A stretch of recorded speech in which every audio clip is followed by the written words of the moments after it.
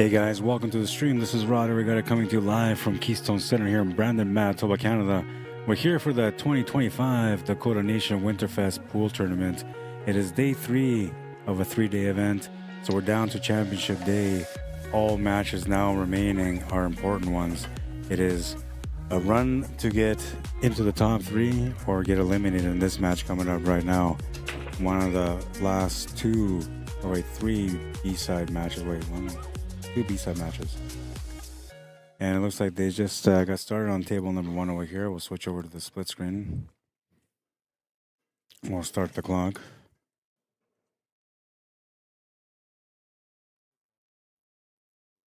Yeah, no worries. Yeah, this is the B-side semifinal now. The second B-side semifinal.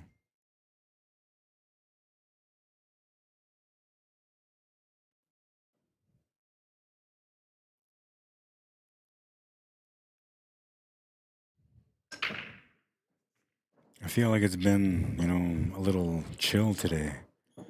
I've been expecting it to be like go, go, go, crazy runouts left and right, but it's been a little chill, man. I've been a little mellow. So I guess it's that time. Time to get this building going, man. We need the fire. Let's see who brings the fire to the table.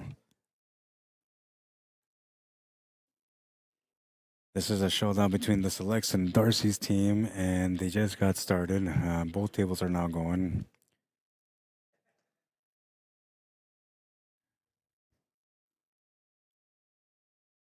Jackie's on table number 1. She's playing against Johnny Baptiste.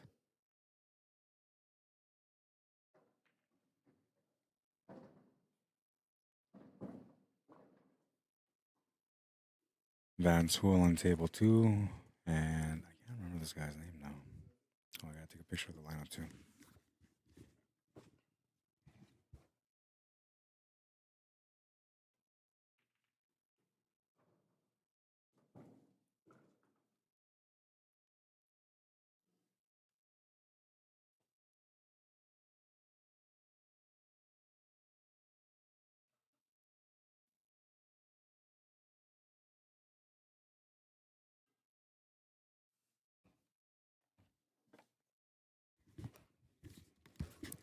All right, so let's introduce the lineup. On Darcy Malcolm's team, we have Jackie. Hey, settle down. Vance, Darcy, and Nelson. And on the Selects, we have Johnny, Joe, Tyler, and Lori. First matchup that we have on the table on the left is Jackie against Johnny, and Darcy's team is breaking the first round. Second match is between Vance and Joe. I don't know why I called him Vince. I know his name is Vance. Hopefully nobody starts calling him Vince now. I've seen that happen before. Somebody butchers somebody's name and then it becomes that person's name forever. Mine wasn't intentional though, so it doesn't count. Nice little breakout there from Jackie on table 1. Yeah, so there's this match. The winner of this match has to play against 3 cameras and a star. And then the winner of that will have to try to double dip Age's team.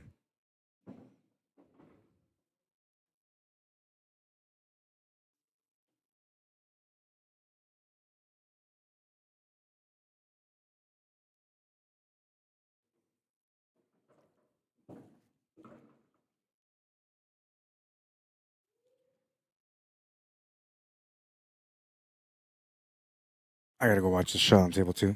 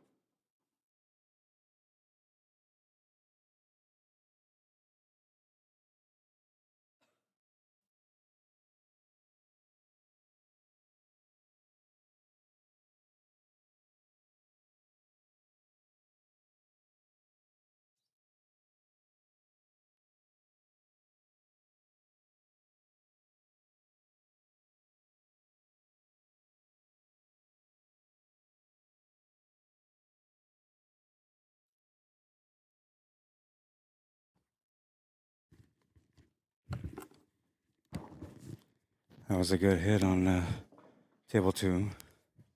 It's going to give Vance a chance here to get that 13 ball in as well, and for him to help his team get off to a good start.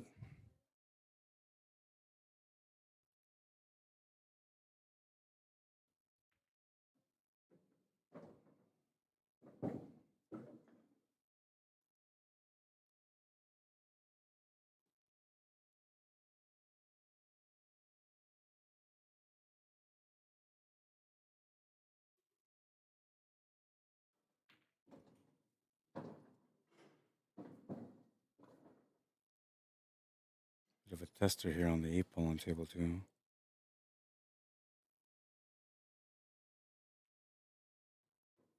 He's going to make the shot. He makes it look easy. 10-0 for the first one.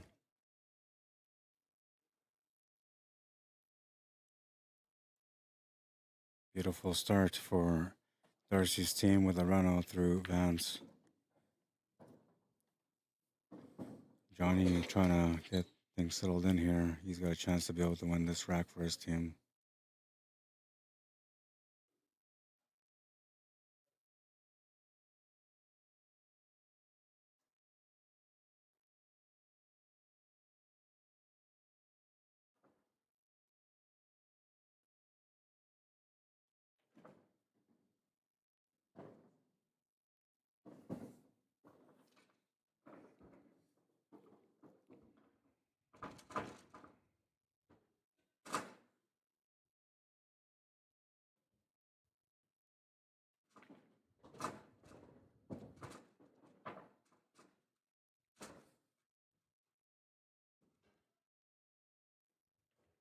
Johnny replies for his team with a 10-4 win.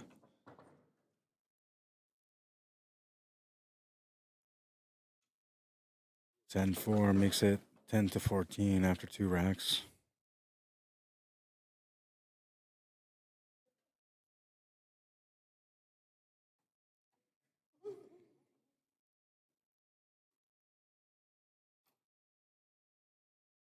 Now we have a showdown between Darcy and Tyler, and then Nelson and Lori Norquay. Nelson's on table 1, Darcy's on table 2.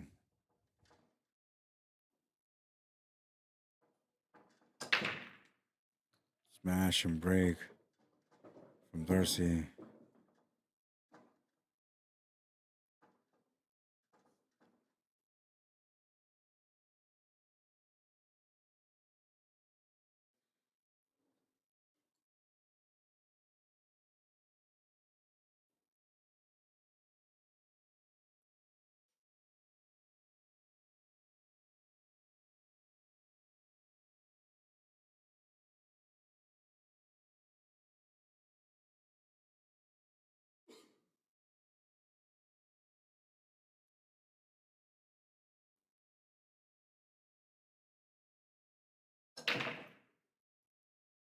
Smash and break on table 1.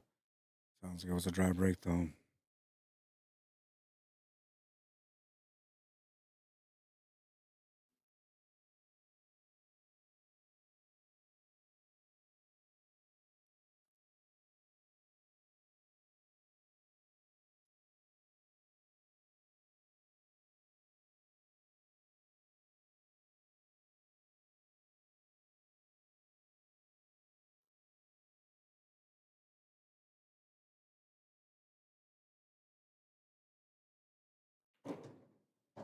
That was the ball that he had to open up, and he's got it open on table 2, and now the table's wide open for him.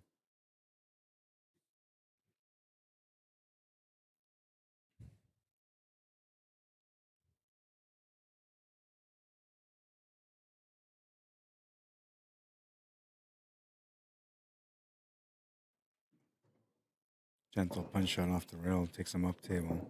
He's got the 9 to the corner with a nice little tangent line to get set up for whichever shot he wants to set up for next. And he's going to have all the options there, 13, 15, 10, they're all going to be available.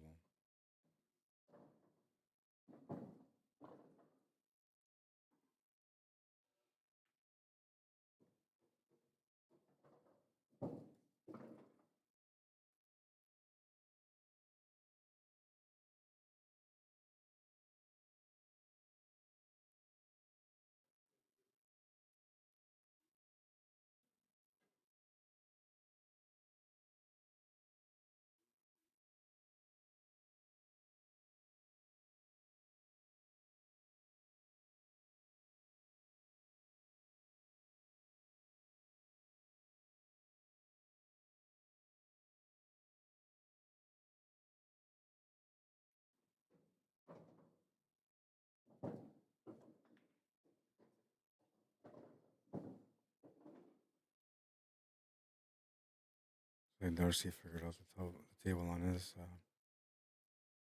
matchup against. Who's he playing against? Who's playing against now? Oh, Tyler. Tyler Laquette.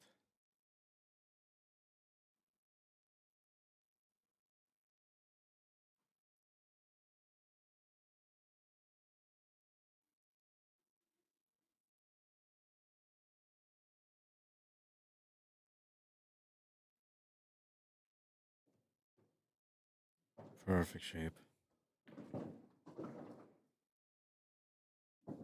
Just to find the 8 ball now.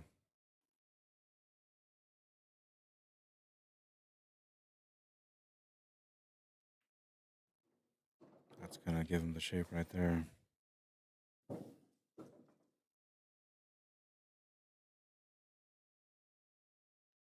Big win on that table, 10-2. Oh, 10-1.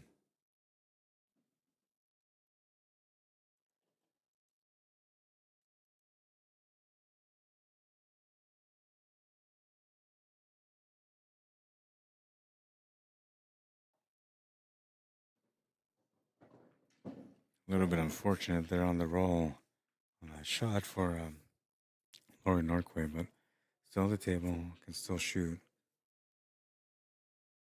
Doesn't have many options here except for the 7 ball.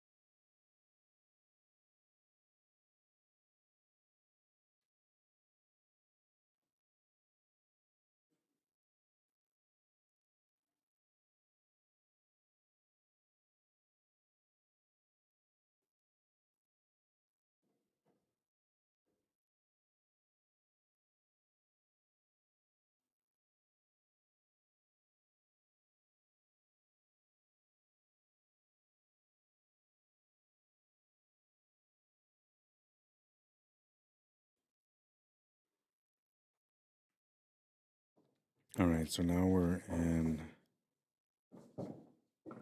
rack number 1 of the second round on table 2. And the last rack on the first round on table 1. Just getting started in this matchup, and it's already starting to become a bit of an intense battle.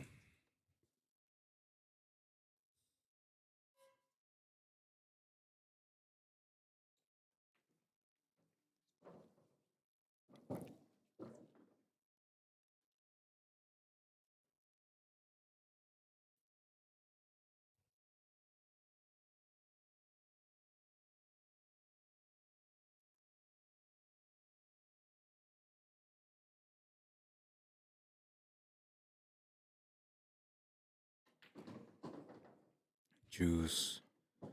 He's going to scratch from there, too. That just took off as soon as he let it go. Ball in hand for Lori Norquay on table 1. Jackie Pronto working things out on table 2. Both the ladies trying to work the table right now.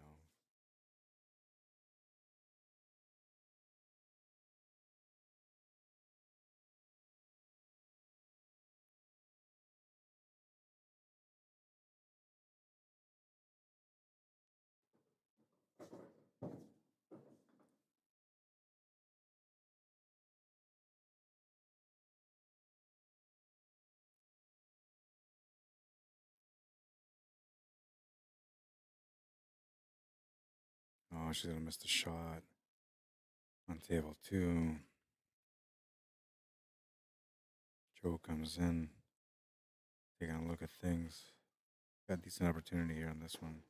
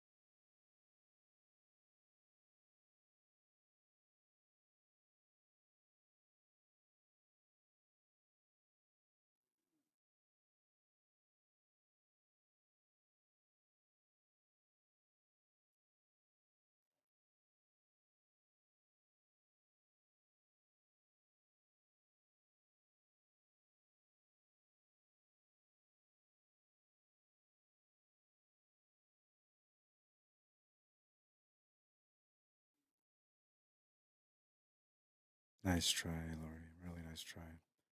That's going to be a ball in hand. Now someone will try to take advantage of that. Jackie's going to miss the bank to the side.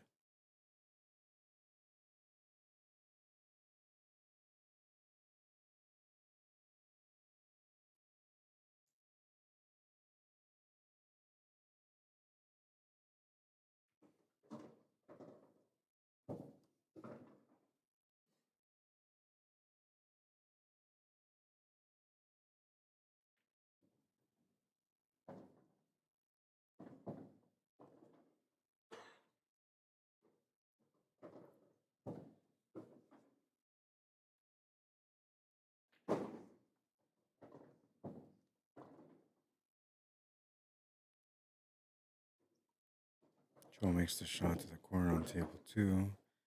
Let's get a decent setup here for the finish now. It's got to work out the last details.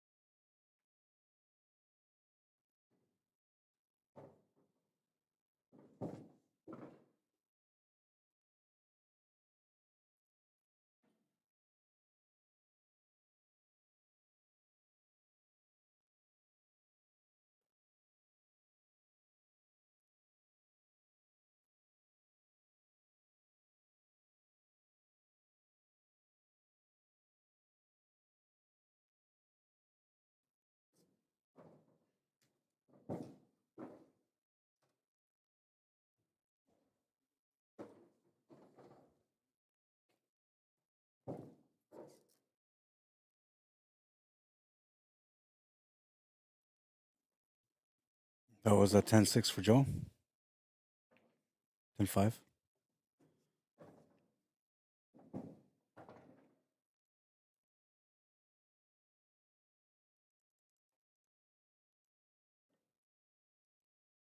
So 29-21.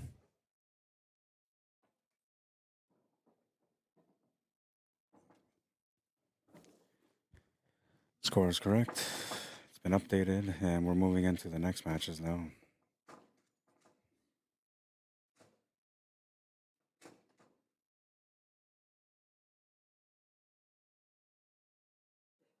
So Joe just played. Tyler's playing against Vance now. That is Second game. That's the second game of the second round.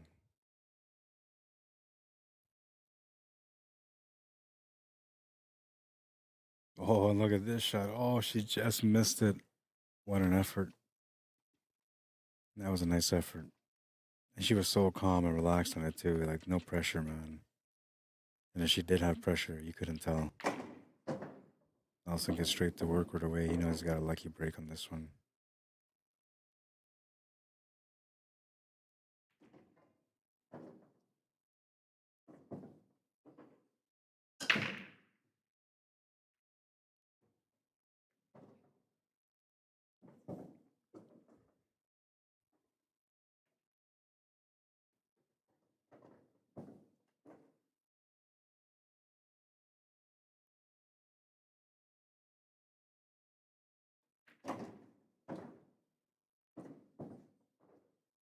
And a couple different choices there.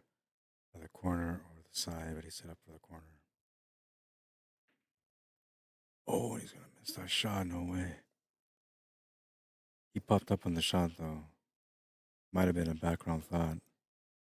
Whatever the case, he's missed the shot.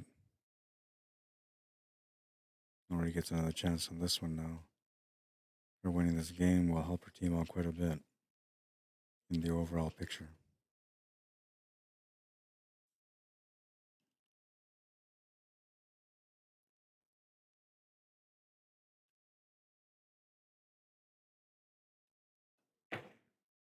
Missed shot on table 2 turns the table over to Vance.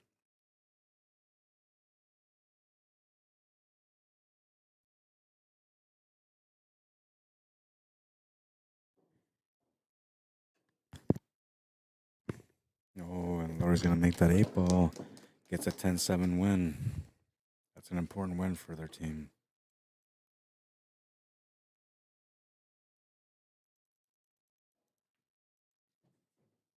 31-36, 5-point difference.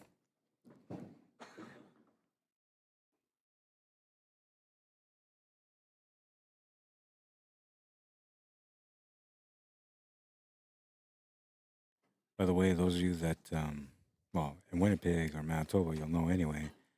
But I'm going to be, I forgot to bring it. I've been trying to raise some funds for the juniors. We're trying to do a special event for the juniors in 2025.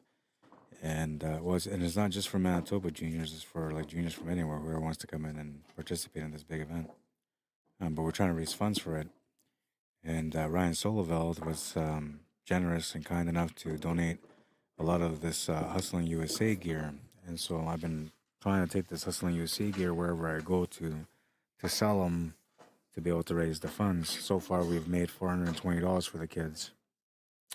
And we still have gear at home. I have quite a bit of gear, not like tons, but I got whatever he gave me left over.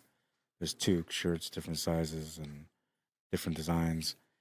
So what I'm gonna do, because I totally forgot, I was gonna bring them here in case other people wanted to support or maybe they wanted to buy, especially toques. You know, it's really cold outside, so I was gonna bring them here. But you know, I ended up leaving Winnipeg like at almost 1:30 in the morning on Thursday night, just so I can be there, so I can wake up early on Friday to be here for the singles. And so I kind of rushed out and I forgot about them. And people here were asking me like, "Hey, do you got anything for sale, hats, anything like that?" And I was like, "Oh man, I totally forgot them." So what I'm gonna do, I think I'm gonna try to like figure out the sizes of what I have there, and maybe make some small little packages and just raffle them off, or you know whatever the price will be, depending on the package. Um, and then that way, you know, we can try to get this money raised and figure out where we're at and what we need to get raised on top of that.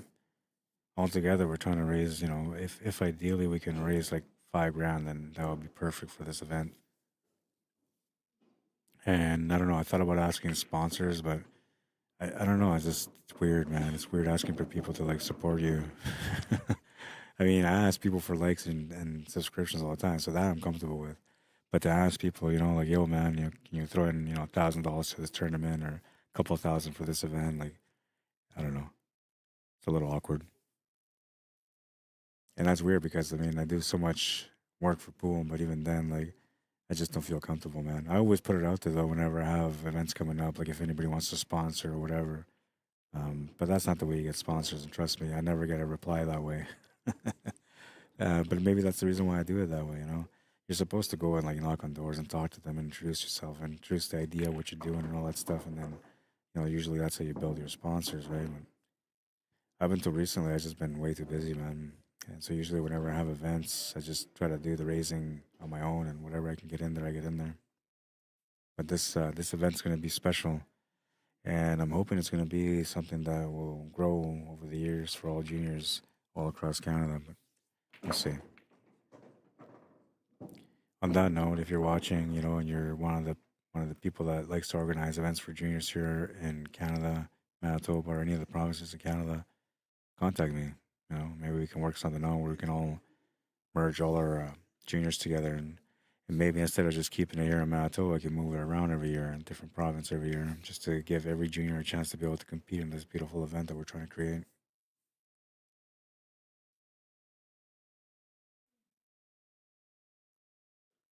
Another thing too, if there's anybody out there that handles Q products, even if they're lower budget, and you have X amount of Qs for donations, then that would be awesome too, because then we can give some of these juniors to come up short of the top spots. They get a chance to win a Q just for participating, right? Or do some random draws for all the juniors, so that way random people have a chance to win. There's just many ways that people can help. So if you're one of those people that has Q products, gloves or anything like that, contact me, Rod Arriagada, and let me know, and try to work it out. And obviously, like if you're gonna help out that way, then I would like to get you involved, and you're definitely gonna get recognized for your support. I'll make sure of it. But yeah, for those of you that are in Winnipeg, when I get back to Winnipeg, the next few days, I'm gonna be putting up one of the raffles, and then I don't know if I have enough for to make like a couple of them. I think most of the clothes are extra large, but some of them are mediums, so I'll separate the mediums, the large, and the extra large, and I'll make the raffles according to that. And I'll include toques in all of them, so that way, if you win, you'll get a toque or two. They're really nice toques. They're Hustling USA white toques with a black writing. I also have some other things that I'm going to be raffling off. I have Allison Fisher, Kelly Fisher, and Dr. Tom Ross, Dr. Q. I have their autographed cue balls, which I intend to raffle those off too, to be able to build up some funding for this junior event.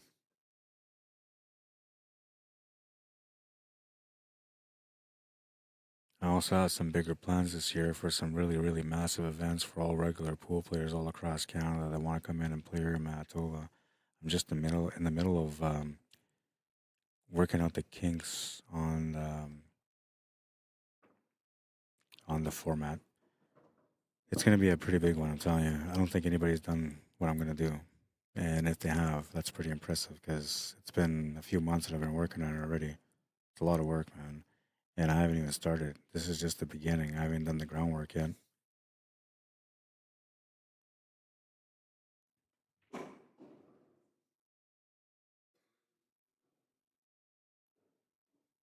The goal behind this event well, both events that I'm trying to create, one is to be able to support the juniors, so that way they have great competitive atmosphere in Canada, so they can grow and become the best that they can be as they become young adults and eventually professional players. And then the other event is just it's something that's never been done before. And I'm going to be the first one to do it.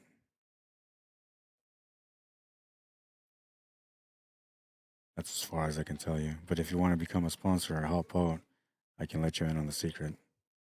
And I'm telling you, once I tell you what I got planned, you're gonna be like, "Wow, what an amazing idea, man!" At least that's the way it felt when I came up with it.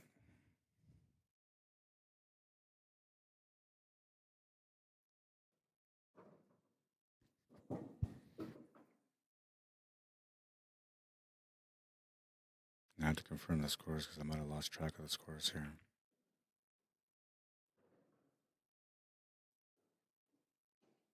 Darcy's calling the three ball on table one.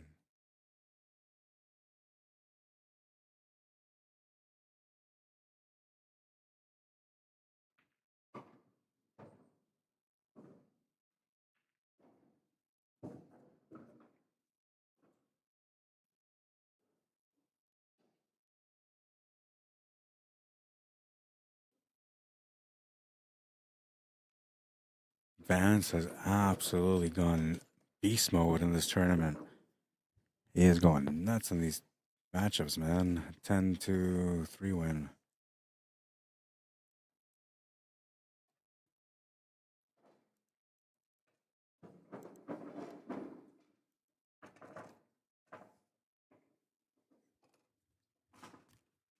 All right, so let's see. Where we at in this tournament now?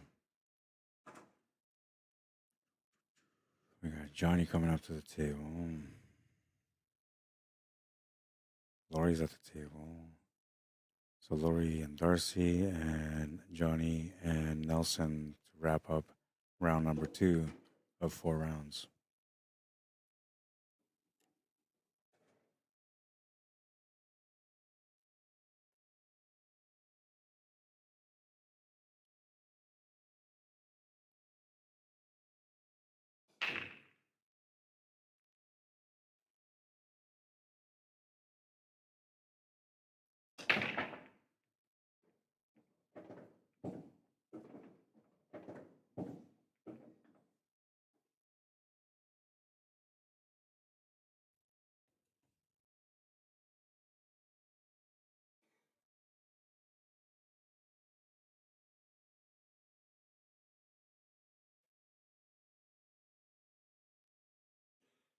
Ball in hand, I think, for Darcy on table 1.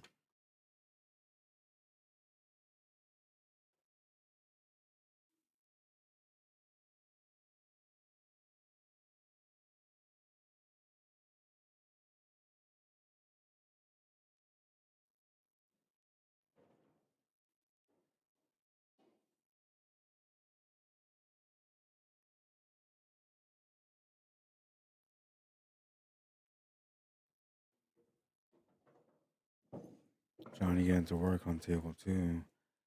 He's, I don't know, he's one of those players that as long as he makes a ball off the break, he's always in like that 85 to 90% chance he's going to run that table out. And it doesn't really matter how difficult the table looks. Most of the times he can work it out. A big reason why, though, is because he never wastes a turn. He always tries to use every angle properly, and he never really shoots without a plan. He has a plan all the time.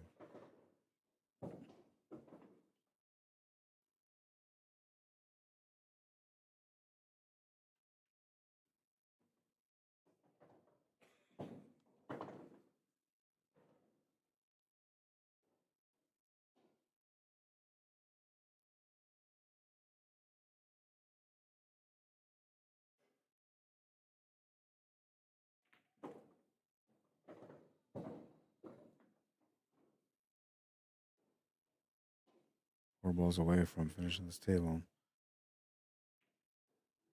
Pretty nice win for his team if he can do so. Darcy's going to come up short on his shot.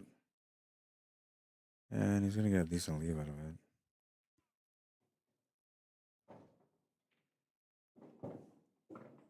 Johnny's into the finishing spot now.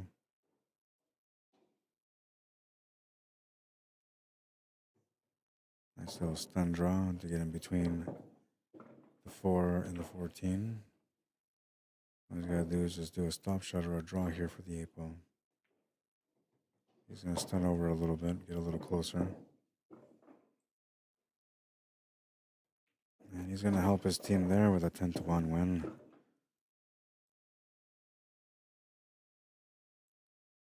44-47 is what I got, 3-point difference.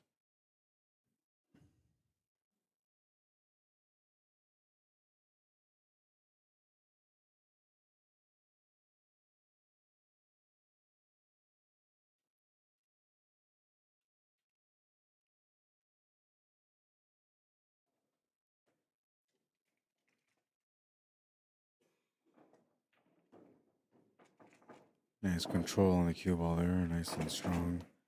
No bobbling or anything like that. Very tight spot to be in here, though. Unless you can see the 11 ball. Or as you can see the other strike, which I think is a 15. Oh, it's a 12, sorry. Hard to tell sometimes with the colors of these pool balls. Tyler Lequette and Jackie Peranto on table 2. Jackie's going to be breaking there.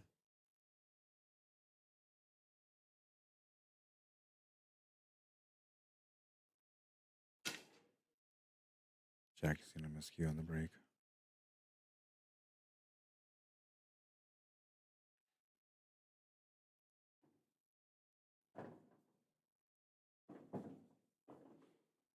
She was able to make that 12 ball. Still looking okay at this table. She's taking a peek at that 15 ball. That's where she's kind of concerned. And let's take a look at the back camera angle.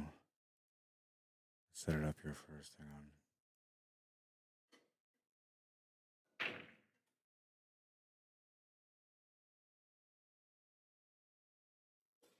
I'm just curious whether or not this ball goes in.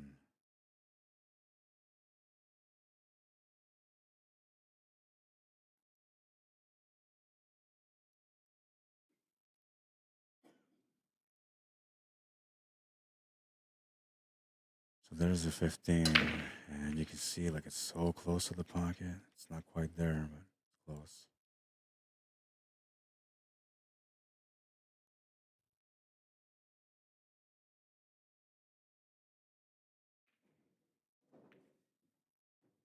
Looks like she thinks she can make it from there, and she's going to try to do a soft roll-up shot.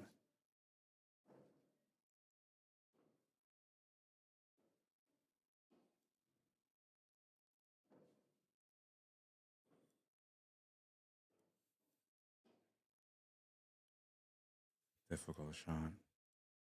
You can see like there is a possibility of going in, but it's so tight. She's got to hit the face of the pocket and perfectly. I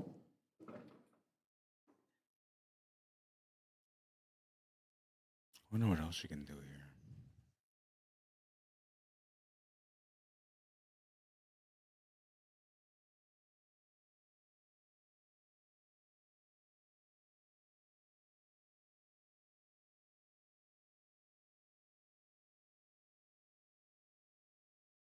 Oh, and she's gonna make the beautiful cut. Oh, no way. Oh man, that was a tough shot, and she hit that nice and thin perfectly. I am 100% surprised that ball did not drop in the shot. I mean, if you look at it, I'm gonna see if I can switch back here again. Like it's deep in that pocket, man.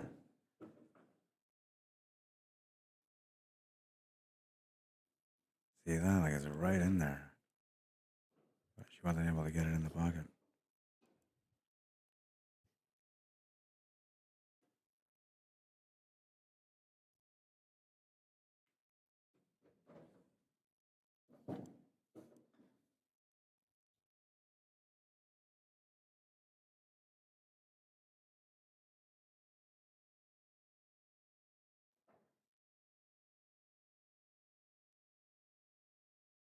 A little bit of body movement there from Jackie, but she still made the shot. Just a little sign of nerves, that's all. She's got a really nice table set up here right now, too.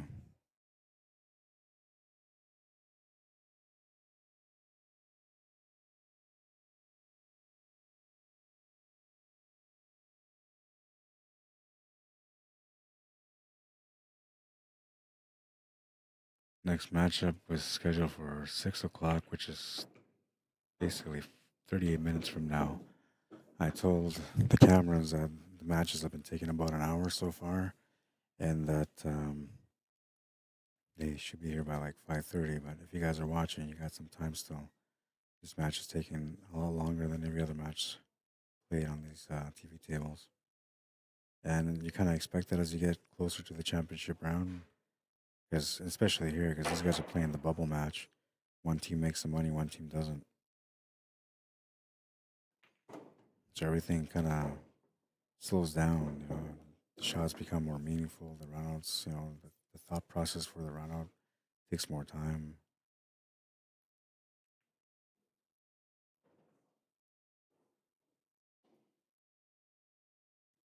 Not sure what happened there with Darcy. I think he's accidentally left the shot here for Lori.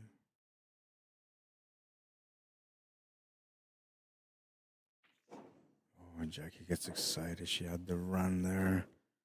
All she had to do was make that ball and have a shot in the 8 ball, but she got too excited and missed the shot. That's the growing process for players. When we first start playing, we do that all the time, like miss shots from being nervous or not focusing enough. And then eventually you start settling down. Once you settle down, then you start playing a different style of game.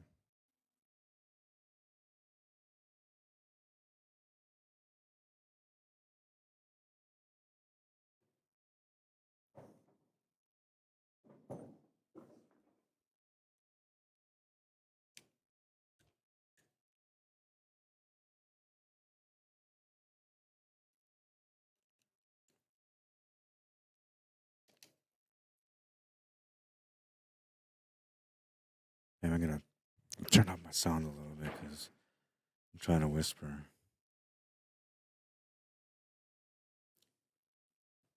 And I don't want to be too loud for the players. One thing I'll tell you though is my voice has a natural deep bass to it. And so even when I try to like whisper, I still put out vibrations because of the bass, and that still kind of throws players off. Oh, it's thrown off a couple of the best players that I know anyway from Canada anyway.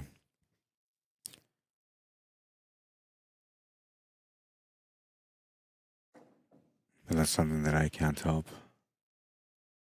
It is my natural voice, and as I go through the days, and as I get tired, then my voice gets a little bit deeper.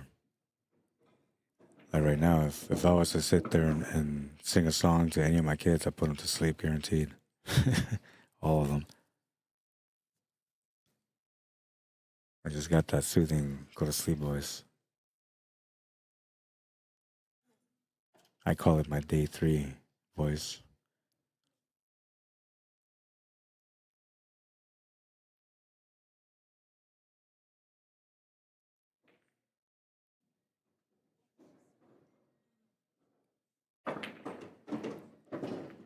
The main thing for me is that I just don't want to throw players off when they're playing. So even like little moments there when I go quiet, the reason why I go quiet is I'm just trying not to throw them off.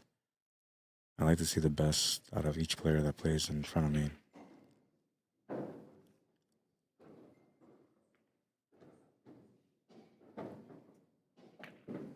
So I do my best not to interrupt when they're playing, not to distract them when they're at the table.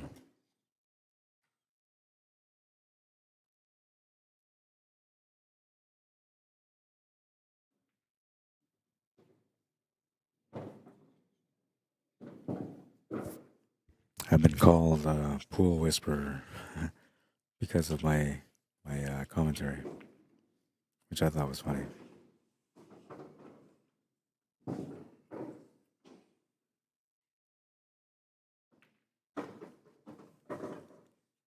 10-6 win for Tyler on table number 2. Nice little cut from Darcy on table number 1.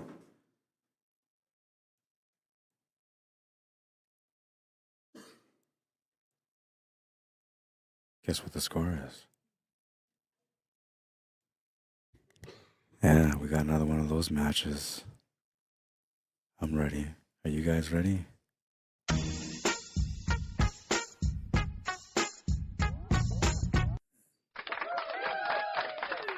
Oh yeah, the crowd wants it. Let's do it, man.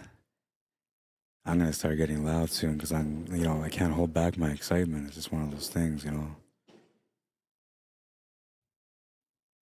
I like what he's doing here. Just make the shot, take over the pocket, play the safe.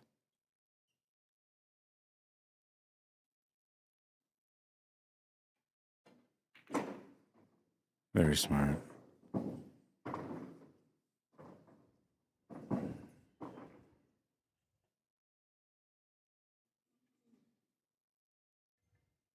Well, Laura's gonna try to work this one out. Long rail kick shot is the way I'm thinking she's probably gonna go, but I think she can see enough of the ball to be able to bank it up. I just don't know if she can bank it to the side or not, because that would probably be the only pocket she can make it on. And the long rail kick shot's a bit of a chance, but I'm thinking it's a higher probability than anything else that you can do with this 8 ball right now.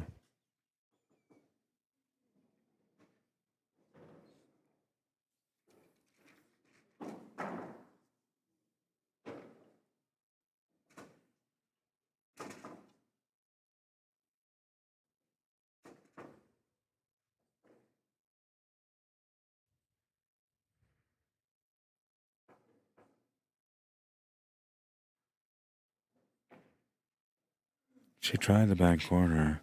It actually almost went in, which I'm surprised because it didn't look to me like that ball would pass by the 7 ball. But she made a pretty good effort out of it.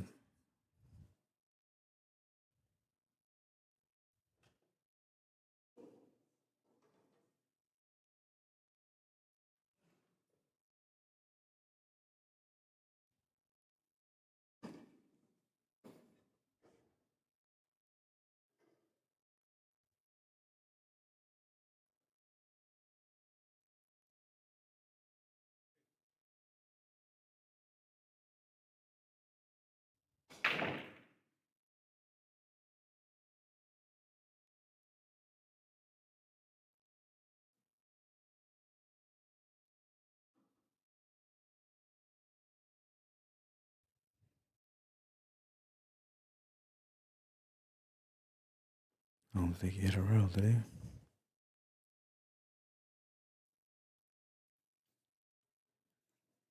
Or did he? I don't know. I didn't see. I kind of looked away for a second.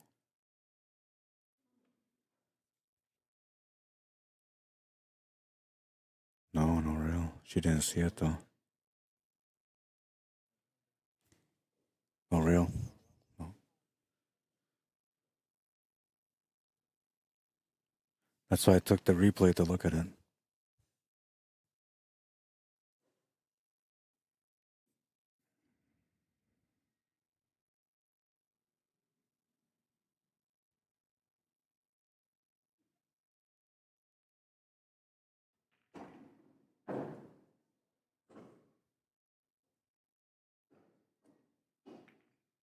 She's gonna miss the 8 ball. I thought that, she might have got that 8 ball there.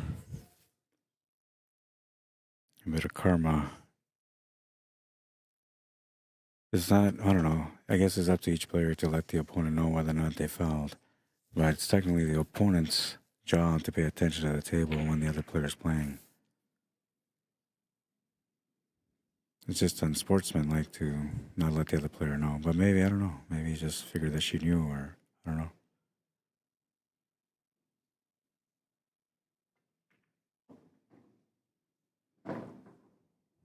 He's gonna get a tough 7 ball now.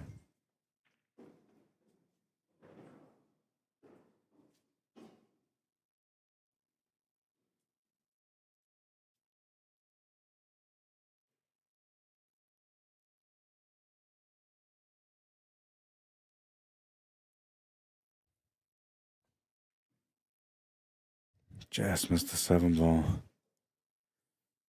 Lucky to not have scratch, but he's left the 8 ball to the side pocket. I'm not sure what's going on with table 2. Oh wait, I'm gonna look at the thing because maybe they're waiting for this match to finish.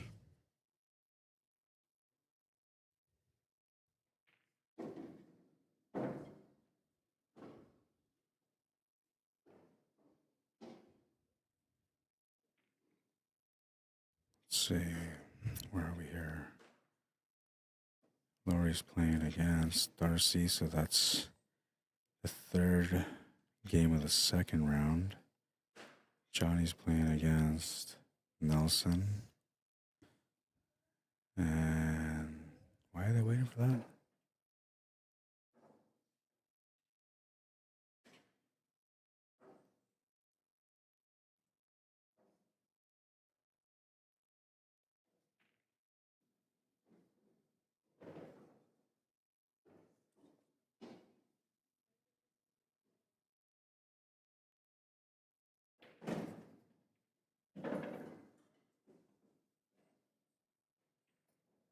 I think Johnny ran out. Nelson. Tyler and Jackie. Jackie's there. Tyler's not. Yeah, that's what it is.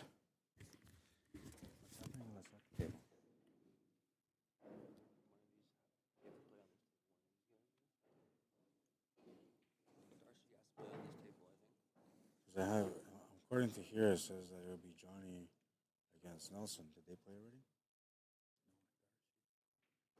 Darcy's playing against Lori right now on that one.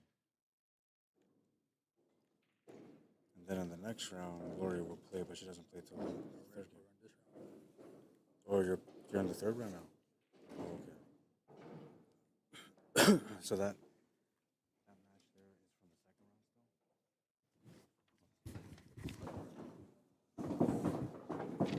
Oh yeah, okay, that makes sense. I gotcha. All right, so they're just waiting. That's what the problem is. They needed this table to finish. Darcy won.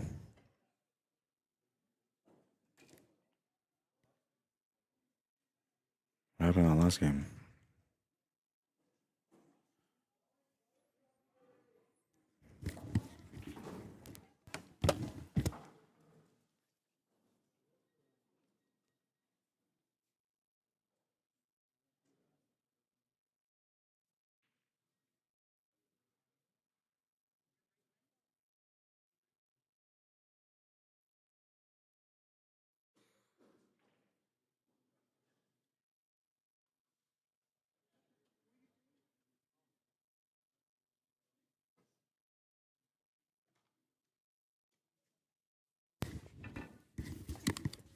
All right, so that was a 10-7 win for Darcy because Lori scratched 61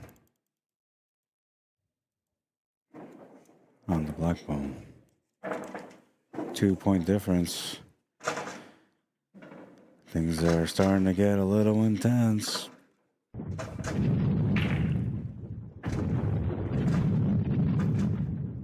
Oh, that sounds like a cannonball, man. It doesn't even sound like thunder.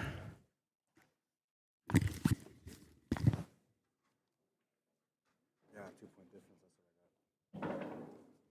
That's what I got. All right, so now they continue on table 2, and we're going to get table 1 going also. Johnny and Darcy, I think, are playing on table 1.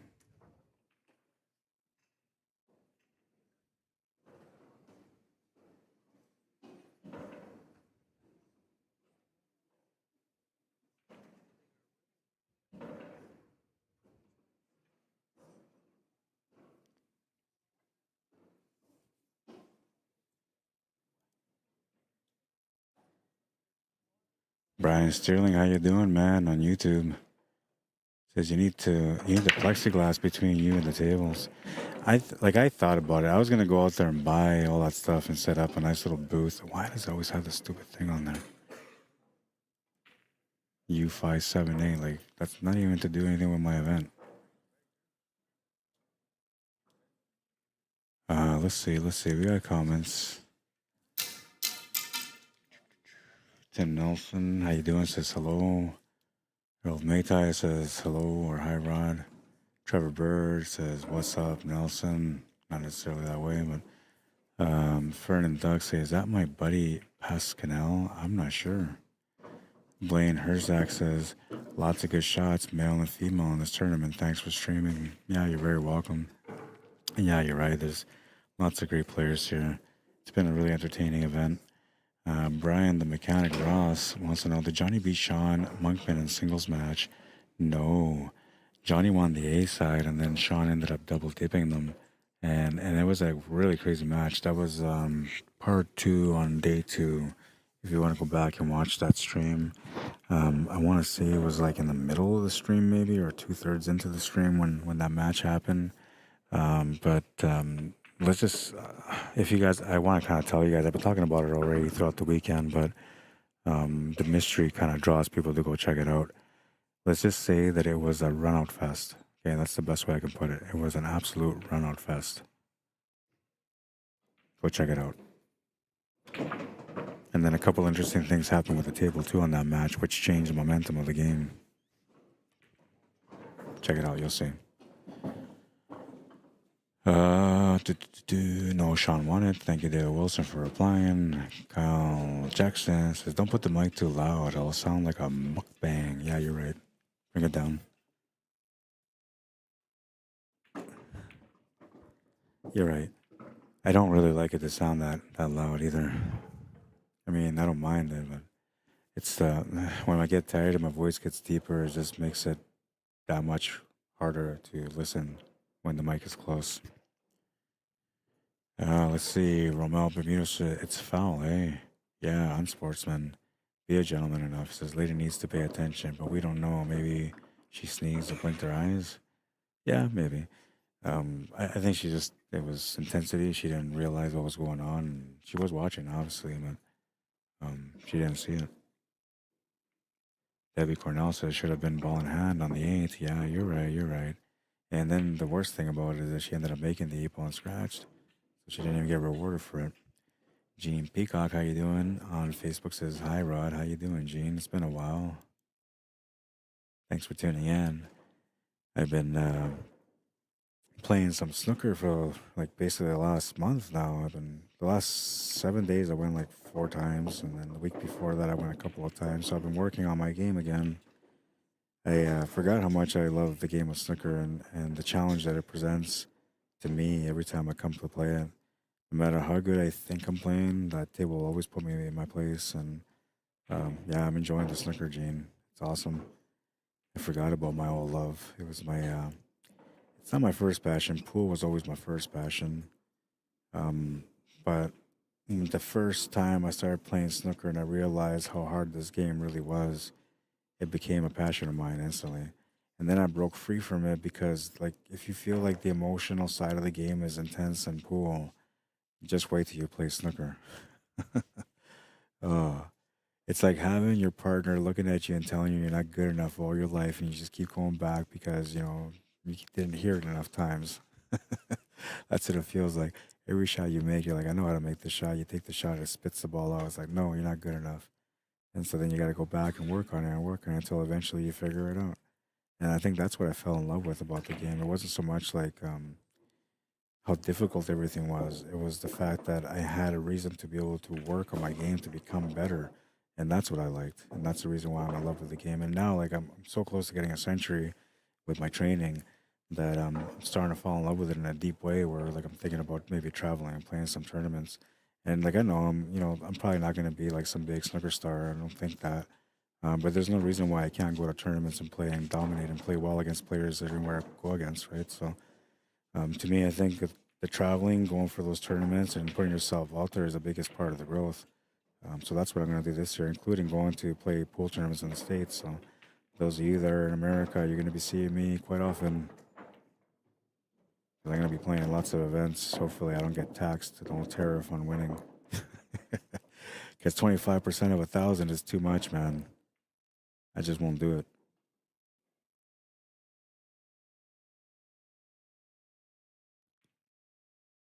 Trump, what's wrong with you, man? We used to be brothers. And now you fight us. Fight the Canadians. We just want to sell you our lumber and beer, eh? I'm kidding. I had to be a little bit Canadian. Oh, and a maple syrup, eh? Don't forget about that. Now, only I'm allowed to make fun of Canadians because I'm Canadian.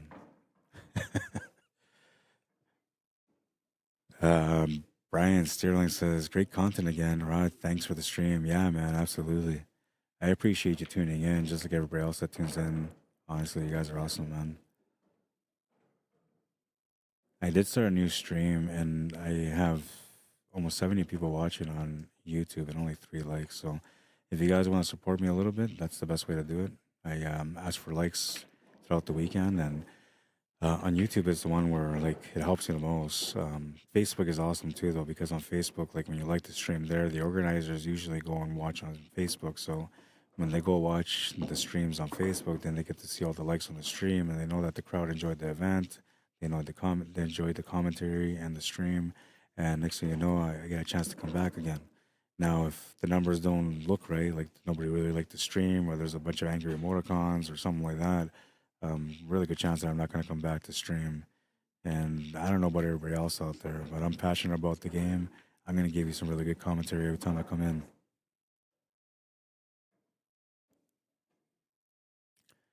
Gene says, long time. I'm still playing snooker too. Won a tournament last week. Also won first place in 8 ball Napa session. That was fun. Cool. So you're starting to see the payoff now from working on the snooker table. Good for you. Good for you, Gene. That makes me happy.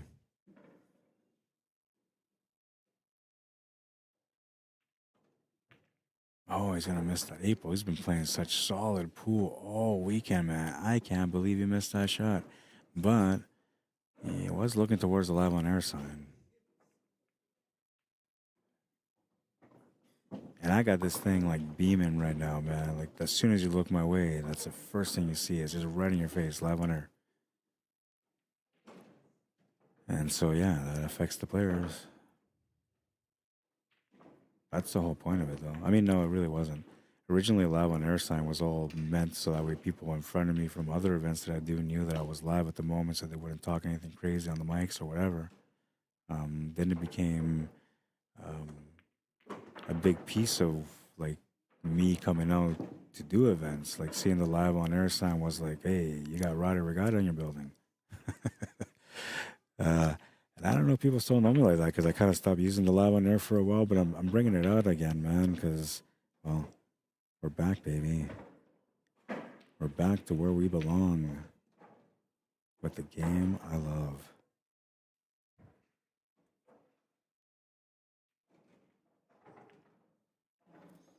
Oh, I can't believe Johnny missed that shot. What's going on with these guys, man? Get these guys a coffee. They're falling asleep.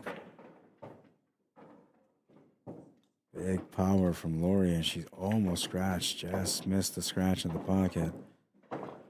Bit of a challenge here now. All depends on whether or not she can make that shot to the side pocket. The 2 ball. If she can't make the 2 ball, then she'll have no choice but to take that 7 ball. That's not a good shot to take from that angle. Unless you take it with some draw. Left-hand draw. Darcy's going to win that game. A little break for him on that one, 10-1.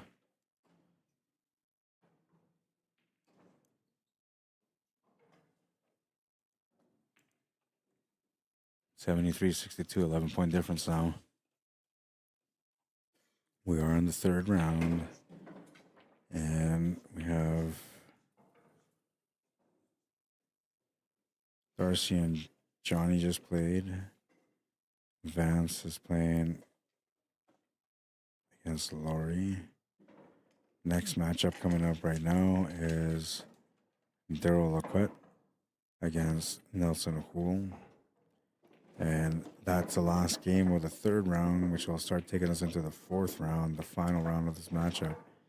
The openers on that one is Jackie against Lori, Old Ladies Showdown for the first rack on the fourth round. Then we have Vance and Johnny. Or they're playing right now, so that we might be in the fourth round right now.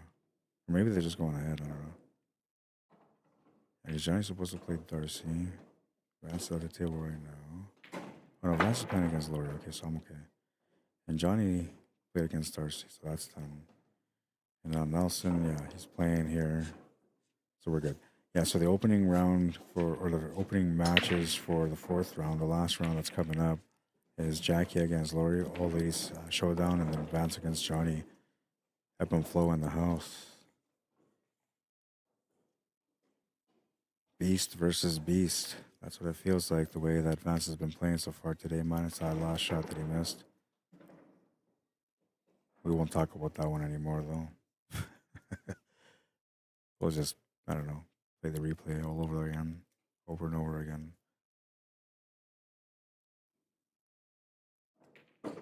I really don't need to do that. Pool players are naturally gifted at playing the replay in their heads over and over again when they miss on their own. That's the one thing you gotta let go of, though. It's the one thing that's holding you back from becoming the champion within. You can't hold on to the emotional side of the game. You just have to move on from it. Understand that it's a part of the game and just walk away from it.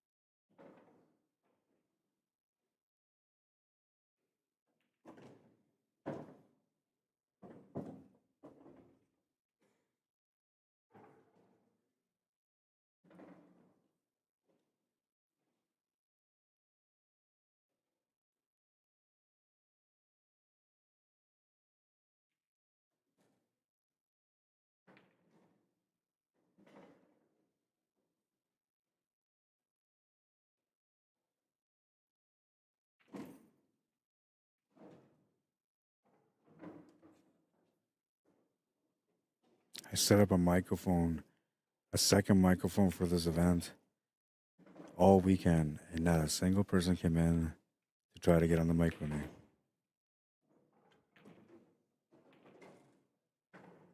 That's going to be a win for Vance. 10-5 win.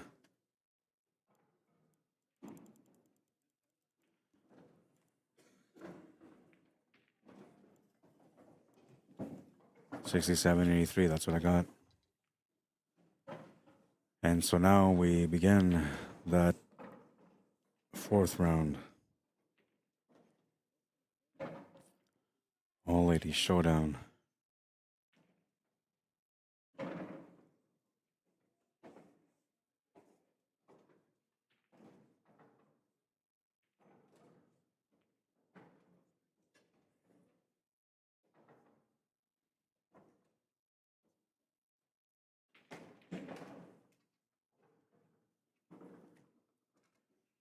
All ladies showdown on table 2. That's usually the match that kind of sets the tone for the last round. Whichever one of the ladies wins that match and how they win that match usually makes a difference for the finish.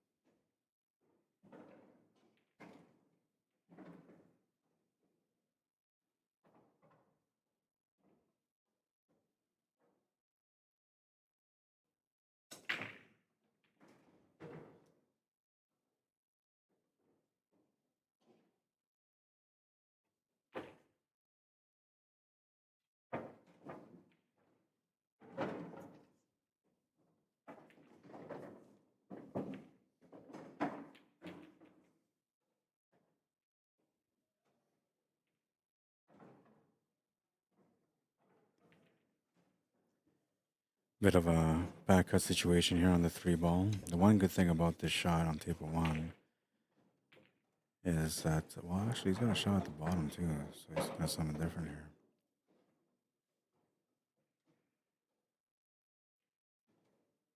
Is he just looking for the tangent line? He might be. Yeah, that's what he's doing. He's looking for the tangent line on the 3, trying to figure out what the line is.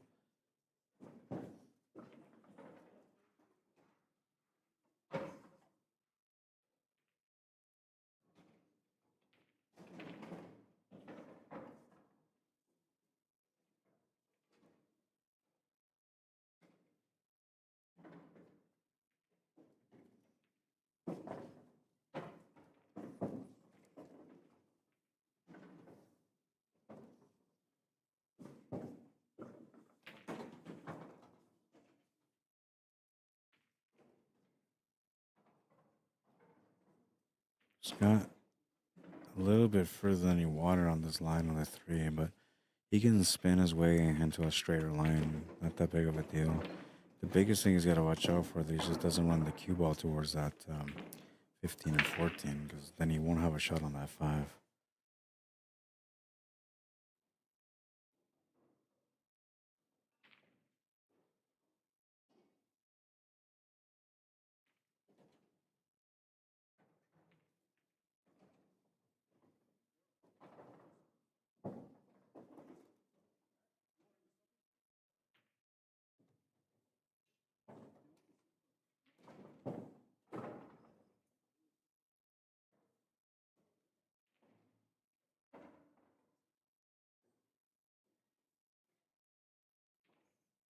There's a dispute. I'll be right back.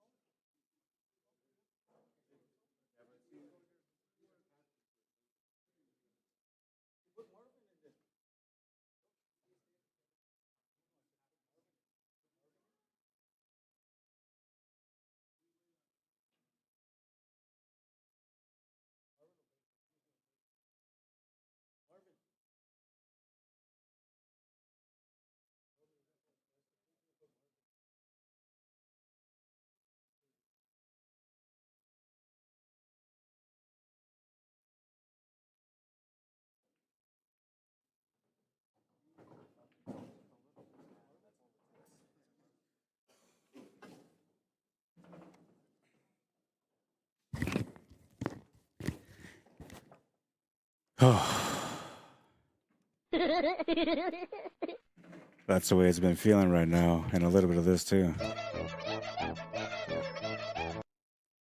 What's going on in this matchup, man? By the way, this sound here is for you to remember that you have kids at home that are hungry. Feed your kids, man. Anyway, so long story short of what happened on this matchup was that Daryl Laquette was on the team that this is the selects. He was on the team, and he's a Canadian master, and so is Johnny Baptiste.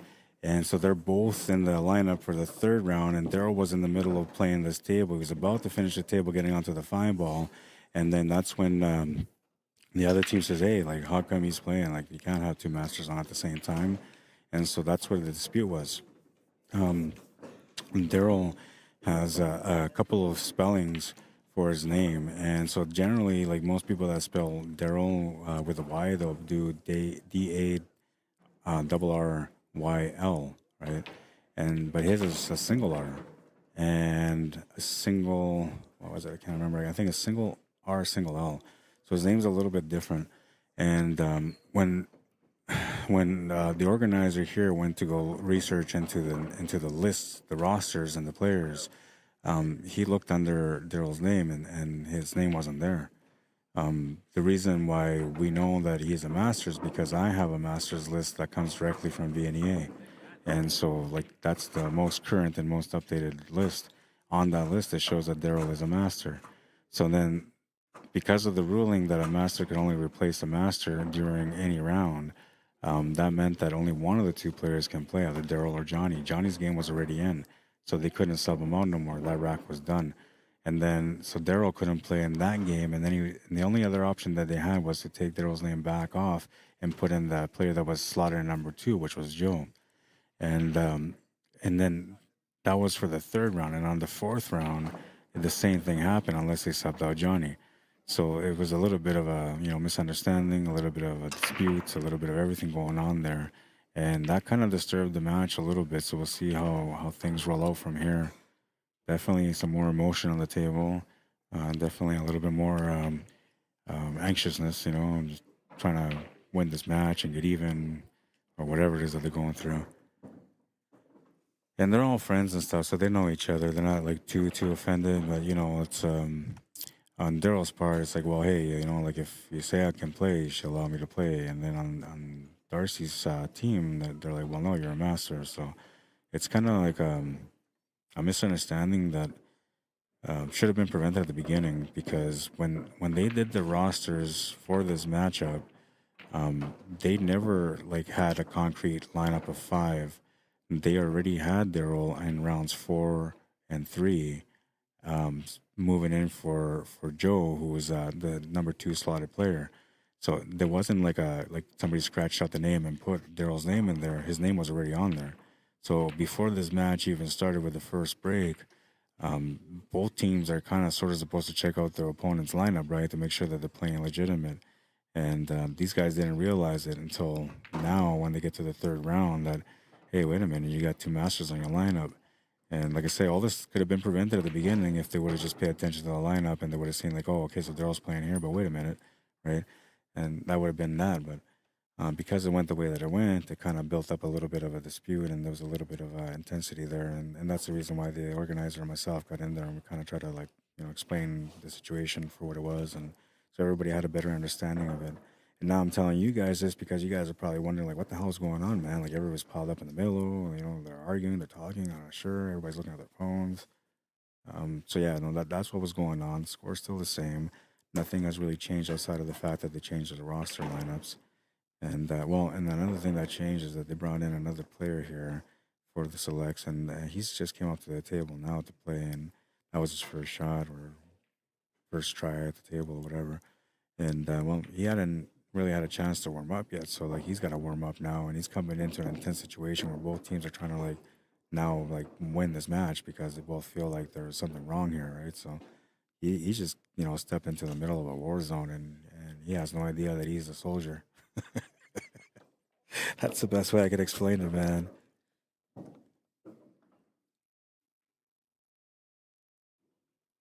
He just wanted to play pool. Yeah, he had nothing to do with anything, man. Somebody said, "Hey, you're in." He's like, "Oh, okay, I'm in." He'd been waiting all day for that call. Suddenly, he finds himself in the middle of a war, man. Everybody's telling him, "You got to run the table out," and he's like, "What? Like, I haven't warmed up, bro."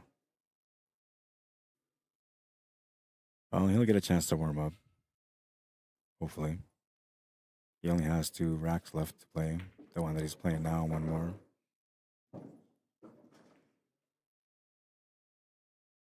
Also made a nice little bank earlier. He tried another bank there, comes up short, but his mindset was all set up on that finish on the 3 ball, which is probably the biggest reason why he missed the shot because he was really focused on the shape.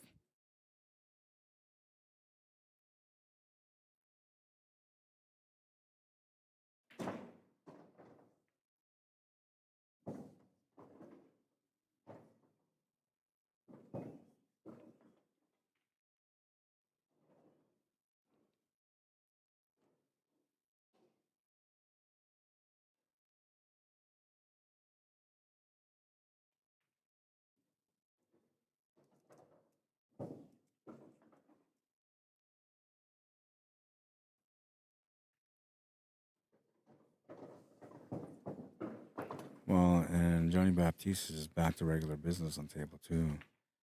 But he's an experienced player, so like for him, he doesn't really get phased out by things that happen outside of the game itself. 10-1 win for him.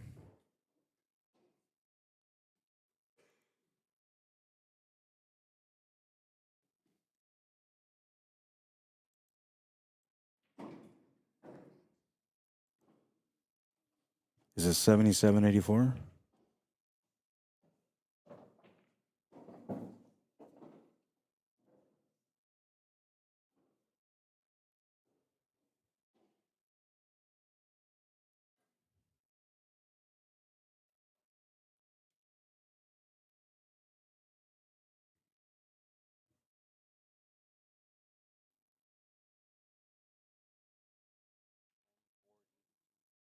For Darcy's team?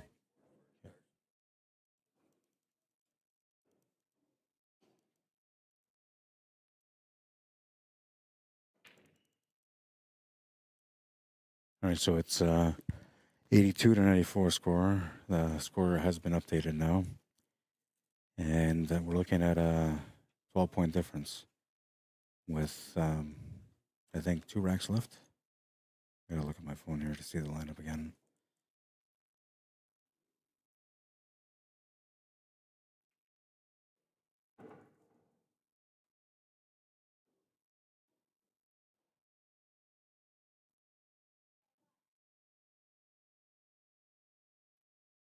No, so Nelson would be the last. Yeah, that's the last rack of the 3rd round. And then the 4th round is Lori against Jackie. They're not playing, though.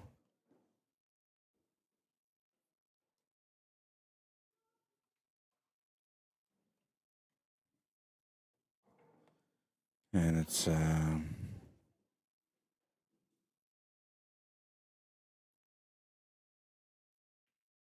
going to be Lori's break. We're just starting the 4th round, right? So it's supposed to be the 2 women playing right now? Yeah. And then it's Lori against Jackie, right?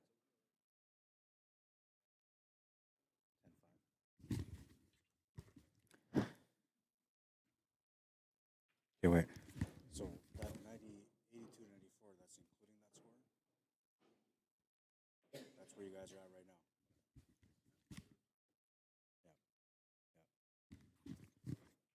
Yeah. All right, so that's what it is. I have to figure out where we're at. I think Jackie and Lori already played.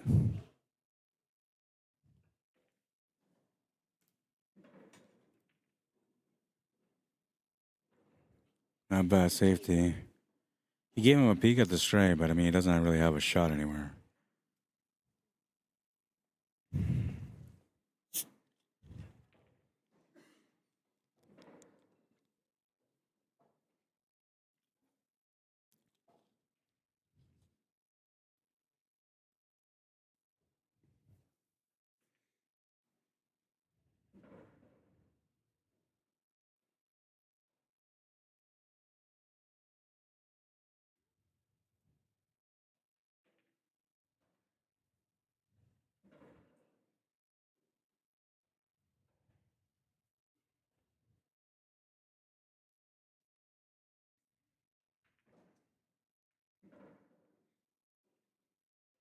Not bad.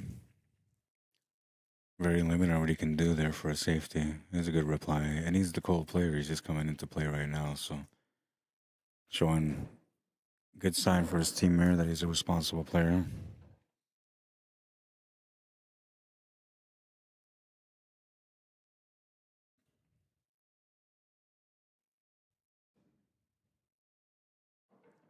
Let's see.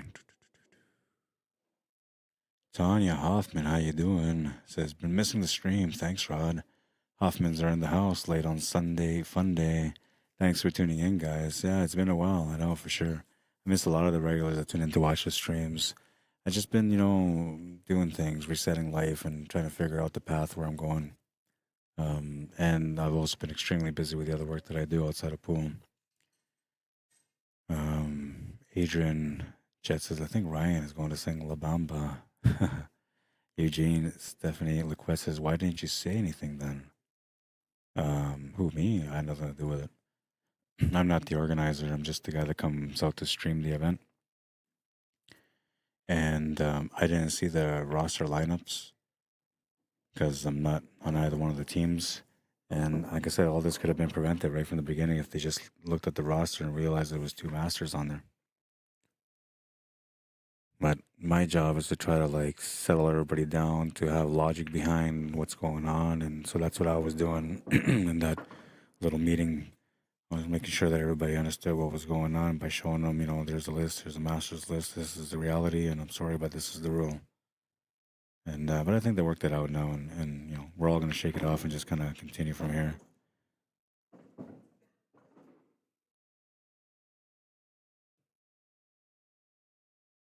Brian Sterling says, as I said before, I would love to commentate with you, man, anytime.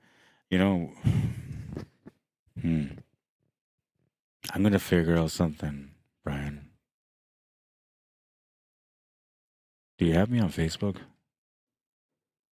I think you are on Facebook, right? If not, add me on Facebook, man. That way I can communicate with you. I got an idea. I have a really good idea. I might be able to make it work. Nelson's going to win that game with a 10-7 score. Now we're going to continue on the 2 tables. 10-7 makes it 104. 289.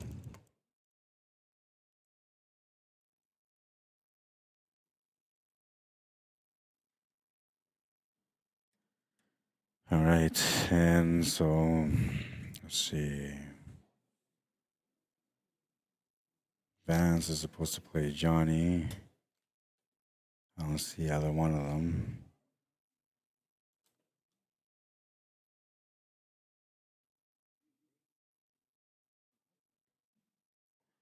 They had a 2 master set up on the roster, and these guys didn't realize it. So they didn't scrap out the name. They put him on the original roster. So they put one guy for 2 games, and then the other master for the other 2 games. But he was under the impression that he wasn't ranked the master, and the reason why is because Daryl's name is misspelled all the time. It's either 1 R, 2 R's, 2 L's, 1 L, with an E, with a Y. It's always misspelled. But he's under Bill Quit with double R, double L, and he's under a master. So he was already at the table, only had his 5 ball left in the 8 ball to win 10-0. So did they race that game? Yeah, they had to race again because the only person he could sub for is for Johnny, and Johnny already played that rack before him, so they couldn't sub him out. So the only thing they could do is put the other guy back in, which instead they ended up putting this guy in who's cold, and that shouldn't have happened either because technically you can't sub a guy out at the end of the round. You got to sub him out at the beginning of the round before the round starts, right? But they subbed him in, and he lost his first game, so he's cold now. He's trying to play second game now. So what's the real score? That's the real score right now, 149. We're down to the last 3 racks. These 2 and 1 more. Right, Daryl, there's 3 games left, right? 2? Just these 2 here? Okay.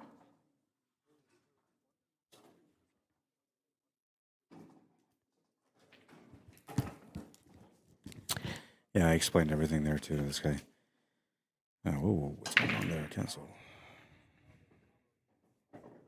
Trying to do something that I wasn't even trying to do, man.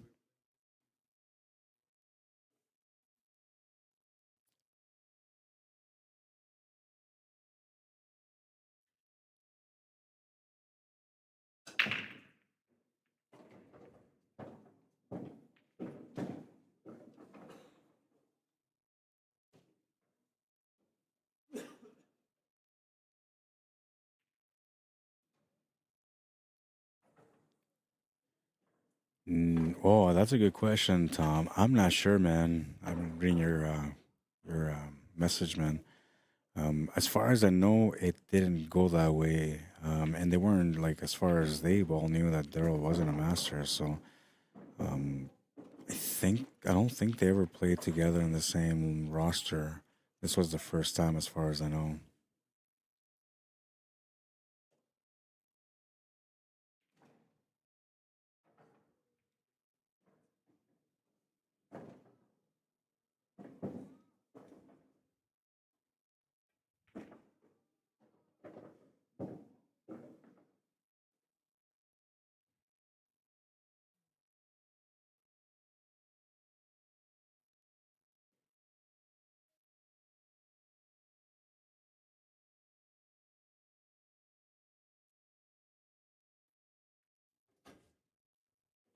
Last racks for this one.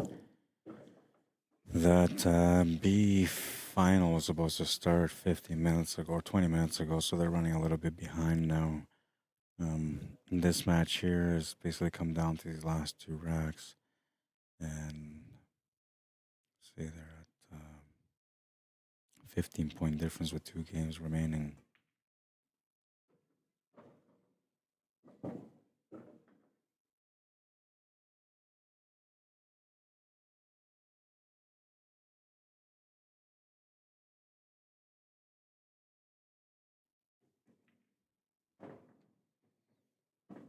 Oh, this player on the right, he might have been a cool player coming into this match.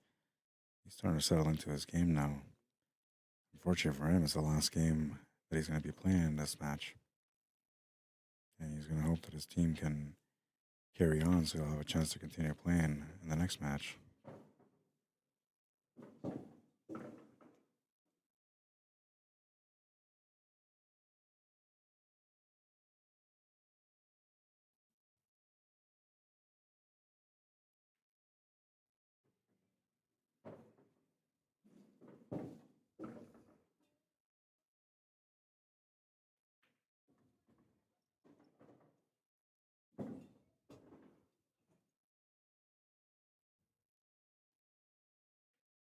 Oh, he's going to miss that 8 ball. No, that was going to be a nice win for them. And now he's turning the table over to Darcy, who is kind of limited on what he can do, but he definitely has an opening shot here. 6 ball is the one he's going to make so he can open up those two solids right off the hop. You might want to get away from them, though, and just come clean. I think that's probably better.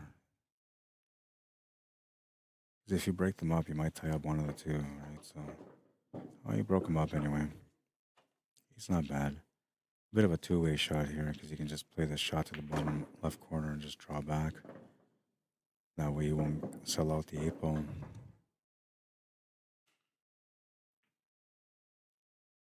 He's going to make a beautiful shot. Has a shot on the 7 ball now.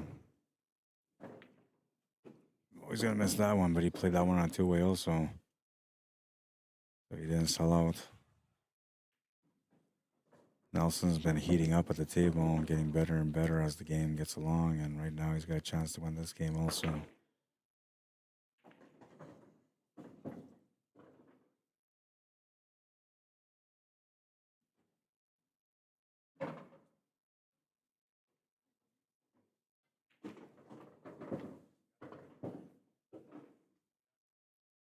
Not the shape that he wanted on table 2, but he's still all right.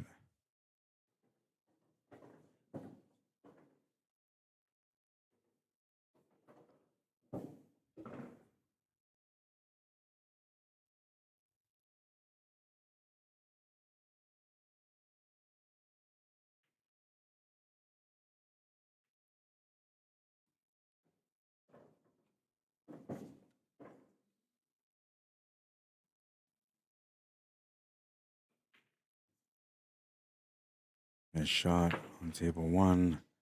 A missed bank on table 2. And oh man, he almost made that 8 ball in that pocket, but it's going to stay up and it's going to hook the ball. And I guess that's the match. That's the match right there. Darcy's team coming ahead. Not sure what the final score was. We'll stop the clock. And we're going to come straight into this right now because we're going to have another matchup. It's the B-side finals coming up. Let's get this set up here. Reset the clock.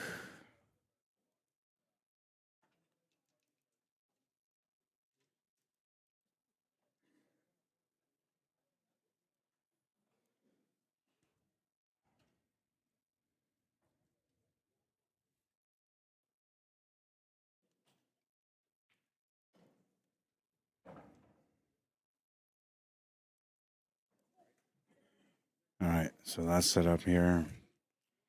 And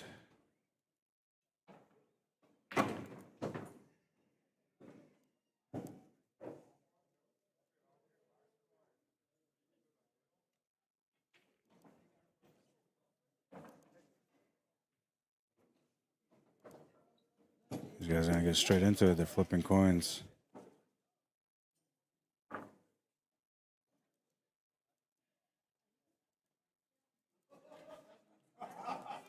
B-side final.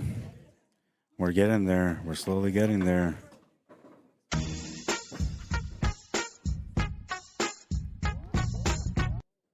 It's the B-side finals coming up. I'm excited about it, man. As we progress through these matches, it becomes the best of the best of the best. Who's going to take it? 3 teams remaining right now. One of them is 3 Camerons and a Star. The other one is Darcy's team. And then the guys that won, and the guys and girl that won the A-side, Asia's team. It's going to be crazy. Asia's team and the 3 Camerons and a Star battled it out in the A-side final. Small chance that there might be a rematch between them. Darcy's team so far is holding up their own, though, and they're going to be a stubborn and difficult team to deal with on the tables.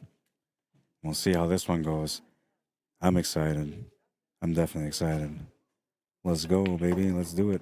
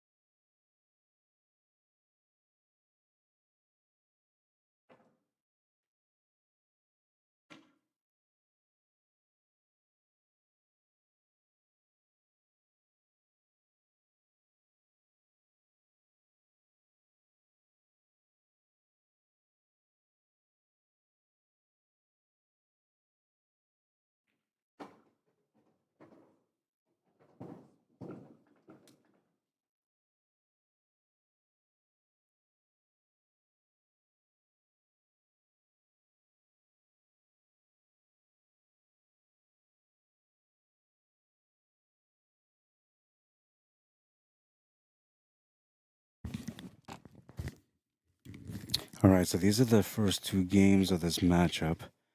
And let's see. Lineups. We got the Camerons are on the home team, so their roster won't change. We have Elise starting off, Elmer second player, Emery after that, and then Errol. That's their lineup.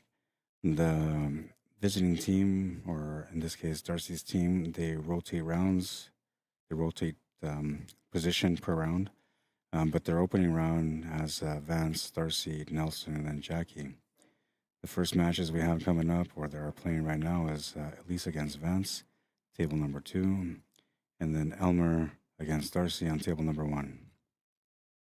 And I'm telling you right now, like all these matches that are left, every one of them now, is all like teams that either lost once and gone undefeated, or teams that are just like incredibly stacked.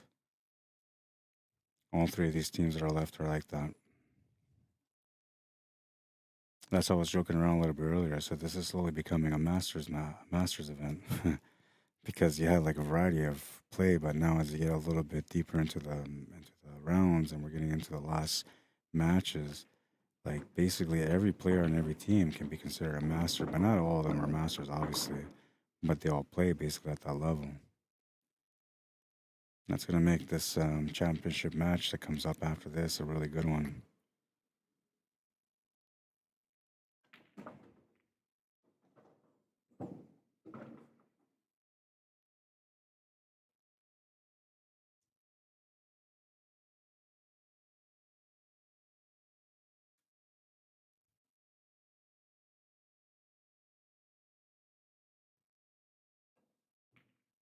Oh, nice try, man.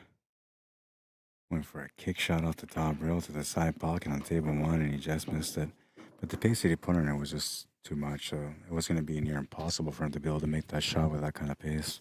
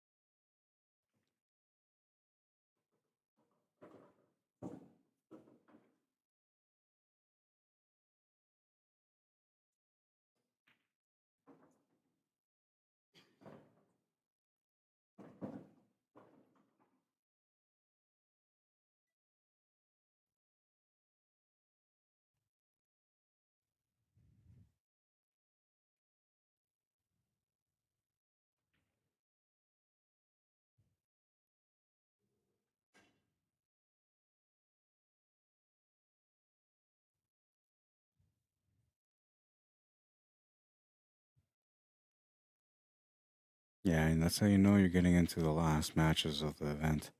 Everything gets a little tighter.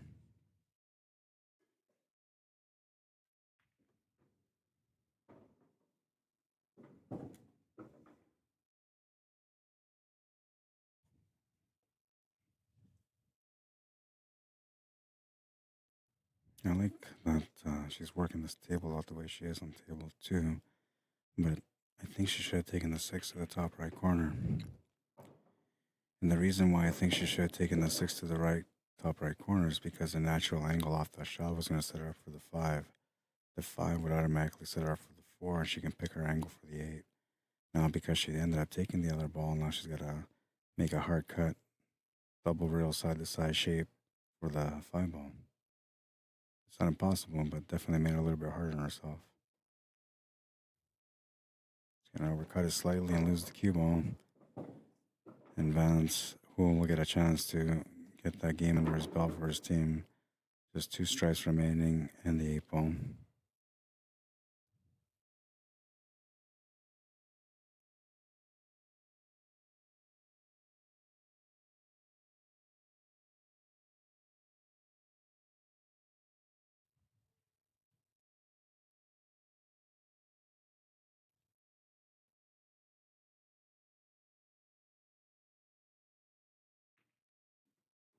This match was running almost 20 minutes behind, so I think that the original scheduled time for the championship match was 7:30.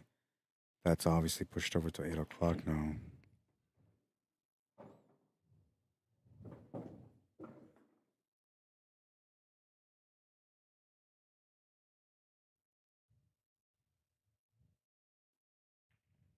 Oh man, I can't believe you missed that shot.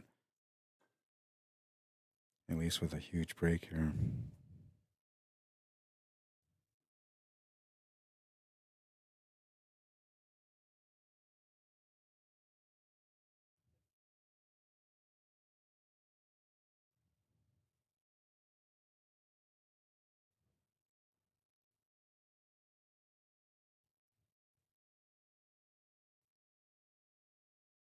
She get an extension.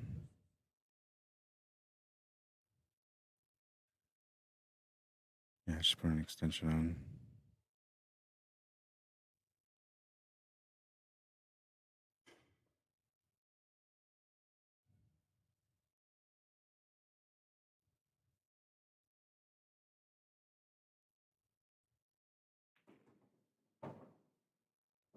Perfect pace on that one to get set up for the 5 ball.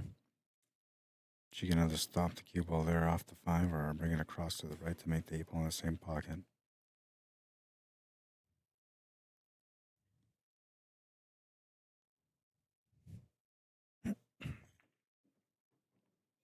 She will play the shot across. A nice little hit by Elmer on table 1.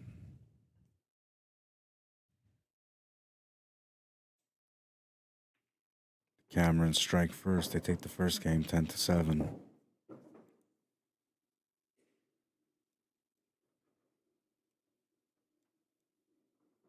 This is a straight up format, no handicaps.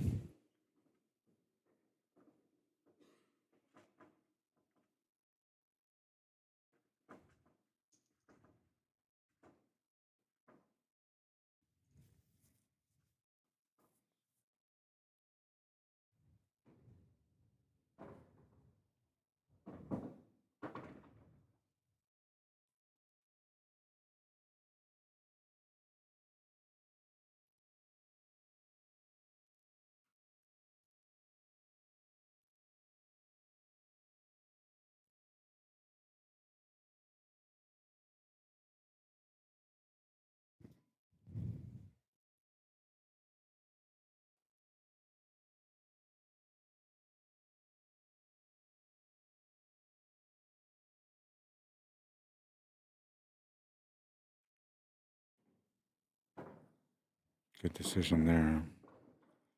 So instead of trying to break out the 2 ball, you can just set up for it by taking the 3 ball. And he doesn't like the angle. It looks like he's running towards the 2 ball off the draw.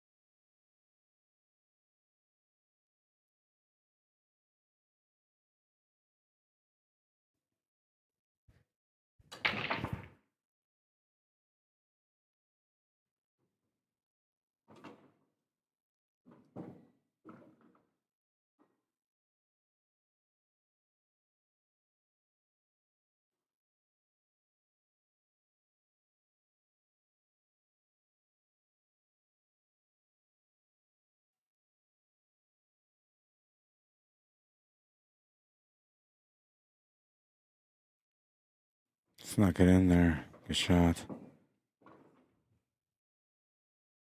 Now he's got the finish in front of him. Table 1.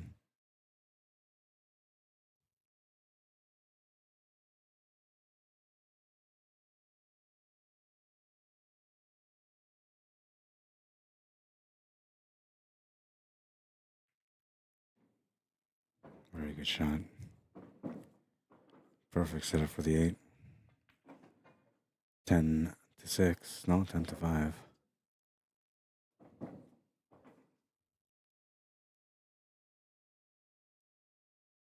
Two-point difference.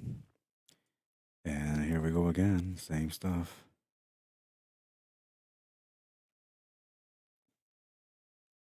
Two-point difference.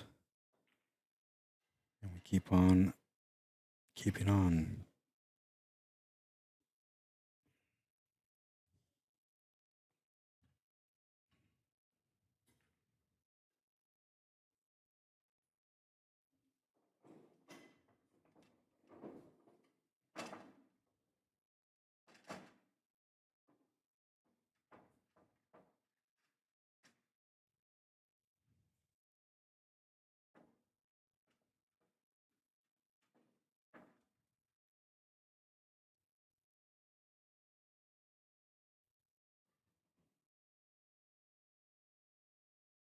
Check our own comments real quick.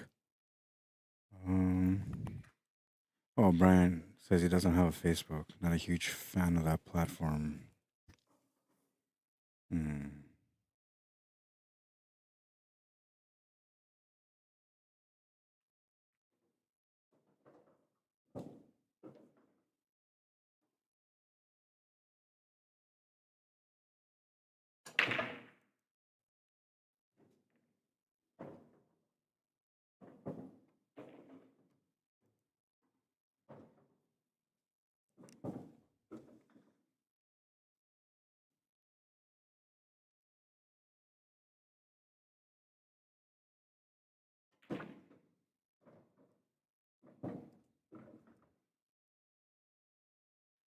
Brian Sterling, there's my email. I just put it up there for you. CSLMANITOBA@gmail.com. Since you don't have Facebook, just send me an email. And I'll explain. I gotta do a little bit more research on it, but I'm pretty sure this will work. Yeah, thanks, man.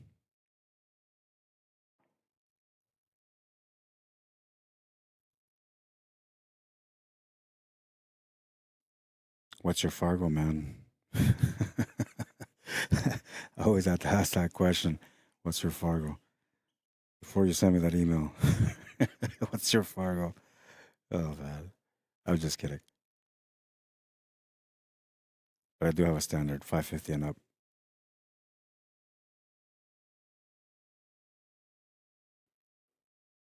I have a CCS rate. So you're a sandbagger. I'm kidding. Yeah, that'll be fun, man. I got a good idea.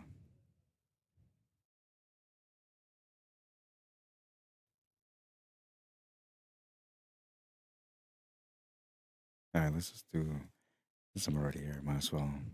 Full time.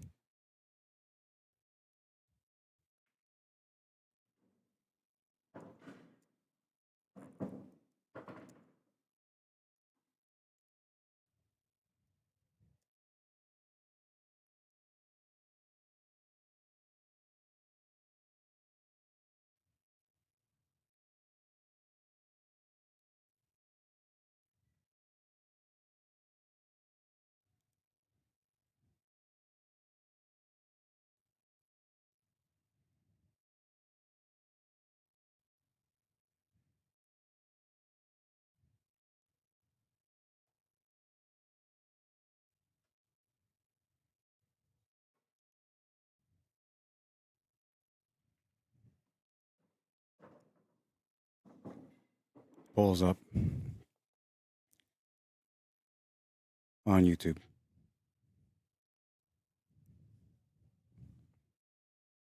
The question is, who do you think will win this B-side final matchup?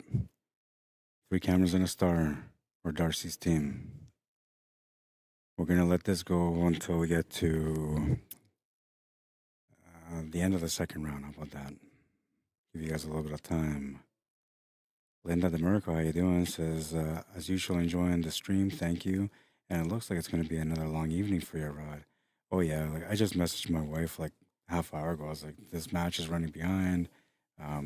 They have it scheduled for 8:30, but there's a good chance that it might go double dip. And I said I'm likely not gonna get home till at least 2 in the morning tonight, maybe 2:30, depending if I get out of here by midnight or not.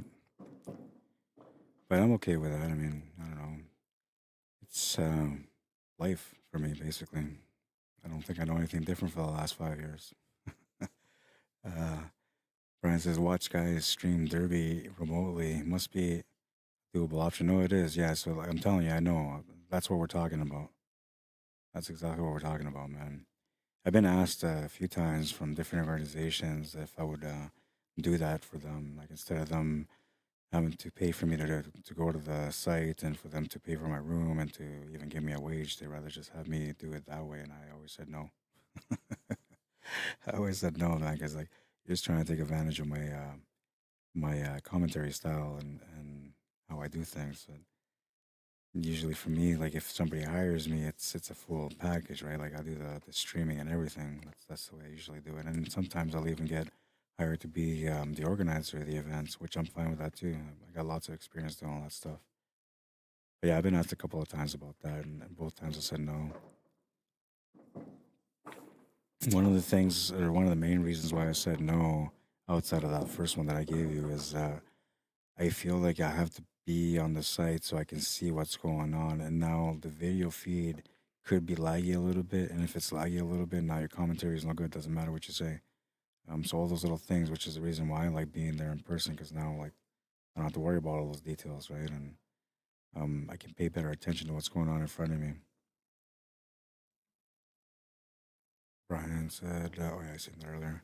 Zero Skills, what's up, man? Says, watch late into last night to really enjoy the commentary. Right on, man. I appreciate that. I wish I could. I'm just going to give you guys a heart. 100%, and there's a heart. Appreciate it, guys. I try to be consistent. Um, I don't feel like I do anything special as far as like how I work, but I do have some really extensive knowledge, and that usually is the difference. I'm a 800 trapped in a 600 body. I beat Shane Van Boning in my sleep. Well, it's usually I dream, but whatever, in my sleep.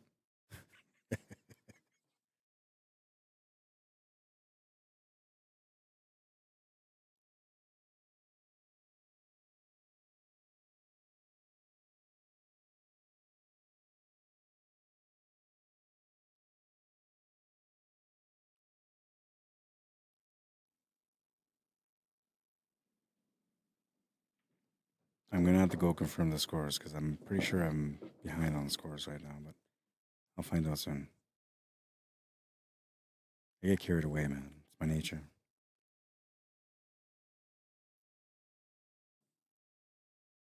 Wife always says like you're all in or all out, and I'm like, yeah, I don't know. That's just the way I've always been. And maybe it's an obsessive mentality, but that's what helped me become the better pool player that I am nowadays. Was being stubborn and just no matter what, all in. It's also the reason why I've done what I've done here with my streaming and the other work that I do. I've just been committed for since the beginning, really. And I remember my journey, man, at the beginning. Like, so many people didn't believe in me. So many. I can count with my two hands how many people had faith in what I was doing for the future. But usually, when you come out first, fresh, like nobody understands who you are, what you're doing. They kind of got to get a picture of you first, and then they kind of decide whether or not you're worth um, paying attention to, right?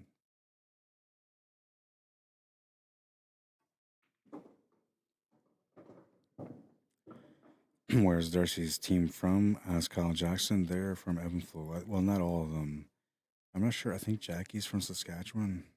I want to say she's from there, but because I don't see her often, so I don't think she's a Manitoba girl. But let's see. Maggie McGrath says the Camerons. Yeah, you guys can verbally say it here on Facebook. I try to do the polls on Facebook too, but they're a little weird the way they do their stuff there.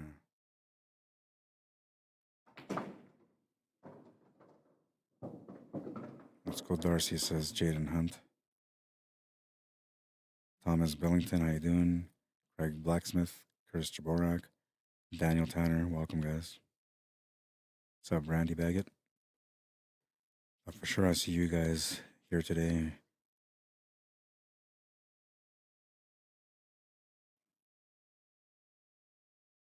Don Shepard, welcome to the stream. Luis Alberto Garcia Zambrano, bienvenido, welcome. Jesús Manuel Sierra Ayala, bienvenido, welcome. All my Latino friends are starting to tune in now. Colonel Jackson says, I watched her play in the Tistina tournament in Calgary. Knew I recognized her. Yeah, and she's a good player, man. Really good player. And honestly, like, she's just a little mentality away from being a great, great player. Because the only reason she loses is just because she gets a little anxious or jumps up on shots here and there. That's the only reason. So it's just mentality she really has to work on. As far as like knowledge, she's pretty good. 10-1 for Earl on that one. I'll take advantage of this time now to go see what the score is.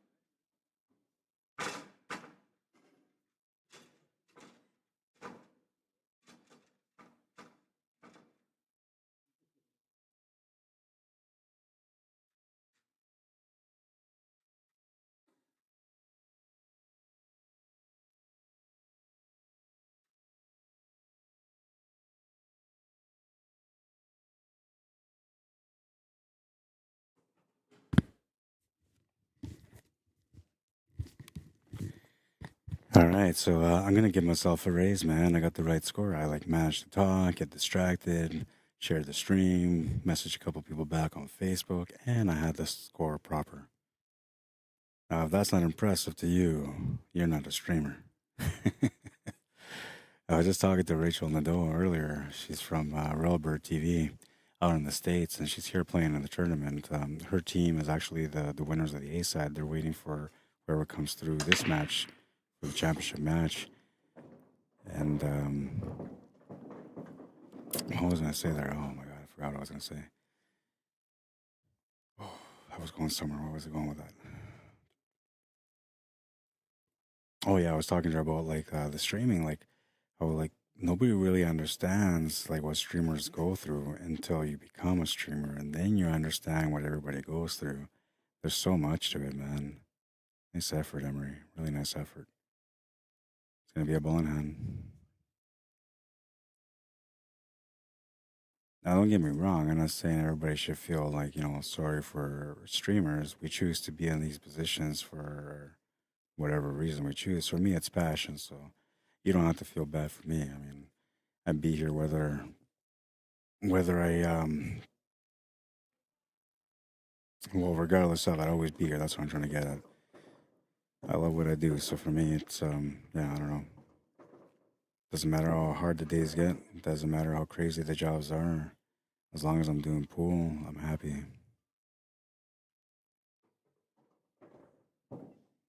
And honestly, to be a streamer, like you have to have that kind of passion for whatever it is that you're streaming, man. As long as you got full passion and it's legitimate, sky's the limit, man. 10-6 win for Nelson on table 2.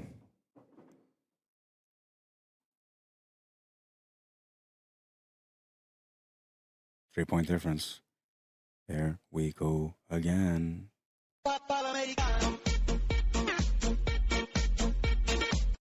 It's going to be one of those kind of games again, isn't it?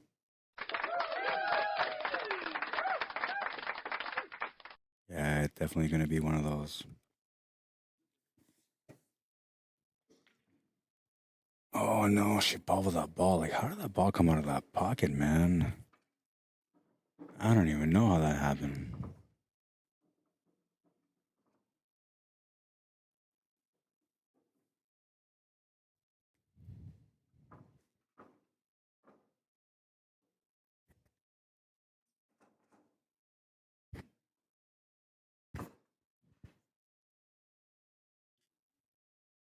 All right, so let's take a look at the lineup so I can figure out where we're at. What's up, Tom Joyce? Welcome to the stream, man. Oh, I got one of them guys. It looks like on Facebook. Let me go check this out. Keith Yowzer, my hero MVC, says thanks for the stream again. Shared and liked. Your favorite Victoria pool player? Absolutely, man. Number one on my list. Jimmy Hughes, that's the guy. Says someone actually videos men playing on these little sissy Democrat tables. Yeah, man, me. Well, okay, so I went through this conversation yesterday with somebody that kind of said the same thing. Might have been the same guy, actually. But, anyways, long story short is that I used to think that way too. I used to think that these tables were like, I don't know, easy tables. Never give them the respect because I always thought, like, well, you can just slop any ball in, it doesn't matter. And in a sense, that kind of is the way they are, in a sense, because there are players that do that, but if you're a good player, you usually don't slot balls in. And then when you play on these tables, it is definitely a little bit more challenging than if you play on a diamond or in a predator. The diamond and the predator are challenging because of the fact that the pockets, the cuts are different, they're tighter. You can't cheat the pocket as much. And trust me, I study these things too. So every table I go to, I work on the cheat so I can figure out because when I stream, I want to know what the players can do. What are they capable of doing with that rail, right? So when I look at the bar box, I find it now that it's way more challenging because I'm a pretty good player. I got good speed control, good potting accuracy. My cue ball control is top notch. But when I play on these tables, it's always a challenge, man. Tables either rolling too slow, rolling too fast, rails react differently. Try to play three rail shape, you get two or you get three and a half. Like it's all kinds of stuff like that. So these tables, even though they're considered easier, they're way more challenging for a player to be able to get great positional shape. And when you look at all these players that can just run these tables, even though it may look sloppy from time to time, it's actually a pretty talented thing to do, man. They're not as easy. And just so we understand each other before you go any further and trying to say anything about me, I play on a 6x12 with 2-inch pockets. Well, pretty much 2-inch pockets. The balls barely go into the pocket. Um, but I play on a 6x12, and that's my go-to table. I don't train on anything else because I believe that the hardest table is the best way to grow your game. So if you were to challenge me on a 9 foot, I'd do pretty good on it most of the times. On a bar box, though, it's a struggle, man. I'm telling you, 10 to 2, it's a struggle, man. 10 to 2.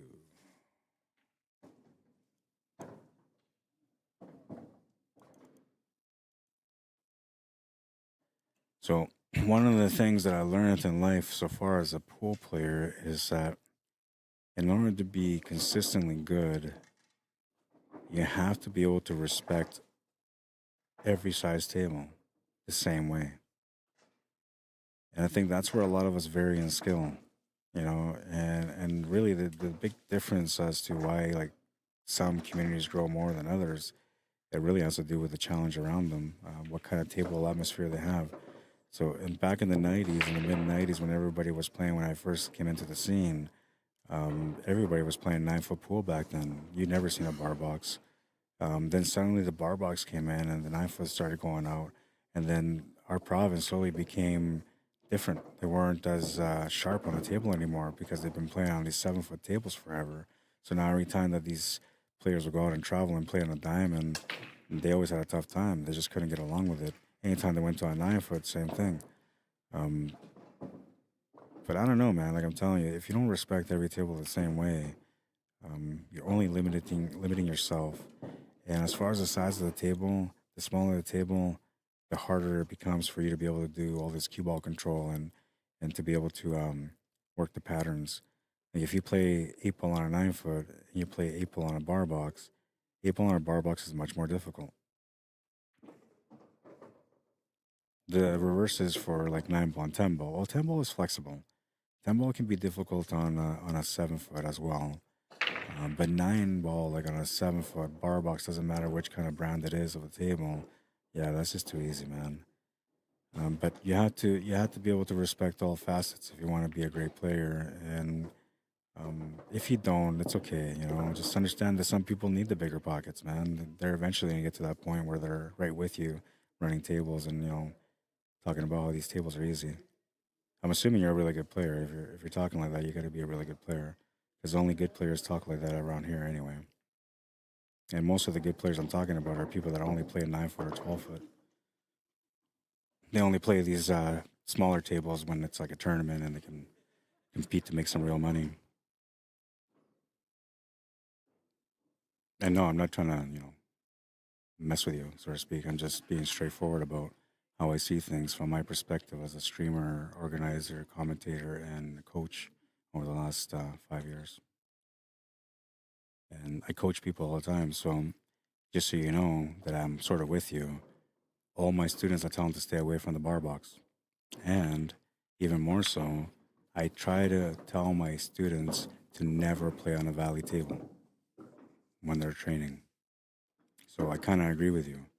But what I do tell them is that you should be training on a 9 foot. And I know it's going to be tough. But the transition from a 9 to a 7 is a lot easier than a 7 to a 9.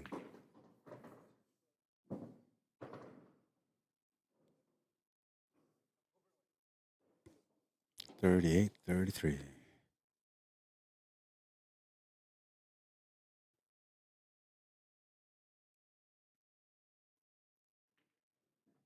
Tyler Robertson, how you doing? On Facebook says 7 foots are a whole different monster compared to 9 foots. Longer shots on a 9 foot, but way more congestion on a 7 foot. Correct. Keith Yowzer says I have a 9 foot Connolly Franciscan in our basement. Oh, you're lucky, man. So another okay, so we're going to talk about this. Let's break it down so everybody kind of has a better understanding of the sizes. When you play on a 9 foot, okay, let's go back to the beginning.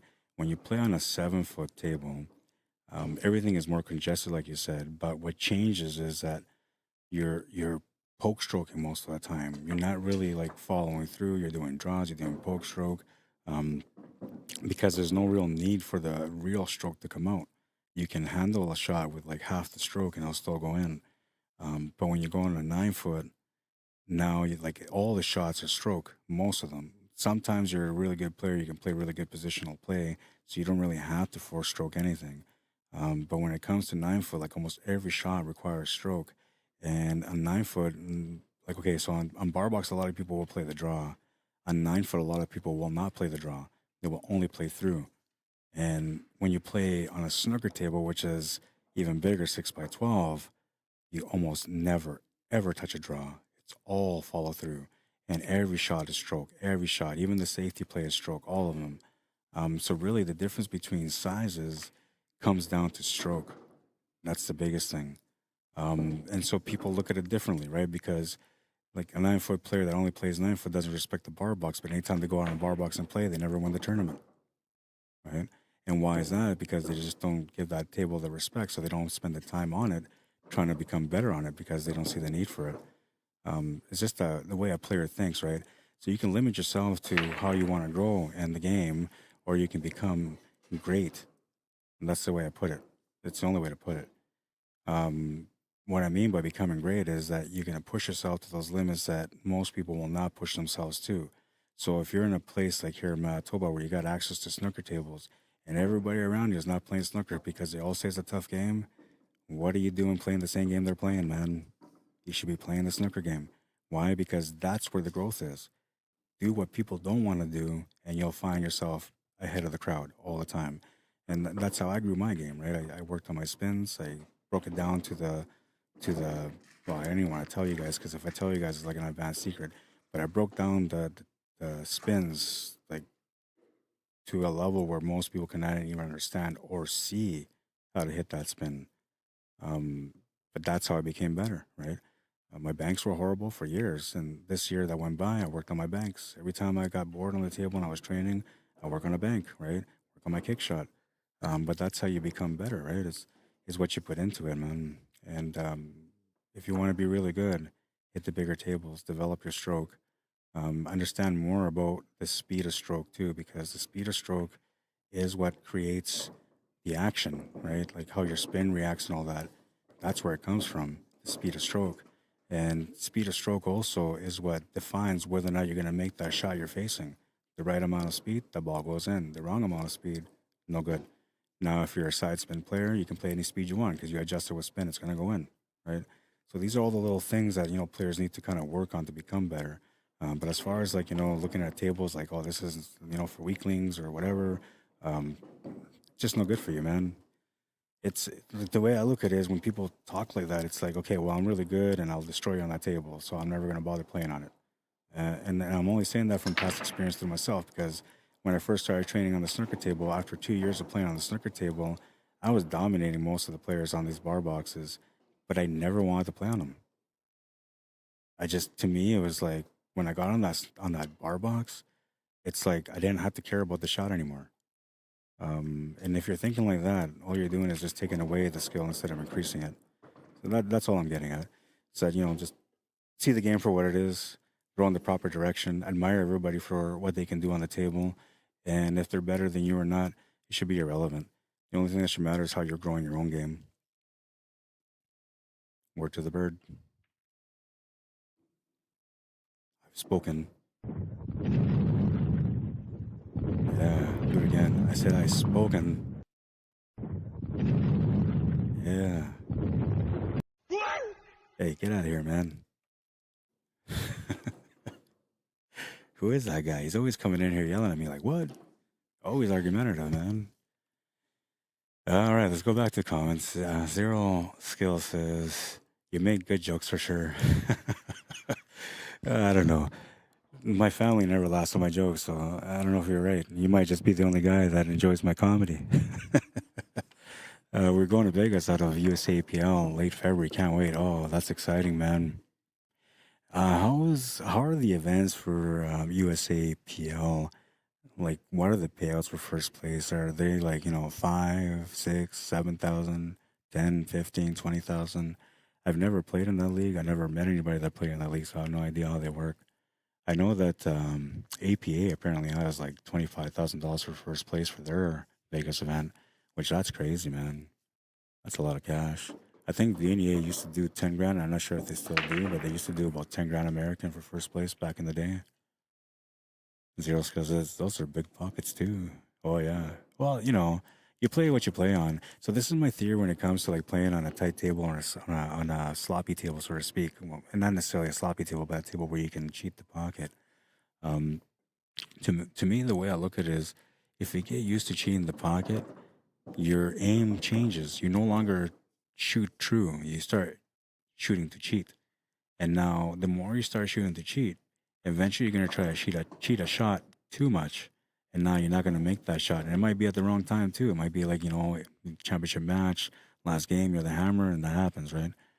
Um, so what you play on prepares you for everything else. So if you play on a tight table, let's say like a diamond or a predator, then you switch over to a valley, not that big of a deal, man. You're gonna be all right. Let's see, what was the score on that one? Jackie won 10-6, I believe.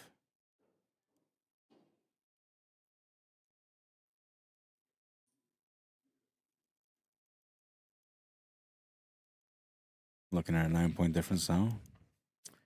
If I got the right score, I'll confirm it at some point when I'm not interfering with these guys. Let's see.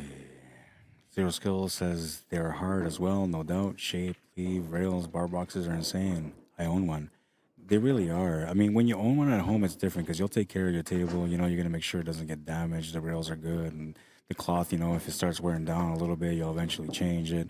Those are all the things that, benefit you when you have your own table at home, right? Because you have the right conditions. But if you play like we play on valley tables for a pool league, And so we travel to different locations all the time. Every week we have a different location to go play, and then every odd week we play at home. That's the way it is.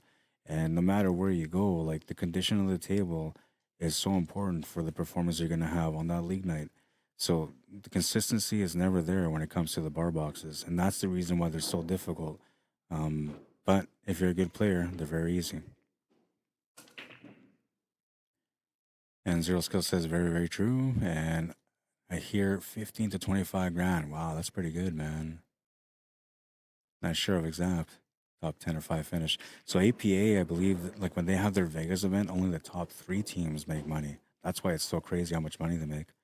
All right, and I said I was going to stop that poll after the 2 rounds. So let's see where we're at right now.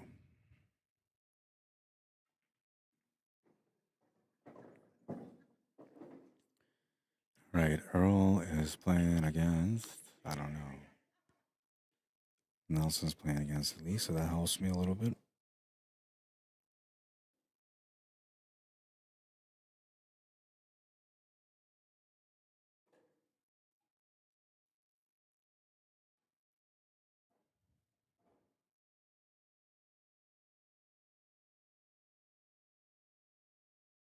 So this is the beginning of round 3 right now on the table number 1 on the left.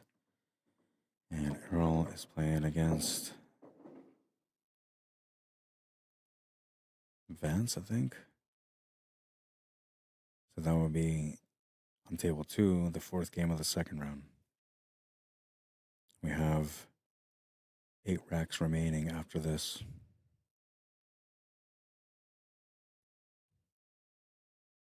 And I said after the 2nd round, so that means we're going to stop the poll. I'll give you guys 1 minute to get your vote in.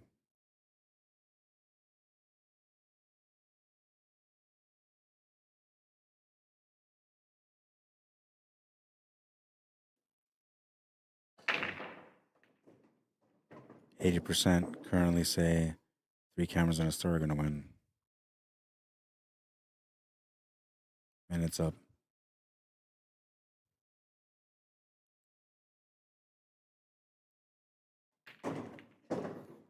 Back to Facebook now.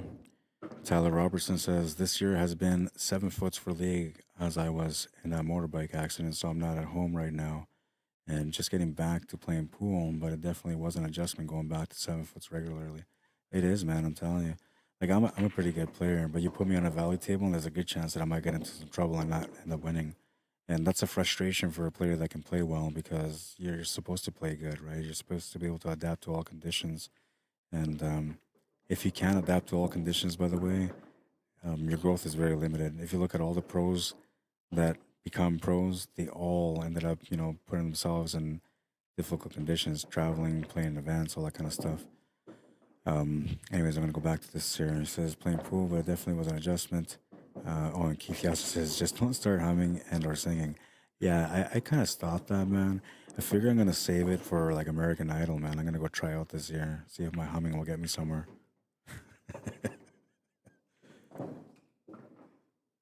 10-0 win. 10-0. Oh, Darcy's team's taking off now.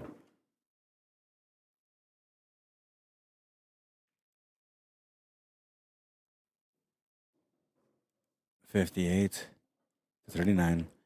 I'm gonna do a little walk around to find out what the score is. I'll be back.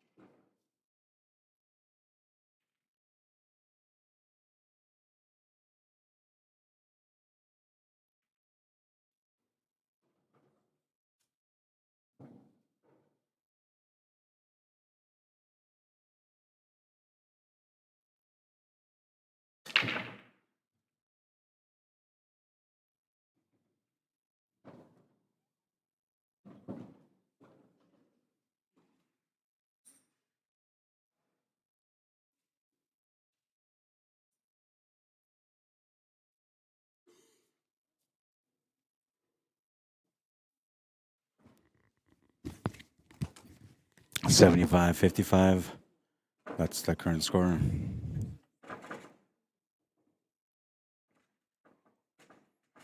Updated. That won't make sense now because then we're, let's see where we're at on this one.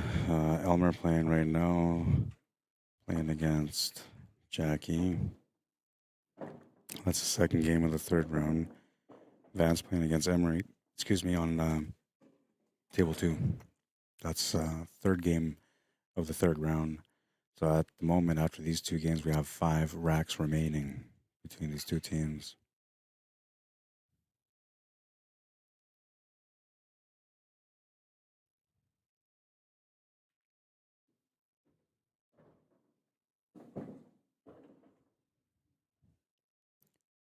Brianne Rain Walker, how you doing? Welcome to the stream.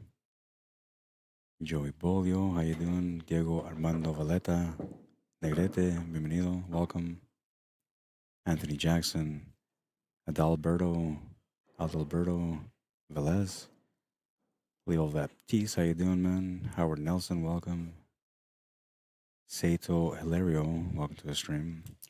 Trevor Bird said, after his third match, get Nelson Hool, aka my man Hool, to come do an interview. I've been trying to get people on the mic, man. Nobody wants to do it.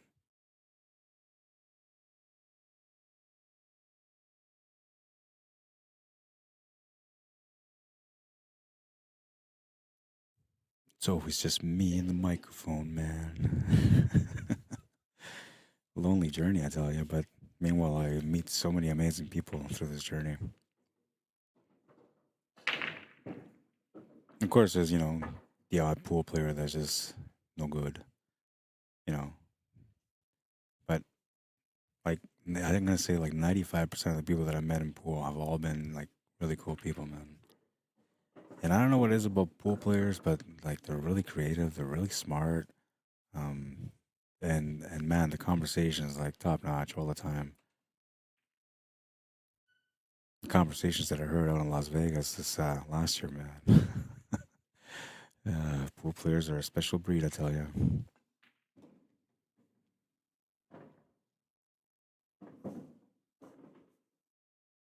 What's up, Ryan Mod? Lisa McNabb, welcome to the stream.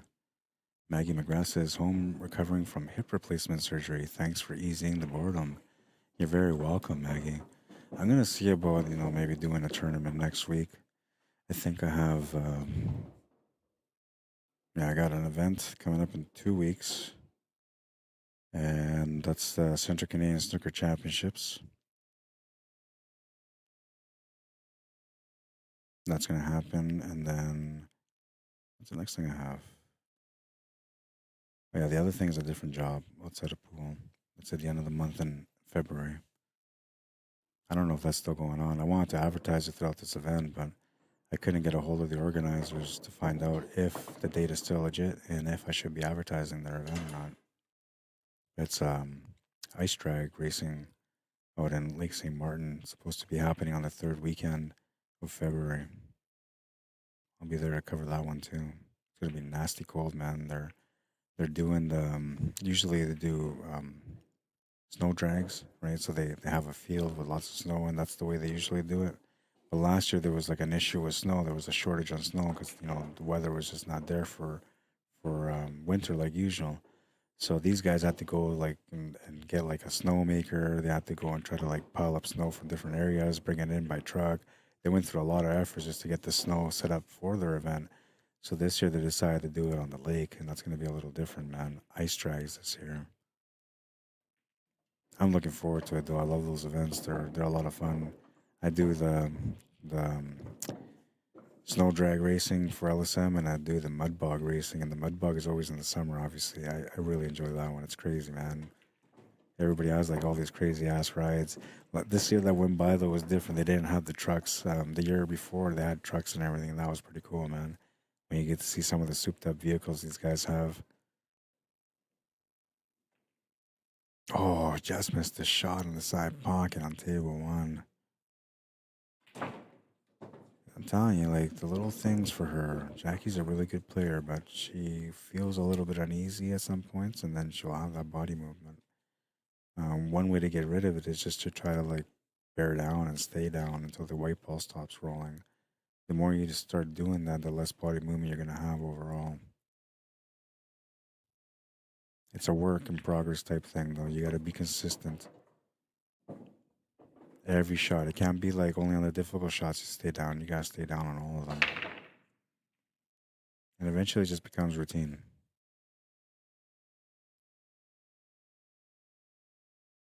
Body movement usually happens from people being nervous, anxious, unsure.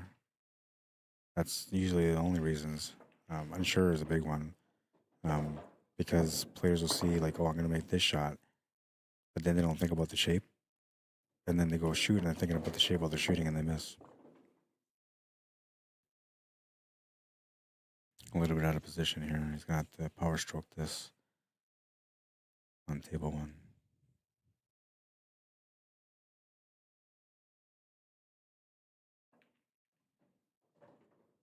Nice and smooth about the power stroke too. Great setup for Elmer.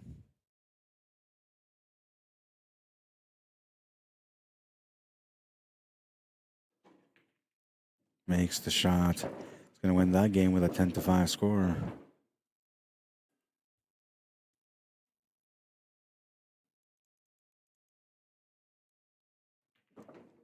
$80-65. 15-point difference, and we're rolling on and rolling on. We're getting into that final round. There's 5 games remaining. Now there will be 4. Rob Hoiberg, how you doing, man? Welcome to the stream. Vanessa Sinclair, welcome. Chip Ann, how you doing? Says, hey, Rod. Welcome to the stream, Chip Ann. It's nice to see the regulars tuning in, man. I know you guys all missed the Sunday Open. I know. I had to leave the place, though. I just wasn't feeling right, and I don't know. People keep asking me to go back there, man, so I'm thinking about it. Well, what happened on that other table? I just missed that one.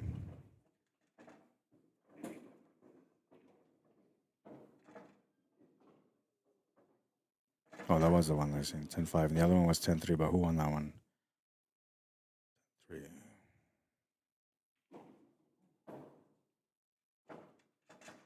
Emery won with a 10-3, okay.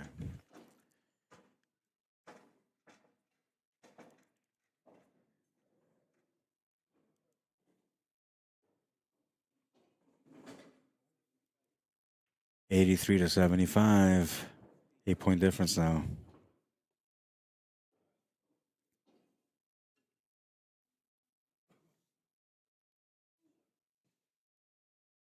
By the way, if you're watching the stream, I feel so bad that I was gonna ask this, but if you guys are watching the stream and you guys want to support the work that I do, number one way to help out is by just liking or sharing the stream. So I'd appreciate if you guys would do that for me. On Facebook, it's gonna show the organizers that people were tuning in and watching it. They'll feel like, you know what, it was good to bring this guy here to cover the event. We had a lot of coverage, a lot of people tuned in and watch it, and everybody liked it. Then, because of your likes, I get a chance to come back again next year and do it all over again. On YouTube, well, that helps me make money. You liking the stream means that I'm going to get a little bit more exposure for the work that I do in different areas in the world.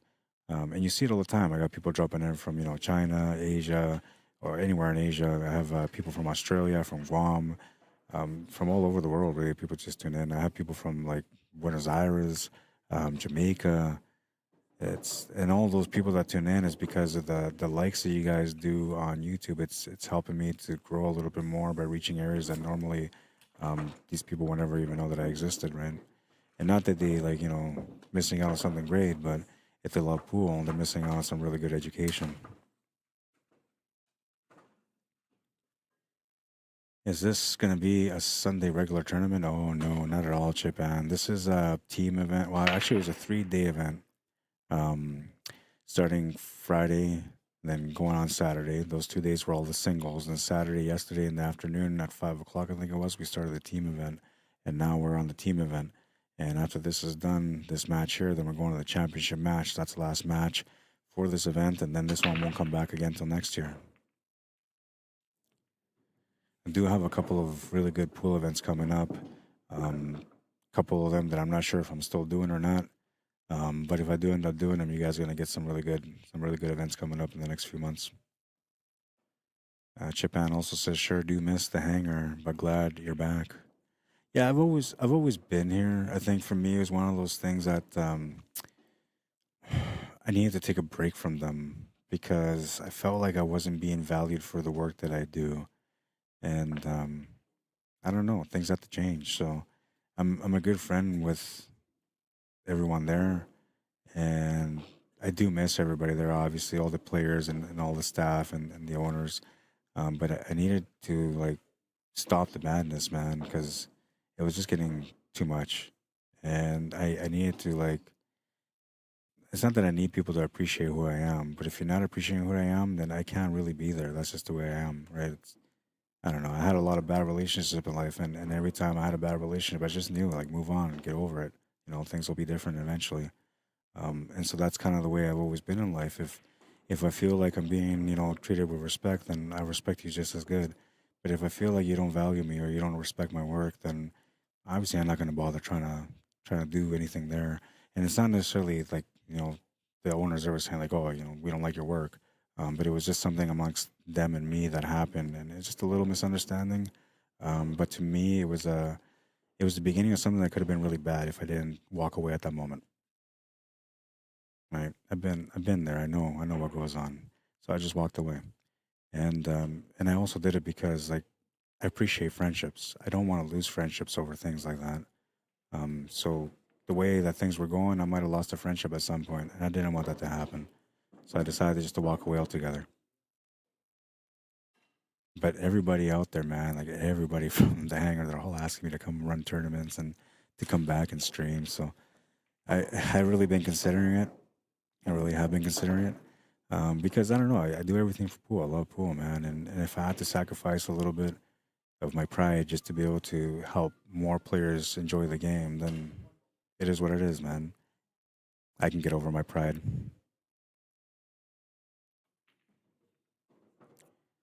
Where are you commentating? I'm here out in Brandon, Manitoba. So Brandon's about 2 hours west of Winnipeg, where I live. Um, how do I explain Brandon? Brandon's a big place, but if you've never been here, you just think Brandon's a small place, but it's a pretty big place. If you ever get a chance to come through Manitoba and you end up going through Brandon, one place that I'm gonna tell you that you should go check out. I'll put it up here right now so you can see. Maybe you'll remember the name. But you want to go to Kuiper's Bakery, located at 1411 First Street in Brandon, Manitoba. Amazing goodies, man. Curtis came around here today, and he was giving some goodies to the organizer. The organizer came out and shared with people, and everybody's smiling about how good these dainties are, and all the stuff that they got from Kuiper's. Myself, like anytime I drive through Brandon, if I don't stop by Kuiper's, my family won't let me in the door. I had to come in with like, cookies and cinnamon buns and carrot cake, or else I'm not in there. And this time around, I didn't get carrot cake, so I'm not sure if I'm gonna get in the door tonight. I'm gonna be looking like Fred Flintstone and the Flintstones banging on the door after he got tossed out the door.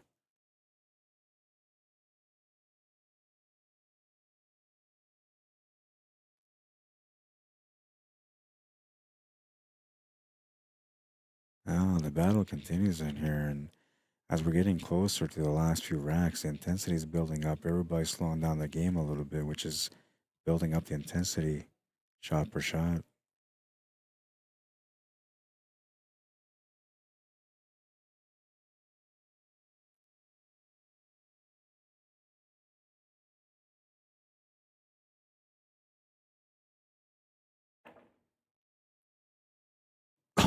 Oh, what a shot! Wow, what a shot from Elise Cameron, man. 10-2 win.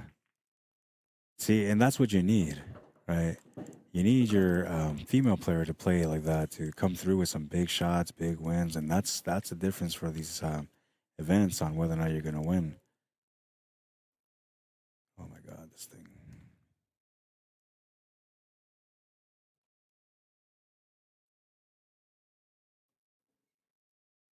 Oh no, I lost the timer. Damn it. Oh, I guess the timer's not as important. We'll just let it run again anyway. What was that? 10 to 2. Guess what the score is?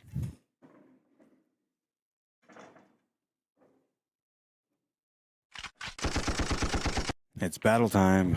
We're tied at 85. We got a couple of racks remaining, and this one is looking like the first team that gets a big run out is going to win it. I roll Cameron right now with a chance to make it 10 to 2 on his table.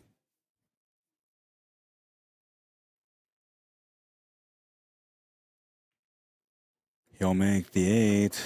What a finish.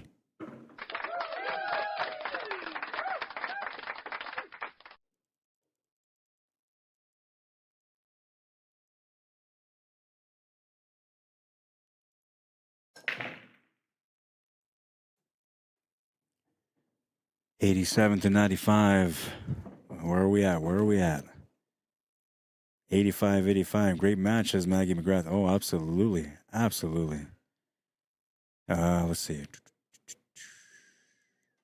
Got comments here. David Wilson says population of Brandon is over 50,000 people. NJ Paskey says nice. Yeah, that was a beautiful one, man. Give me a second, and we're going to enjoy that one again. Watch the table on the left. Oh, man. Against the ball, shooting over top of the ball, jacking up the cue. What a finish. And I'm telling you, like, that was an important finish right there. That could be the difference on whether or not they win this matchup right now. They were down, you know, it was 85-75 or something like that. Yeah, something like that. And then now they've switched the momentum over. Currently up by 7 points, or 8 points, sorry.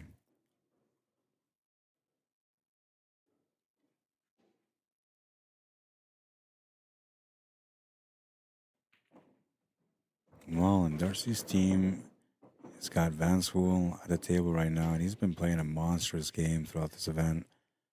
A chance for him to be able to help out his team once again. More challenges here on this table than most of them. But he's a really good positional player. And that's what he's doing here, trying to work it out. Needs to be able to make that 7 ball to the side with a bit of a fall through angle so he can either set up for the 4 ball to the bottom right corner from there or to break it out. He might even try to break it out here because he's got the 2 balls in escape. No, he played the shape for the 7. And that's not bad because now he can make the shot. The cue ball's going to bounce into that 4 ball, bouncing off the cushion and back to the right. That's going to leave him with 2 solids for the finish in the bottom right corner, as long as he hits his right.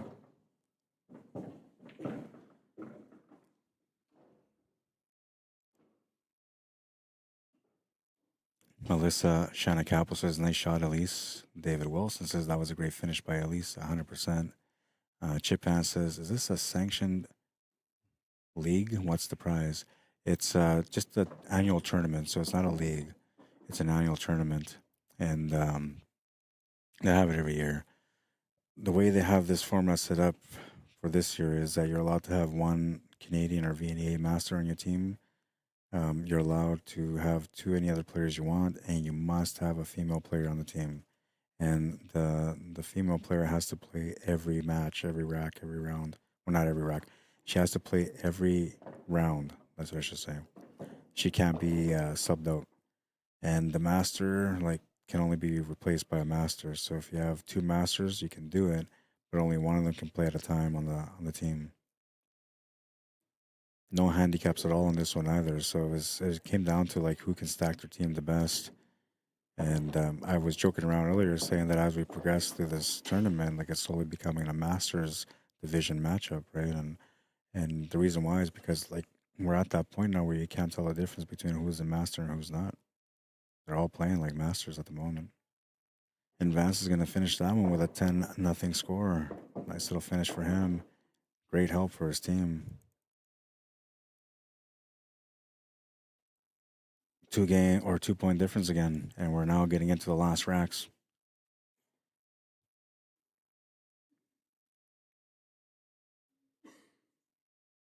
Nelson on the left. Okay, Vance played Elmer. Emery plays Darcy on table 2. And the very last game is on table 1 on the left. Nelson Houle, Earl Cameron. 20 points available on the table right now. Any team wins both, it's over. Let's say 10-7 for Darcy. That would put him at 107 to 102 with 1 rack left. That would put it at winner wins. Let's say they got something like a 10-0. So now that would put them at 107 to 95, putting them up by 12. That would be the way they can win here. 10-0 or 10-5 and a 10-6 will do it.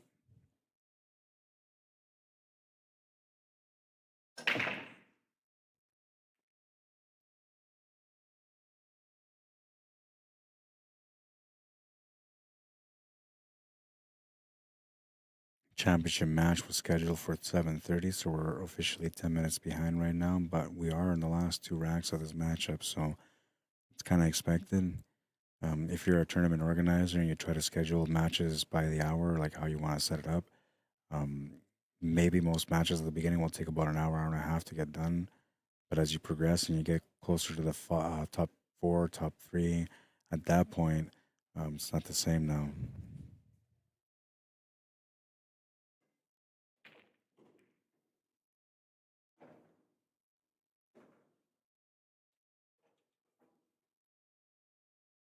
Pressure is on for both these teams too. I believe the payouts were 35, 25, and then 1,000. So right now, whoever loses gets 1,000. Whoever wins doubles their money.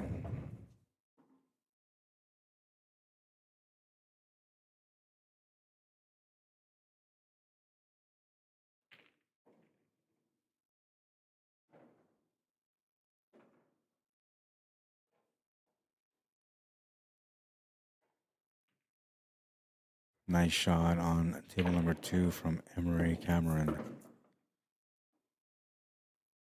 He's got a little bit of work too at the top left corner, so he's not quite out yet. But if he can find the way out, that could be the difference in this match. It would put the other table on ball count for his dad.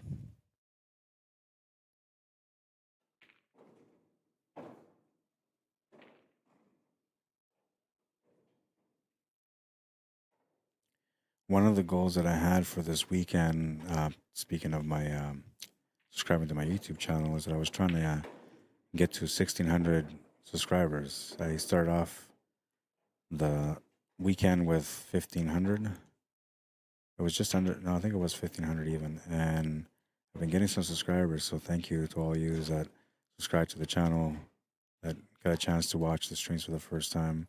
I hope that you won't be disappointed in subscribing after I'm... Oh, that's what that is? Oh, crazy.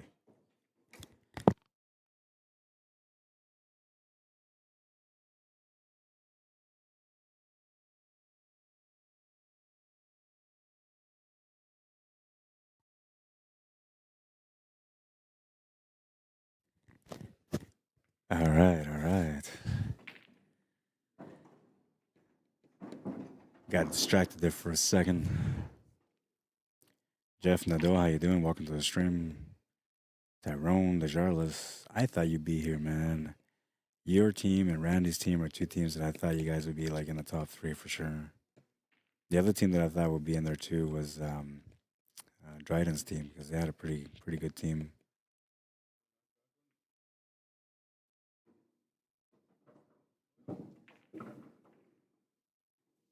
I kind of knew though that the cameras were going to be here because I played with them last time at the Swan Lake event, and they're really good players. They're really competitive and they gel really well. Obviously because they're family, but no matter who they bring in as a 4th, they always gel well with everyone that they have on their lineup.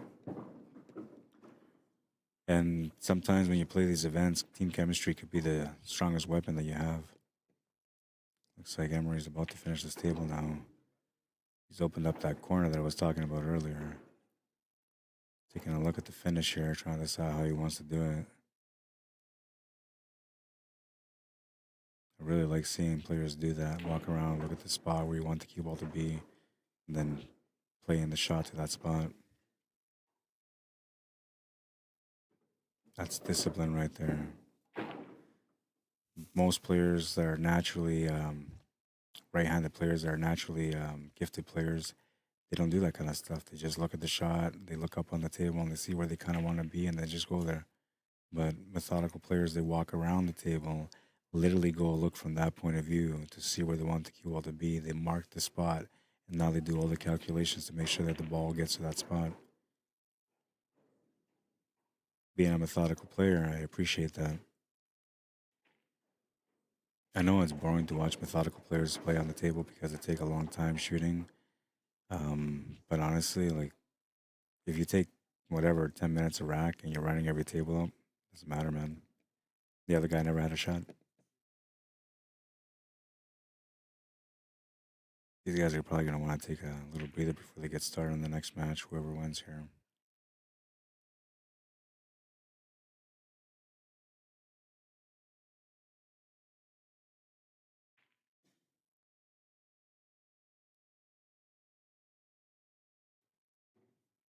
Good shot, Emery. A really good shot, man. Got the cue ball over for the 8 ball, and he's gonna deliver a huge win for his team here at the right time too, leaving his dad to ball count only.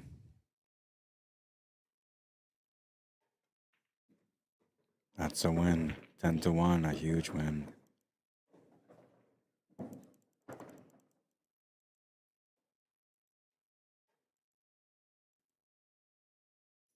105.98. 7 points up. 10 points on the table. They need 4 balls. He's got them. Best that the team can do for Darcy's team is win 10 points. That puts him at 108. 3 points would have tied the match, making each team pick the best player. 4 points is the win. 3 stripes left on the table. Therefore, he just finished the job that he was supposed to do. And he doesn't know that, though, because he doesn't know the score. So he's trying a little bit extra here to make sure that he delivers a good finish, just in case if he needed to win big. But if he knew, like, the match was over already, he'd probably stop shooting.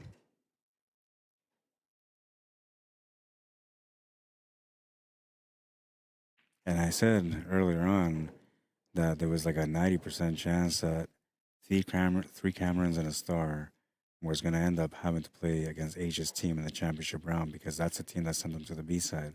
And usually the two teams that are on the A side final are there because everything's going good. They're shooting well, they're gelling well, you know, the mindset is proper, they're resting properly, they're feeling the energy. So usually when a team is playing like that, they're always going to come through on the B side. And Darcy's team has been playing an amazing game, but honestly, these Cameron kids are just becoming dangerous, man. Elise with a big bank on that last shot, delivering a nice win. Then Emery Cameron coming in and delivering a 10-1 win right after that. That was a finishing touch.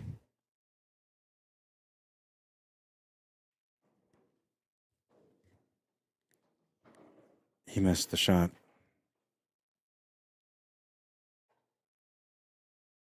Pretty sure this match is over, but let's go over here.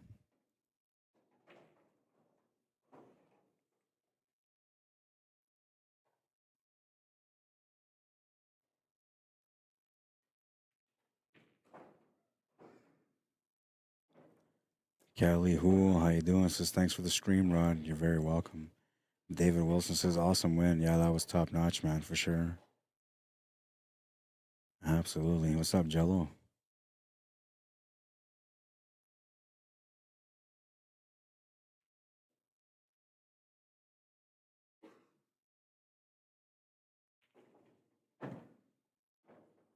Oh, maybe I got the wrong score. Earl seems to be upset right now because his opponent can win. I'm gonna go for a walk.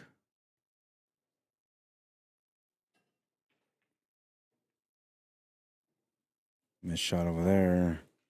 Earl comes back. I'm gonna go for a walk and find out what the score is. I thought it was over already.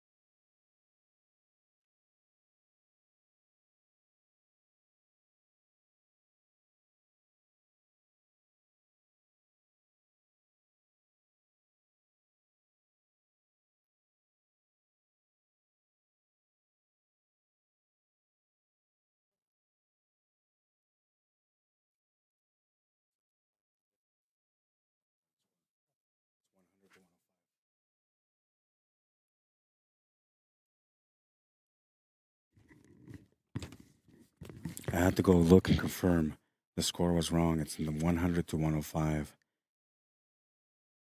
Any team can win this one now.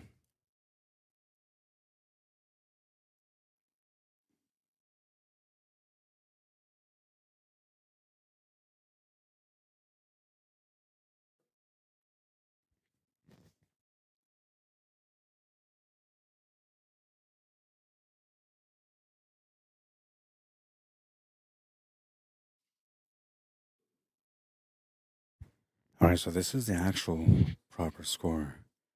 The most that Darcy's team can make is 10 points. The most that the Camerons can make is 10 points. All they needed was 6 balls to win.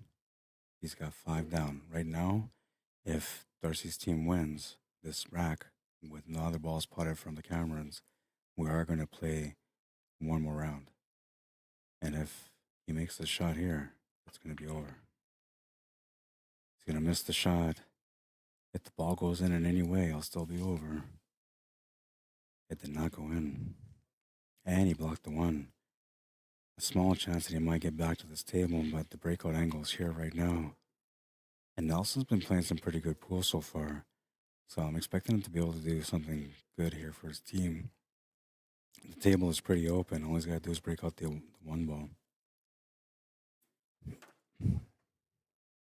1 point required for the Camerons to win.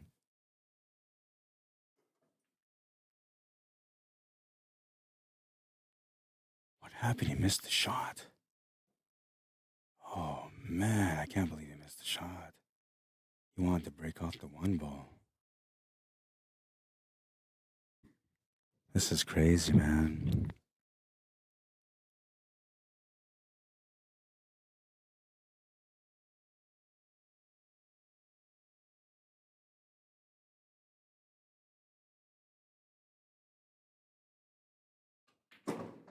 Makes the shot. That's the match. Gotta try to do something here, though. I think he knows that's the match now. Yeah, that's the match. Wow, man. Wow. What an exciting matchup.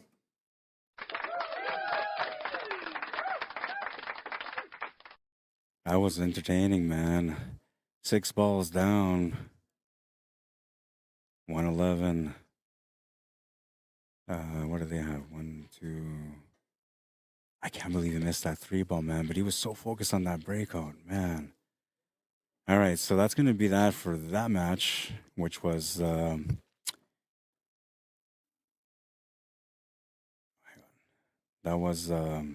B-side final, and that's going to take us now to the championship round. Oh yeah, baby, that's where we're at now. Let's take this down here. They're going to probably take a few minutes because they just finished playing. Yeah, that team's probably going to want to warm up. Age's team will go on the left for the first set, just in case. That's the way I always do things. So the team that wins on the A side always goes on the left for the first set. If we happen to go to a second set, then that team name goes to the right side, and then everybody knows that it's a totally different set. But usually I put up to like first set, second set, which I'm not going to do right now. We'll see. Championship match.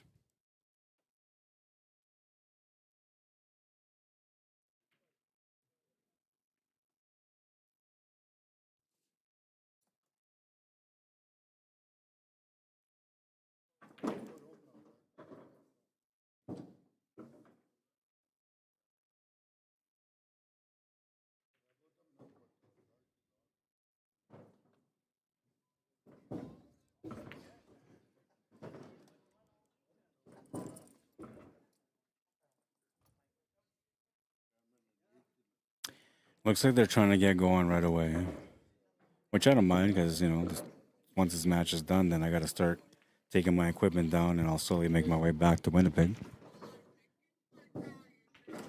And it is kind of like they were supposed to start at 7:30, so they're 26 minutes behind right now. So I don't mind if they keep going. The Camerons, none of them smoke, so they don't need a break for that. And the other team, Age's team, well, they just came back from having a nice little break, so They just need to get a little warm up, and they're going to be good to go. Well, and we'll say congratulations to Darcy's team for finishing in third place in the event. They fought valiantly, and honestly, they had a really good chance to win that match there, man.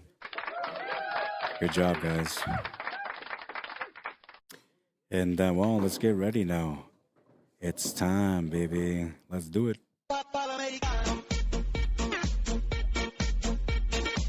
Championship match coming up. Get ready for some action, baby. H's team, the only undefeated team in this event, and the only team that almost knocked them to the B side is a team that they're playing against right now. 3 Camerons and a star. It's going to be a ridiculous match. Telling you right now, it's going to be nuts. Billy Carroll, how you doing? Jennifer, Teresa, welcome to the stream. Randy Theory, welcome to the stream. I need to get my charger. My phone is dying, man. Just too much.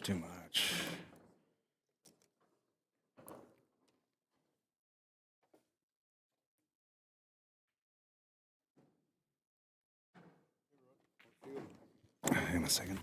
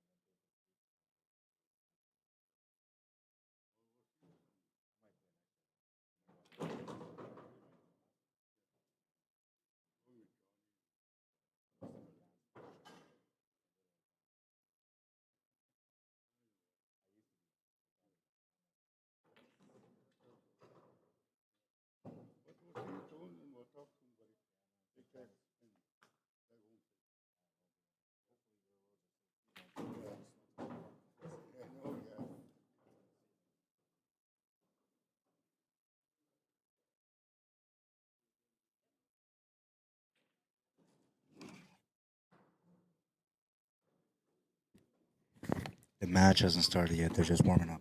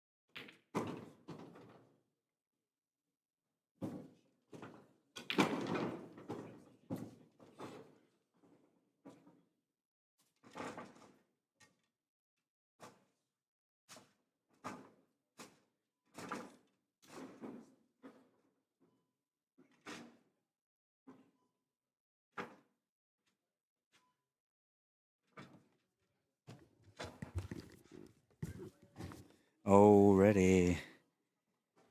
It is almost go time. Oh, wait, it is go time. Is it go time? Uh-oh, it might be go time.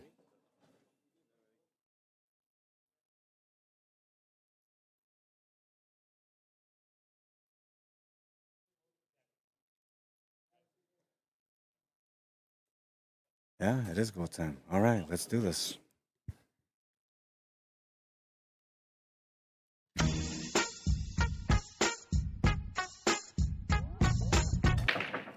It is absolute go time. We are now into the championship match of the 2025 Dakota Nation Winterfest. It is going to be a nice showdown between Aegis team and Three Camerons and a Star, the only two teams that have basically been undefeated, except for Aegis team won that A-side final, sending Three Camerons to the B-side. A little bit of a revenge thing happening here, and we'll see if they can fight back to get that revenge that they're looking for. They would like, at the very least, to be able to get to that second matchup, the second set. Here are the lineups. Let's get that going too.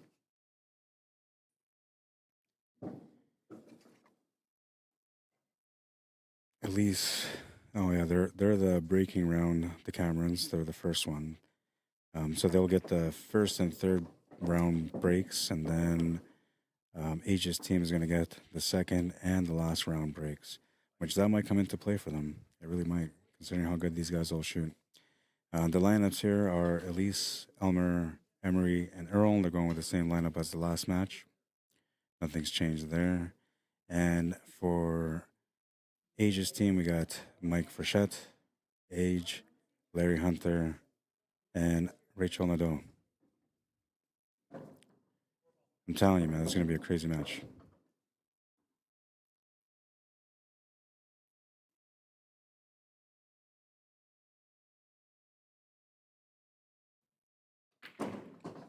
And it's begun. Here we go.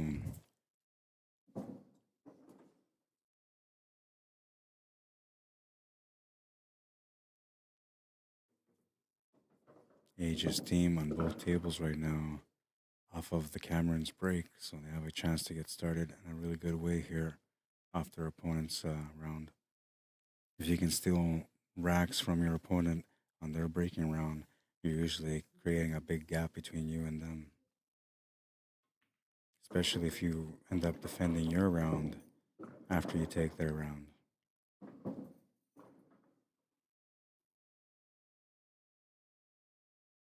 One of the things you gotta look out for here is those big matchups. The two ladies, when they play, that's an important match. The two masters, when they meet up, that's going to be an important match. When the other players that are not masters meet up, that's also going to be an important match, because technically everybody here is almost a master, even though none of them really are, except for one of each on each team.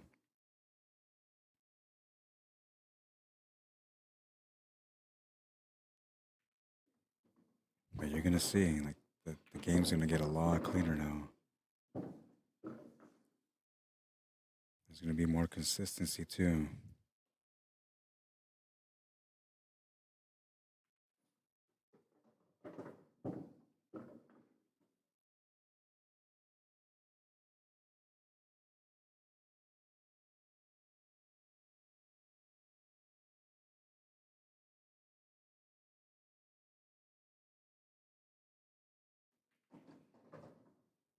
Oh, too much stun draw on table one. He's gone into a bad angle here. He's gonna have to try to create something with some spin.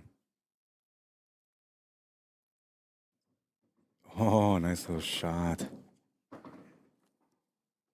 Wedged himself in there, man. Nice shot. Very nice. It's so finesse, man. But he's a really good player. Tons of experience at the highest level in the pool league here in Manitoba.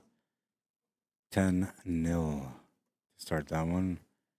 And a 10-3 on the other one. 20-3. Shots fired. We'll see you, man. Good shooting.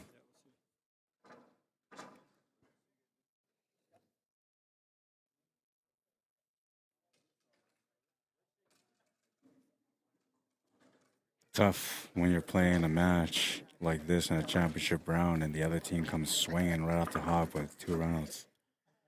It tells you right off the hop, like, you have no choice but to reply the same way. And this is where, like, emotion and mentality starts becoming an issue amongst players and their respective teams.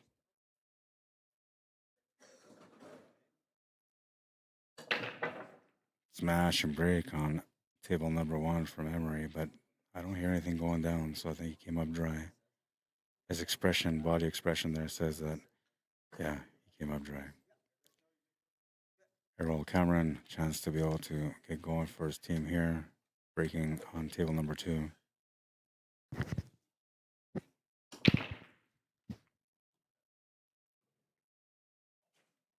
He's going to scratch the cue ball, and it looks like three cameras in a star off to a bad start here. A little bit of momentum for H's team. I want to say momentum, but it's not like really momentum because like they just had a chance at the table and they ran it out. That's what they do. Momentum usually has something to do where like you get a table turnover in a situation where you never should have got one. You know, like that. Then you know momentum's on your side, and you'll know when that is. Like your opponent shoots, I don't know, the shape ball to get onto the eight ball and hooks himself, and now he gives you a ball in hand. You know the momentum's on your side, right? Like if the momentum was on their side, then everybody got hooked.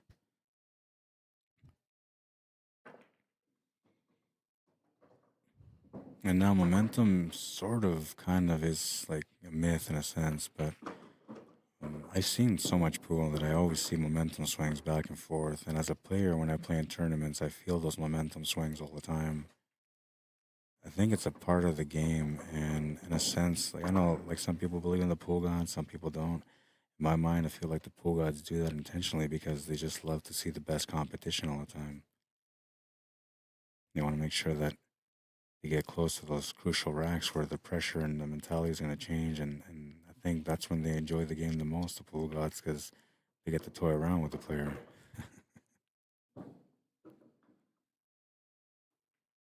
And now, like somebody asked me a little while ago, like, so what do you think pool gods are? And my answer was pool players that passed away. The ones that, ended up becoming spirits and they just go to every pool hall that they used to play at and they just mess with everyone because they can. I don't know if that's true or not, but that's the thing that makes the most sense to me because if you were just a ghost that didn't play pool, why would you want to go around messing around on a pool table, right? And I don't know, man. Pool god's definitely not a real thing. There are some players that are like pool gods for sure. Now, when I die and I end up going wherever I go and they tell me there actually is pool gods, I'm going to feel really bad if they actually were pool gods, but I don't really think there is. I just think it's spirits messing around with other people. I got some people scared, like I'm never going to play pool at that pool hall again. It's haunted. It's not haunted, man.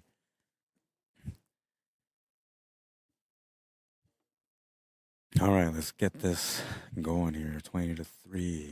And while Rachel's at the table on table two for Asia's team, she's trying to puzzle out this table. I love the way she plays, man. Being a streamer, I understand that you learn a lot from it, and I can see that knowledge when she plays. The experience from watching many players play.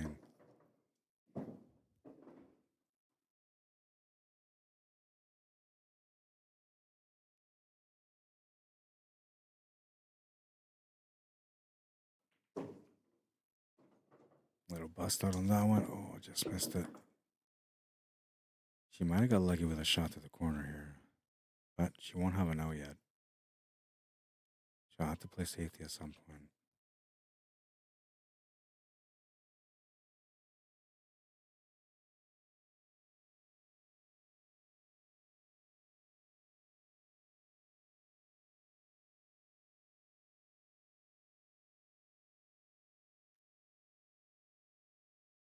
Mm. Emery missed the shot, and look at that shot from Rachel on the table, too. Drew right back to get that shot on the stripe to the corner. She's taking a peek to see if she can make it.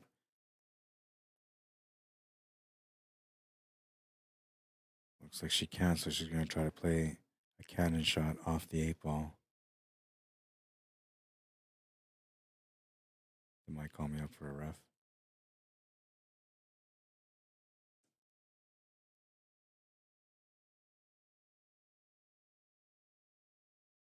Might have to take a look at this from the backside here. Switch the table over quickly.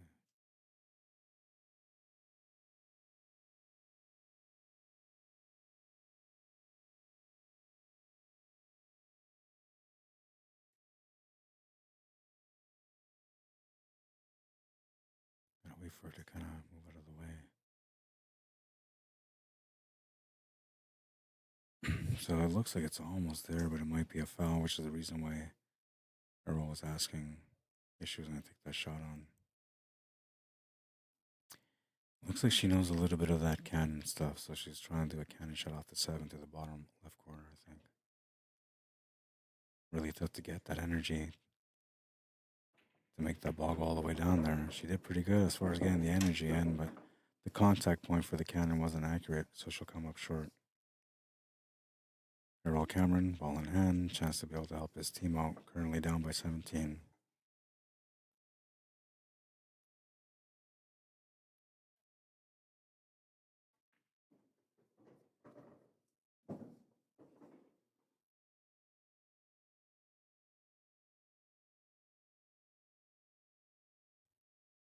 Ball in hand always makes everything a little bit easier, but people can still get in trouble. It just depends on the pattern choice that they go with.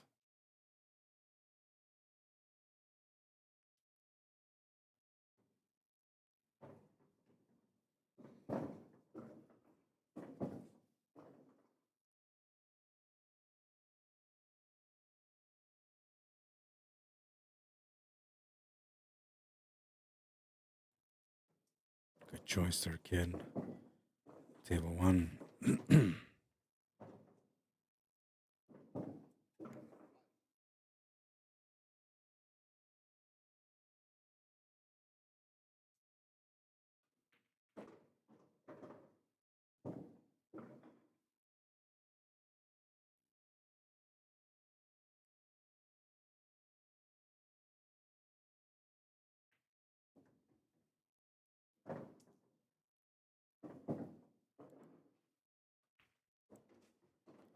'Jeff Nadeau says nice shot, Elise, and she said great match, or he said great match. Sorry, I said she. I didn't mean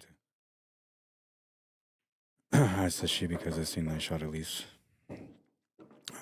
So here I just put up the YouTube channel on the comments for Facebook if you guys want to go check out the YouTube channel. If you want to subscribe to the YouTube channel, that would be amazing. Even if you're not on YouTube all the time, but you have to have not a subscription to YouTube, but an account to be able to subscribe to people.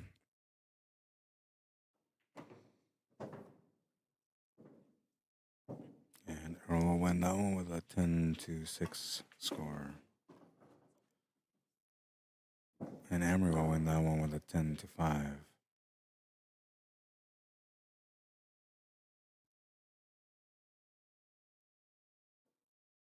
(31-23).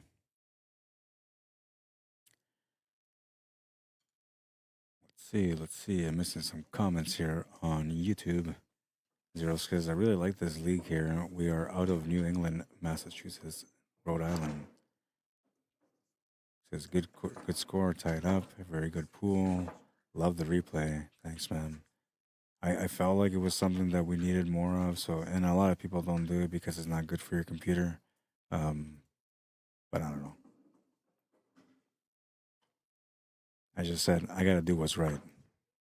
Anyways, those are awesome rules for the sake of female players and masters. Yeah, I think it's a pretty good rule for making the teams. Usually you have these kind of setups and then you'll have like handicaps on top, and it just makes it ridiculous when it comes to sandbagging. But the way they have this set up, like there's no handicap, so you just got to bring a good team and then try your best, which is kind of like the old school way of thinking, right? I enjoy it. Brian Sterling says great match, and like you said, probably better one yet two.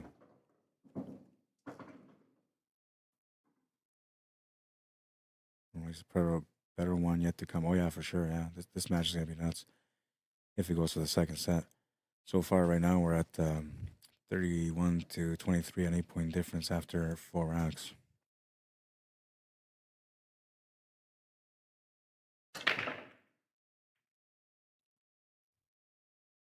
If you're just tuning in to watch the stream on YouTube. Um, if you guys can like the stream, I'd appreciate it. Only if you enjoy the coverage. So if you don't, that's okay.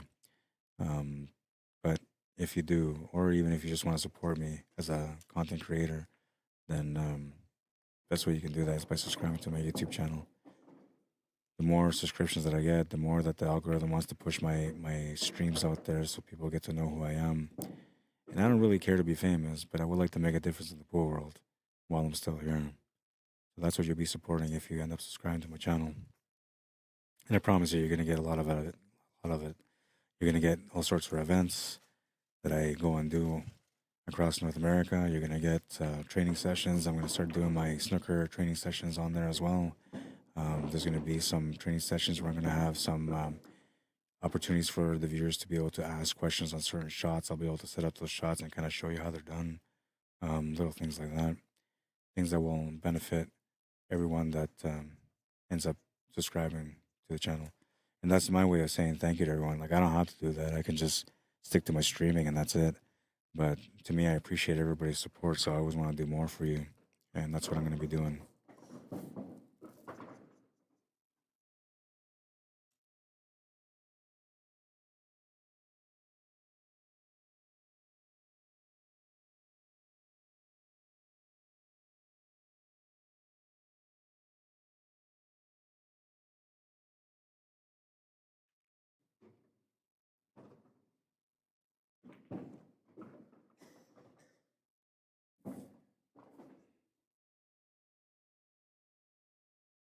All right, let's see. Well, Elmer's on table 2.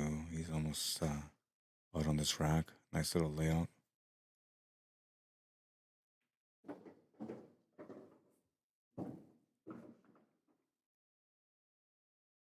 Might have enough room here for a stun draw for the 9 to set up in the same pocket. If not, he can just follow it up for the opposite.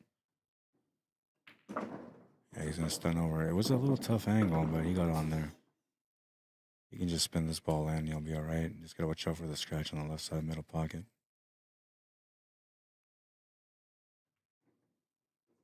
He avoids that perfectly.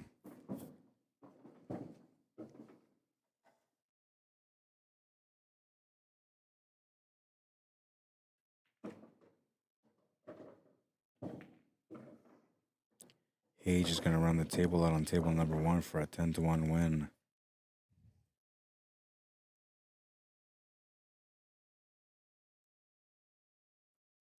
41-24 is the score that I got right now, and Elmer ran that table out for a 10-0. 7-point difference. The battle continues.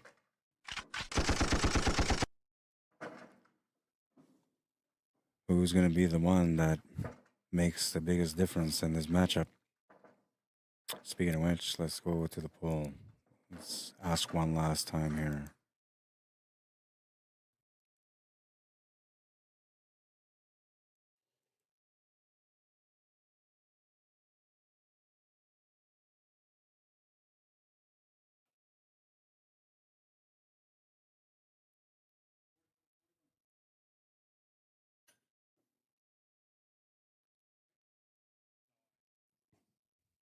I got to go by your score.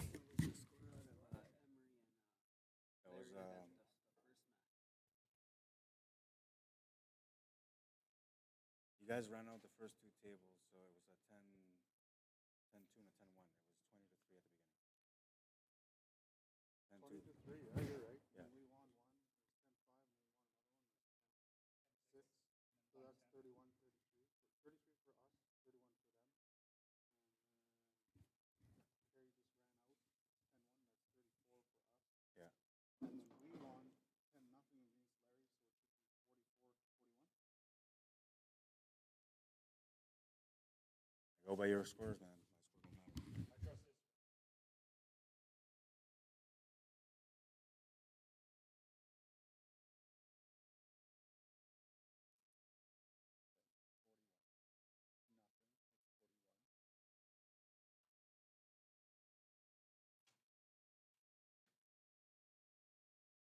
It's 44-41.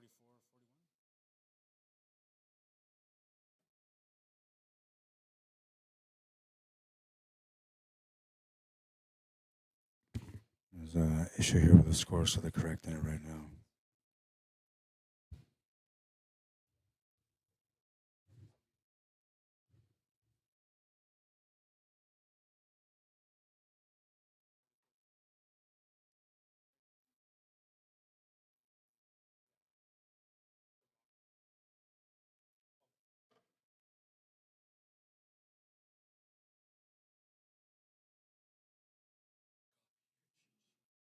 So 44, 41?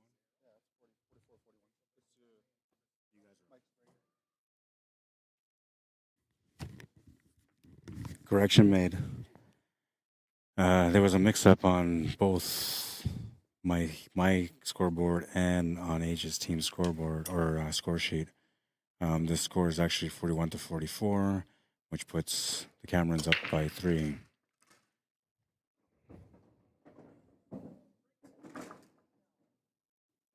Beautiful break, but she lost the cue ball.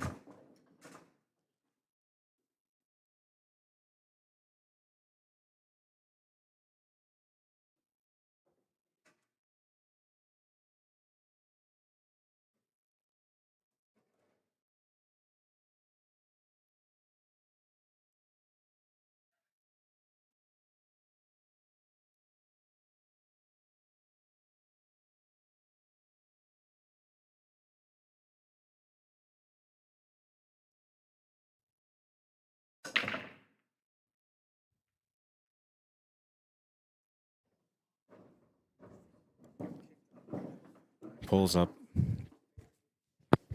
Question is, who do you think will win this championship match? Age's team, the A-side winner, or the 3 Camerons and a star, the B-side winners? We're going to let it go until the end of the second round, and then we'll go from there.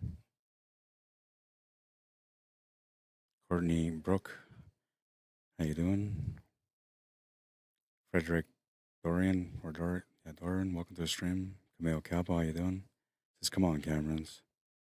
Jimmy Blevins, welcome to the stream. Kelsey McLean, what's up, bro? Rhonda Monkman, welcome.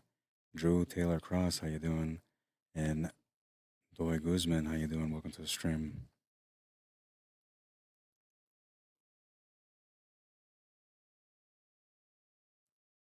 Stephen Valley says, I missed the hanger. Helene Coate says, I used to play. When's the last time you played, Helene?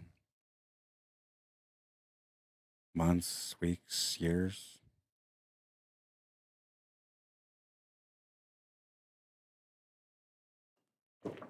Tyler Robertson says, what level are these teams? So the tournament is like an open tournament, but it's structured in a way because you're only allowed to have one master player playing each round. And you have to have a female player that must play every round. The masters can sit out, they don't have to be in every round, but the female player has to be a part of every round. They got to play every round. So that's the format. And so as far as like skill levels, like what you would consider these guys, I would say the majority of them are basically masters, but these are like 2 strong advanced teams. That's the way I would put it. 2 sandbagging advanced teams. That's the way I'll put it. That's even better.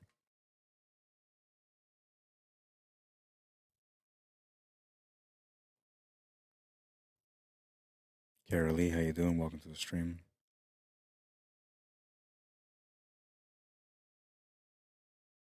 Barry McLean, how you doing, man? I was wondering if you're gonna show up for this tournament, but you didn't. Good to see you. Tuning in. Rick Shanakapo, how you doing? Sherry Smoke from Crazy Eights, how you doing? Welcome to the stream. Corrine Ogbell, sorry, welcome to the stream. Robin Adams, Luther Hinton, J.R. Contasino, Jason Loden, Tim and Evelyn Joseph, welcome, guys.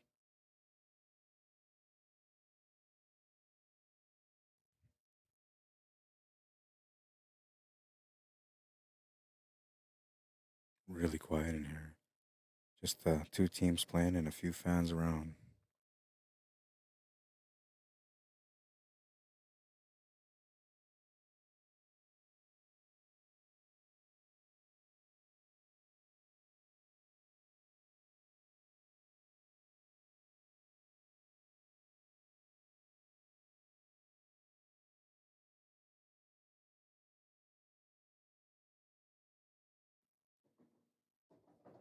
Nice little cut on table one. It's going to run into that stripe, which is going to hook him a little bit. He can still take on the shot on the 13 ball, but it's not ideally what he was trying to set up for. And he can take the 11 ball too, but it's a really tough cut. Both of them are actually. If I had to choose one, I think I would actually go with the 11 ball.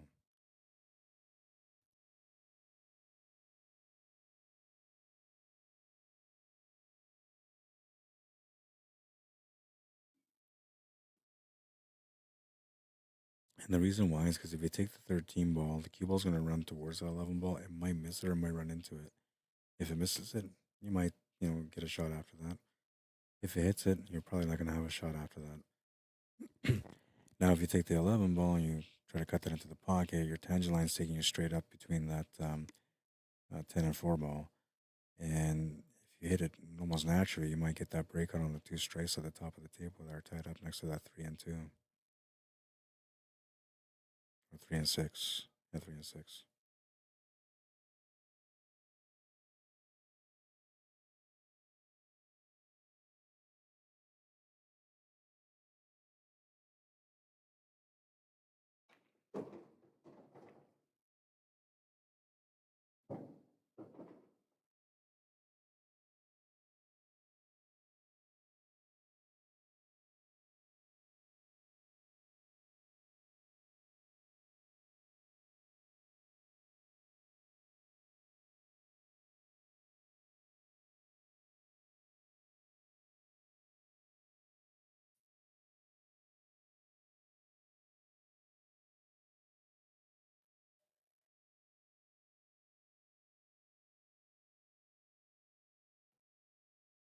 I'm assuming that he missed that shot because he was actually trying to run to the 13 ball to open it up like he did.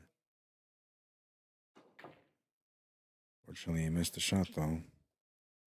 That means that Rachel Nadeau will come to the table on table number 1, and she's going to try to get Asia's team back in the lead. They're currently trailing by 3.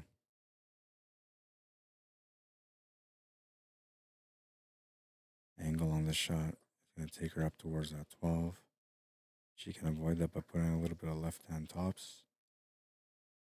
You can also stun draw from the shot, trying to get over to the left side of the table, but I don't think the 3 of the 6 have a pocket yet.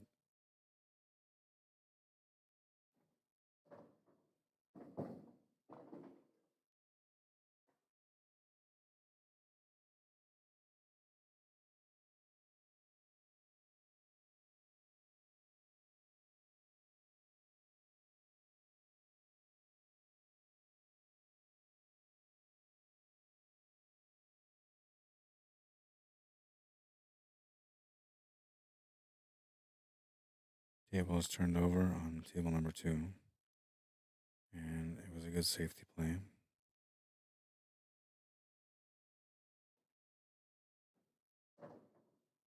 Looks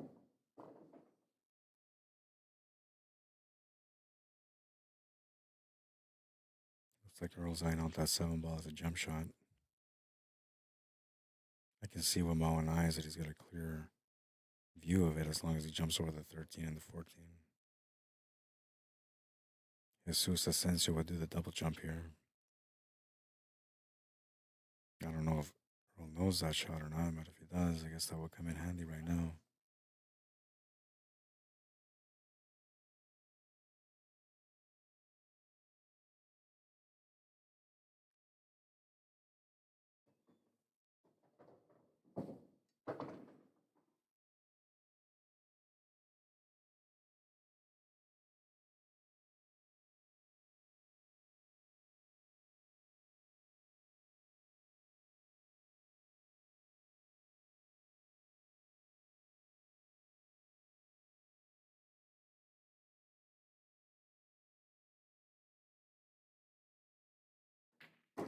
Oh, nice shot.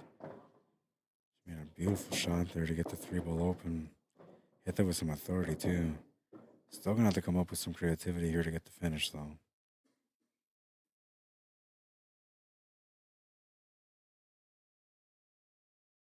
Earl's going to foul on table number 2, giving Mike Frechette a ball in hand. He started off this match with a nice run out.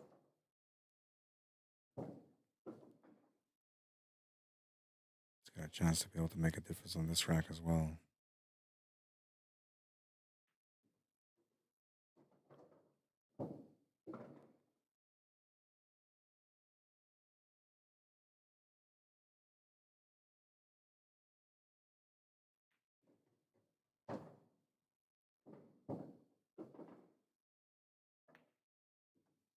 Oh, she makes another great shot. I like the fact that she just tried to find the opening on that ball because she really couldn't do a whole lot from that 3 ball. But she at least bought herself an opportunity to be able to make this ball now. I'm wondering how this looks.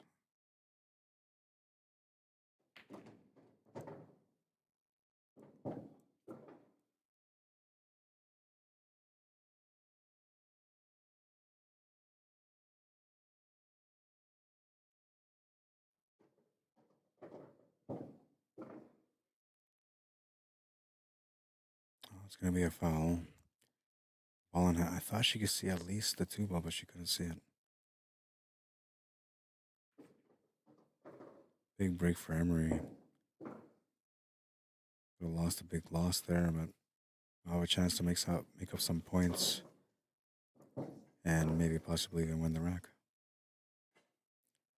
Mike Frechette won with a score of 10-6.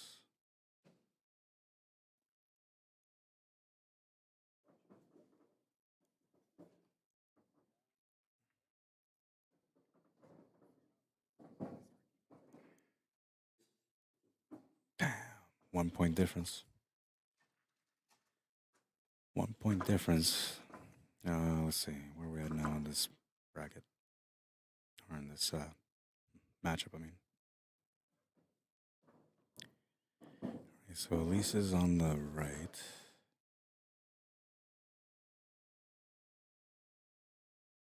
She's playing against Larry. So we're in the beginning of the 3rd round right now. Elise versus Larry. And then Emery is playing against Rachel. So that is the 3rd game in the 2nd round.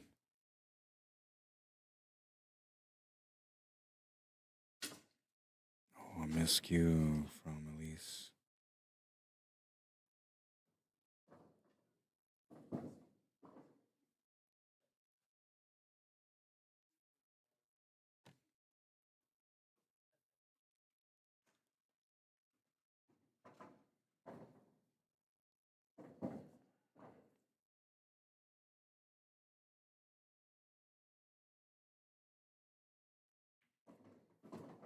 Ten to 6.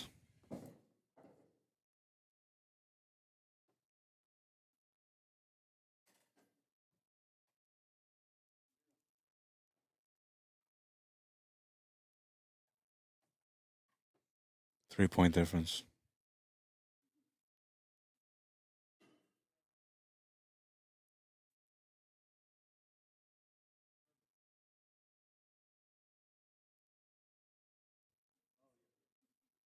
Dan Hoger, what's up, man? Norman Conde or Conde. Jess Assembrado, welcome. Ollie Nip, how you doing? Chris Hook, what's up, man? Wanda McKinney, Chris Lulick, Zach Isaac, Nicholas Klein, welcome to the stream, guys. Shannon Bird, how you doing? Coop, Raisinaware, welcome to the stream. Thank you for tuning in. This is 2025 Dakota Nation Winterfest Pool Tournament here in Brandon, Manitoba, Canada. We're now in the 3rd day of the event. It's the championship match of the team event.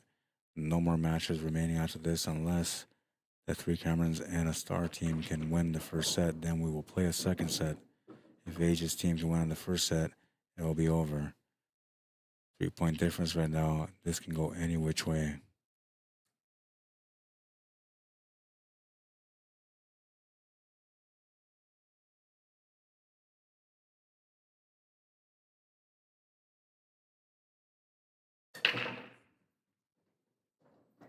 Smashing break from Elmer. He's had a great performance so far in this tournament, and a big part of it is his massive breaks that he's coming up with. using a Thumper T3 brake cue.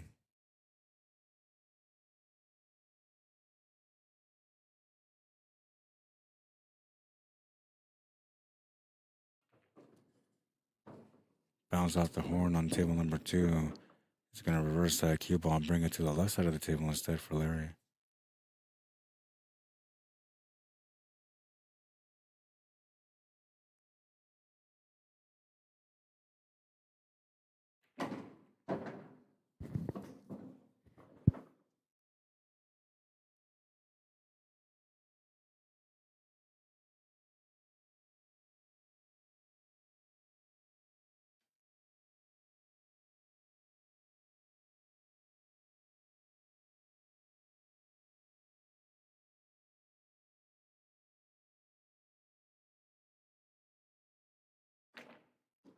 Huge shot on table 1, and he opened up the 7 and the 6.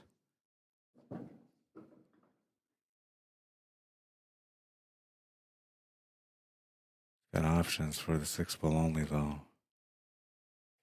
You'll need to make a creative positional shot for the 3 so he can come down and finish on the 7.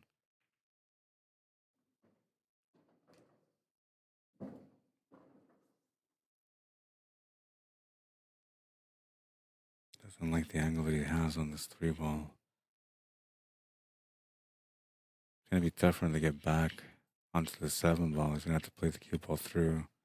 Try to land onto that 12 ball on the right side, and then that might give him the shot on a bank, maybe. Ooh, and Larry almost scratched the cue ball there, but he makes a really fine cut. Still at the table. Table 2.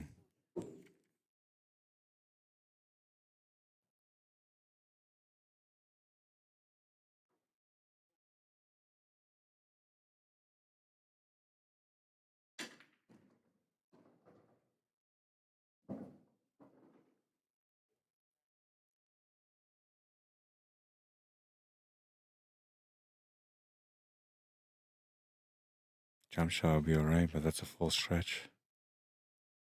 Kick shot is going to have to be the way that he goes, and even if he makes it, he's not going to have much of an opportunity on the 8 ball. It's not necessarily a wasted effort because you never know, but the odds are against him here to be able to get a good result.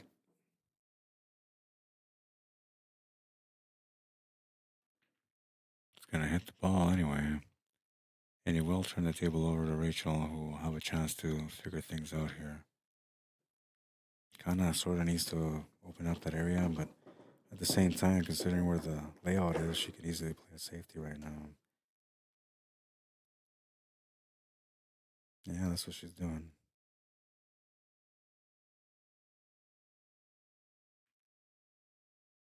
Yeah, that's a pretty good safety. Now the table's wide open for her, and if he doesn't hit the 7 ball, she'll have a great opportunity to be able to win that game. Her team down by 3 right now, that will make a huge difference. Well, let's change that because, Larry just won 10-3.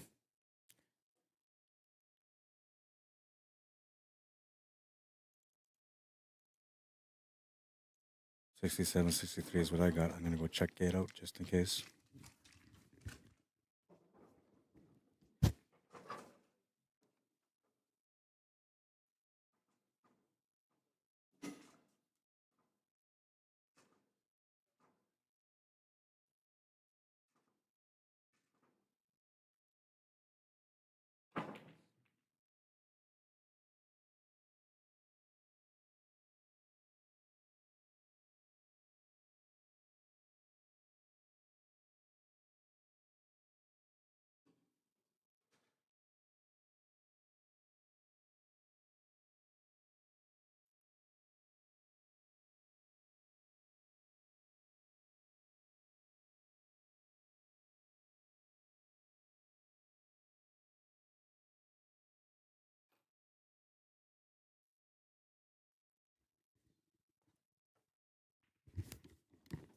Score is accurate.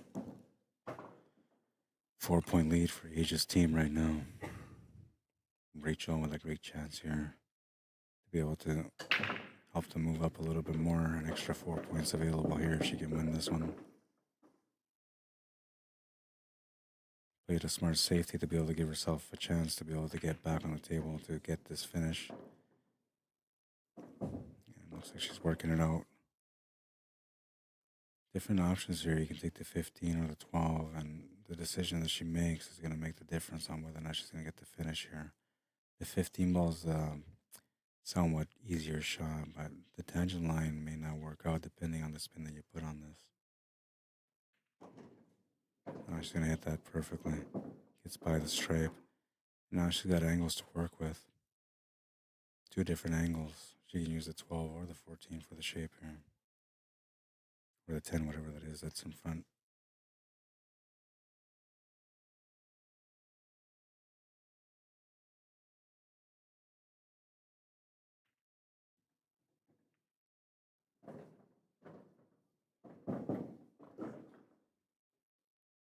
She'd be looking for that window to get either onto the 11 or to try to find a way to get onto that 13 ball, but she hasn't been able to get there yet. Now she's got a good angle that will help her to get off 2 or 3 rails to get up there for it. Oh, she just missed it. Oh no, but she pushed the 7 ball up in a bad spot. Might be enough for her to be able to have another opportunity here. Not many options for Elmer except for maybe a kick shot or a safety.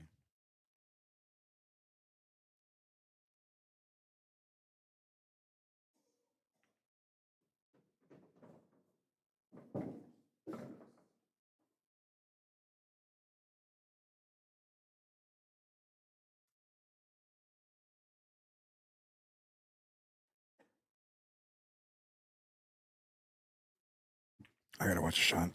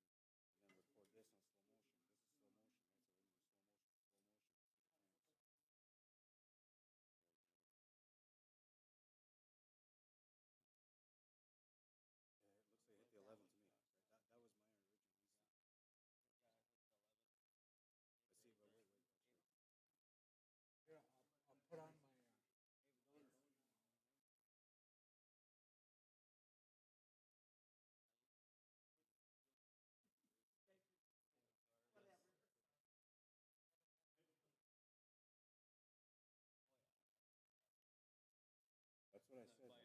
I told both of them the first thing I thought I seen was the 11 beam.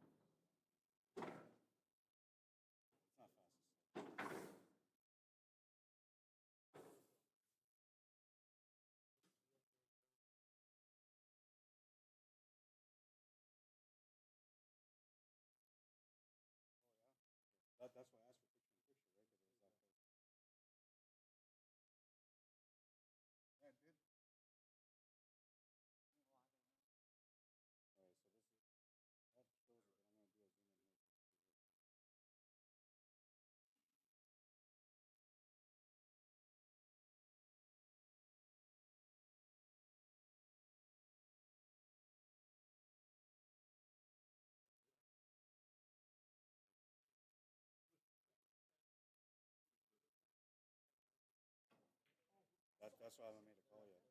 Because if I say it's a good shot, it has to stand. That's why I didn't say it.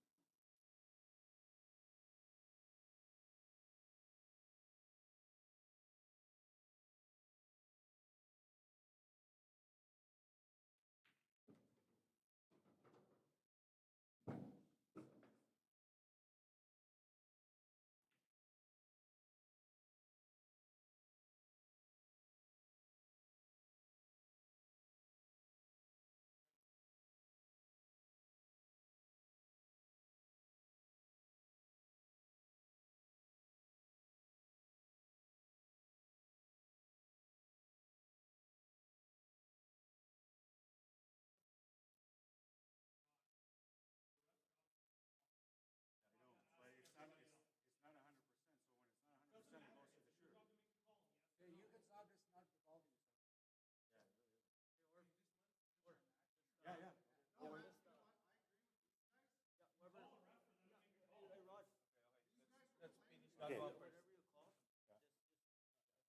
Okay. I'll let you guys finish, and then I'll deal with it. But we can't get that game going because this is a championship match, right? And whoever's going to dispute is going to be a $200 dispute. We're going to go back to the video footage again. So that's why I'm trying to look at it, right?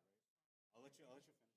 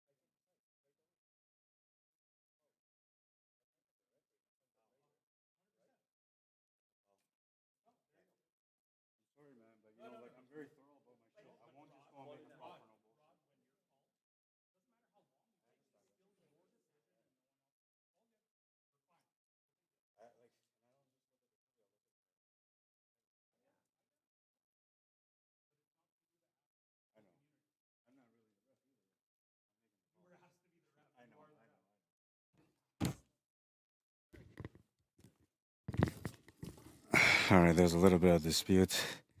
10-7 win on table 2.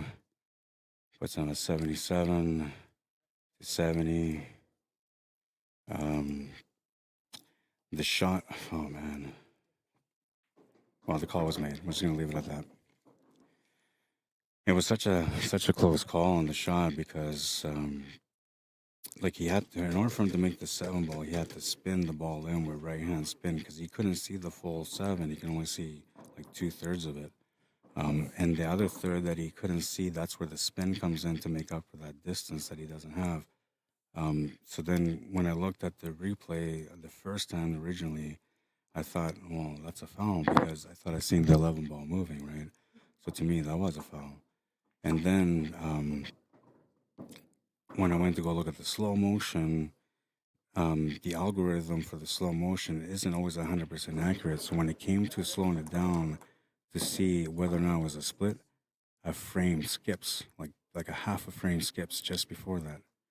So from there, I'm like, okay, well, I need to do slow motion on slow motion because I really can't make this call. So then we did slow motion on slow motion, and then the more we looked at it, the more confused we became. But to me, I still felt like the 11 ball was the ball that was hit first, based on the tangent line, the way it was moving.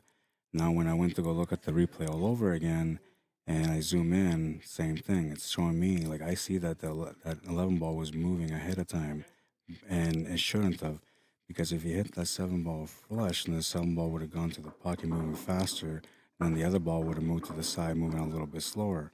But if you hit them split, then they both move at the same speed, and that's why I made the call that it was a foul, because both of them moved at the same speed, which means that he split it.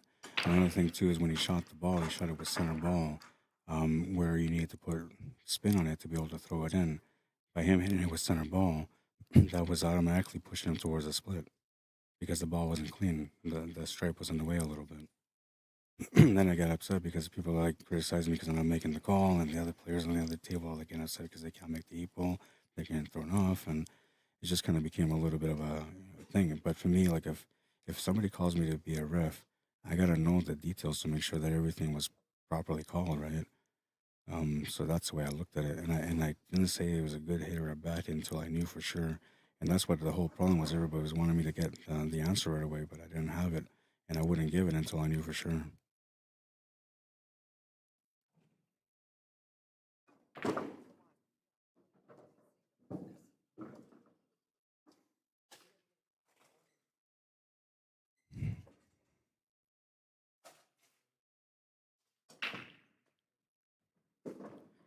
Okay, let's see. So I missed some.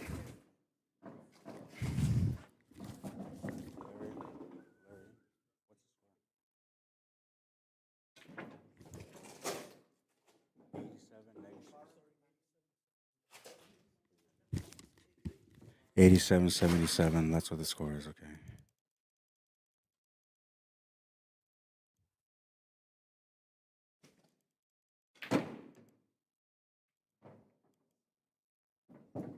Okay, score's been updated. Oh, well, this was a really good tournament up until that situation just happened. Now I'm feeling a little bit shooken up.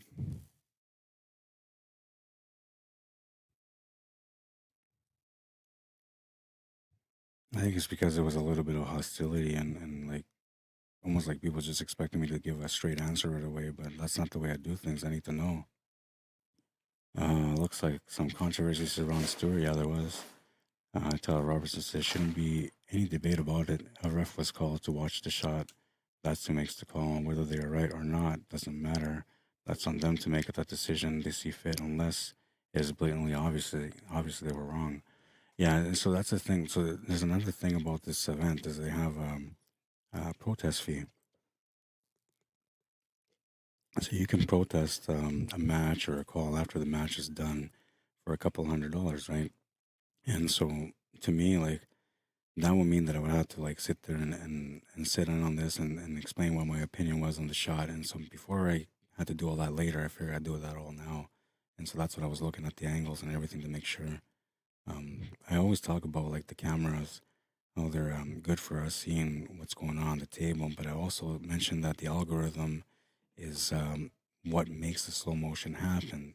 And for those of you that don't know what I'm talking about, what happens is that the algorithm on a camera takes the original shot that you see, and then it looks at how things move in what direction, and then it just replicates the movement. And so that's the reason why a lot of referees will not use a phone to be able to make a call. And usually they go by the sound, right? Or they go by the tangent line like I do. I do all that stuff together. So that's why I couldn't make the call, because I wanted to make sure that I had everything, all the point of views put together before I decided to make that call.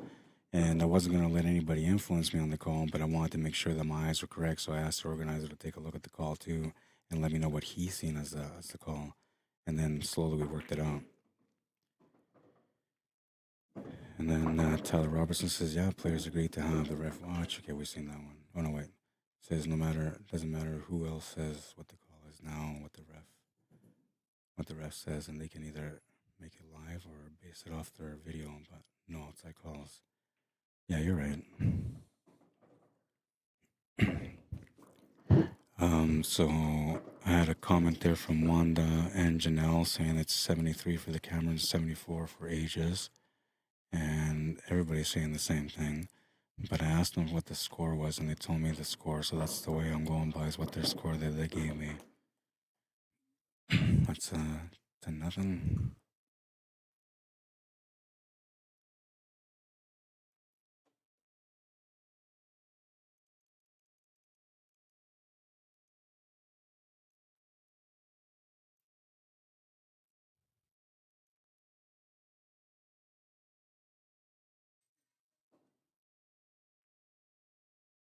I do have the correct score, Janelle. I just asked these guys what the score is, so they gave me that score. Tough one says Andy Lee. Yeah, it was. Honestly, when it comes to like split shot calls, I don't like those. Those are the worst ones to deal with, especially when they're that close. It almost always comes down to the tangent lines.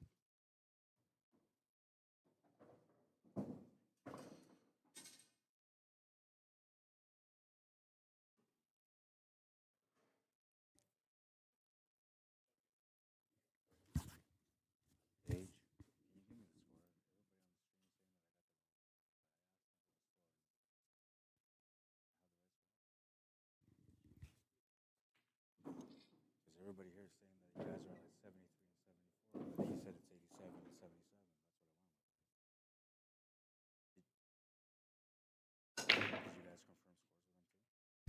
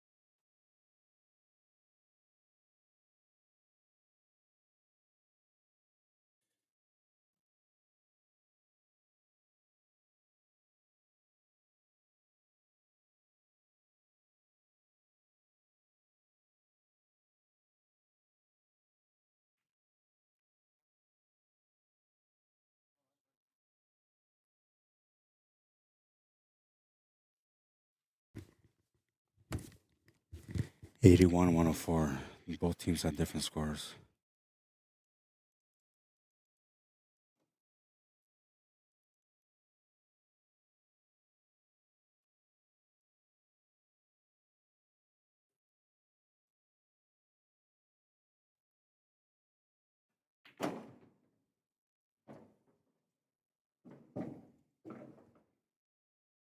All right, so this is the proper score now.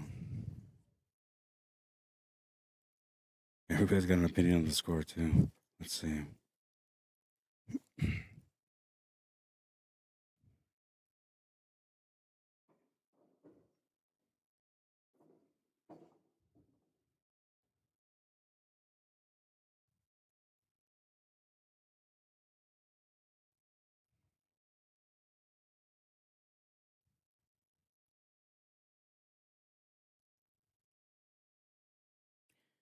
All right, so Wanda, you're right. The score was 67-63 at the time.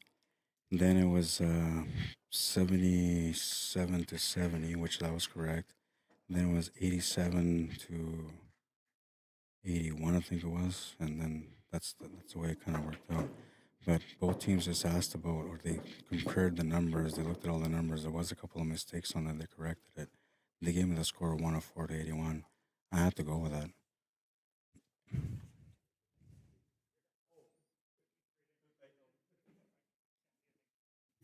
I was gonna say, don't call me.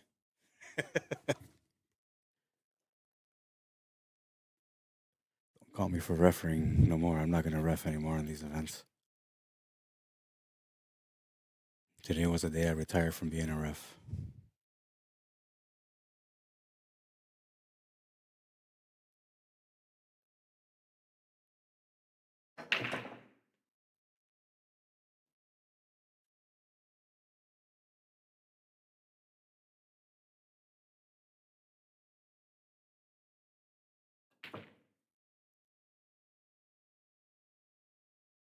Trick shots.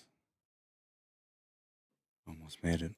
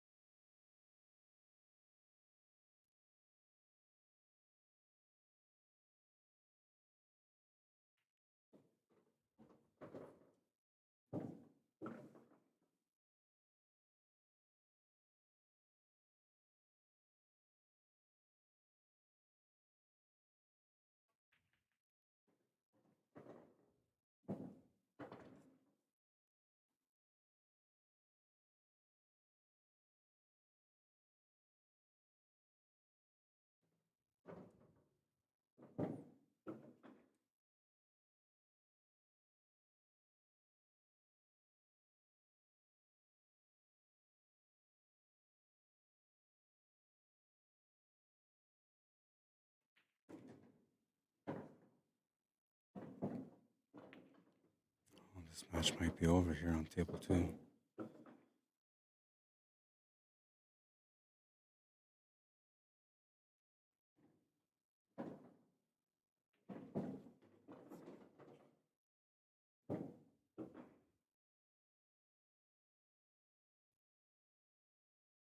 Overran the cue ball a little a bit, but he still has a shot to the corner.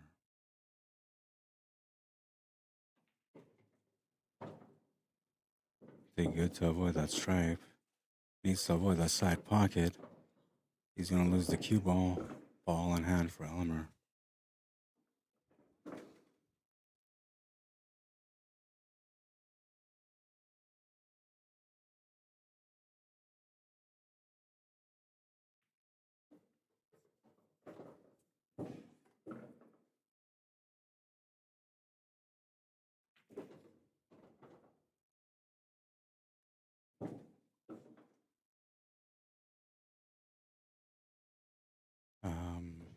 Brian wants to know how many games left. I think they're almost done here.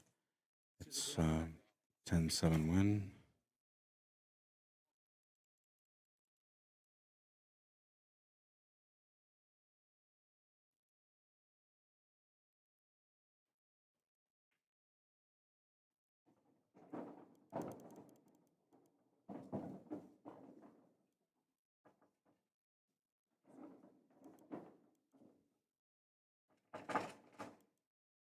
So I got 111 to 91, 20-point difference. Let's check out the lineup. So we got Larry on one table, Emery at the other table. So Emery is playing against Age, and Larry's playing against Earl. Those are the last two racks right now in the first set.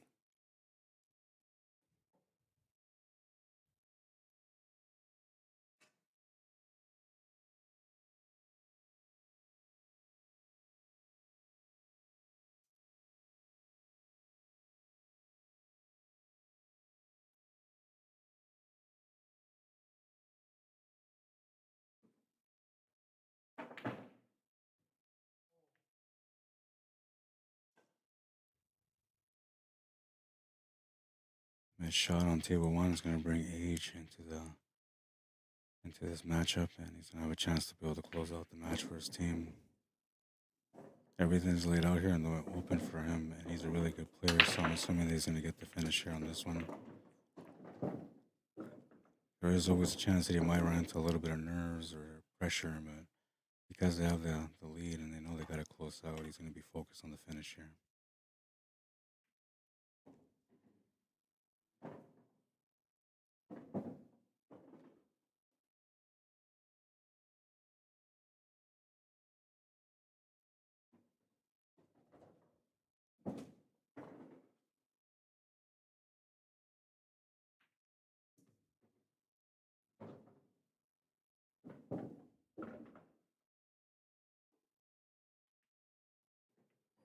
He's going to hit that pretty good, then he changed his mind, kept it simple, and now he's got the finish here.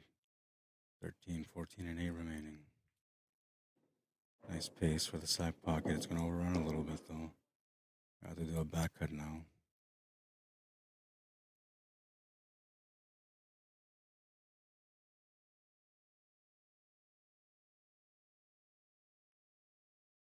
Oh, he missed it. I think that's all they needed, though. They just needed to make some balls to win.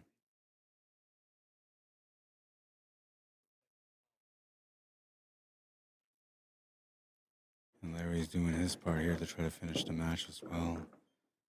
Got into a little bit of trouble.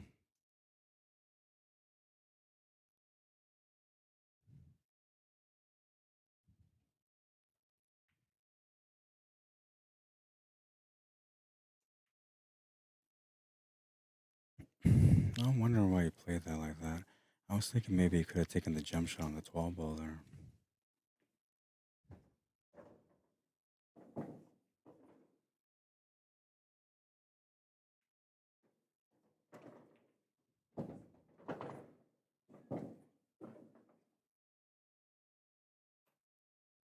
That's the match. 10-5.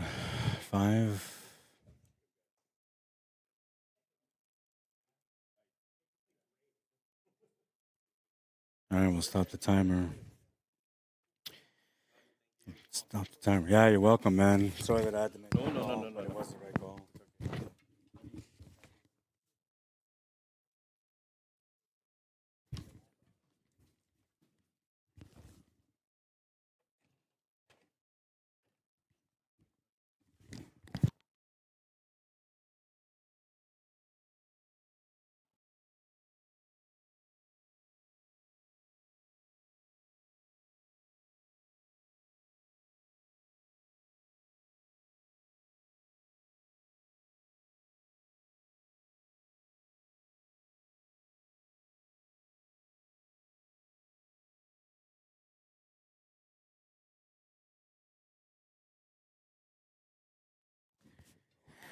All right. I had to breathe, man. Honestly, there was a lot of intense moments there at the end of that match. And, well, we're going to do the usual. Congratulations to Asia's team for becoming the 2025 Dakota Nation Winterfest Pool Tournament champions. And congratulations to 3 Camerons and a Star for their performance throughout this weekend. And finishing up in second place, which is decent, man, considering they only lost to 1 team throughout this event. They got to be pretty happy with that. And, well, I hope you guys enjoyed it. I had a good time. And I look forward to the next time around when I get to do one of these events. It's going to be a good time as always. Well, let's see. I'm in a mood still. I want to get some positive energy, so let's go. All right, I'm done.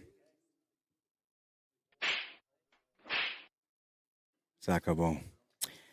All right, so let's do a couple of shout outs before we close her up. First, we'll do a shout out for my sponsor, Mechanic Auto Repair Service. They're located out in St. Andrews, Manitoba at 1012 List Road. You can give them a call at 204-229-6691, or you can email them at mechanicauto@gmail.com. If you do end up reaching out to them, let them know that you've seen the ad here on the stream and that I said that you guys are that they're gonna take care of you, and I promise you they will. Good people, legitimate mechanics. You're not gonna have any backyard mechanic stuff going on. You're gonna have really good service. And they also have some used vehicles there. If you want to buy a vehicle, you're looking for a good quality vehicle, they'll take care of you. They offer services on engine repair, tire service, brake service, timing belt, oil service, oil change, towing service, heating, cooling, diagnostic, and of course the safety inspections as well. Kuiper's Bakery, I truly appreciate you hooking me up with some cinnamon buns and some monster cookies. My kids are going to love it, man. I appreciate 100% that you brought that to me here, because now I'm not going to sleep outside of my car. I'm going to get a chance to go inside and sleep on my bed. All right. And Active Pool League as well. They Active Coins, they are the ones that provided the tables here and set up the tables. Good job. Great tables. I appreciate you guys doing the job that you guys do. I mentioned earlier about my little guy and the happiness that he feels when he plays pool, and I forgot to show you the picture, but this is my little guy in Las Vegas when he came to see me. You see the 8 ball in his hand? He's that crazy about pool, this kid, man. He's that crazy about pool. He might be the next CSLMANITOBA guy in the future. We'll see. If he keeps up with that passion, he's definitely going to get that job, I'll tell you. All right, and well, let's go here. We're going to go to the main screen because they're doing all these presentations and stuff, and we'll do that there. Looks beautiful, man. Congratulations, guys. Nice win.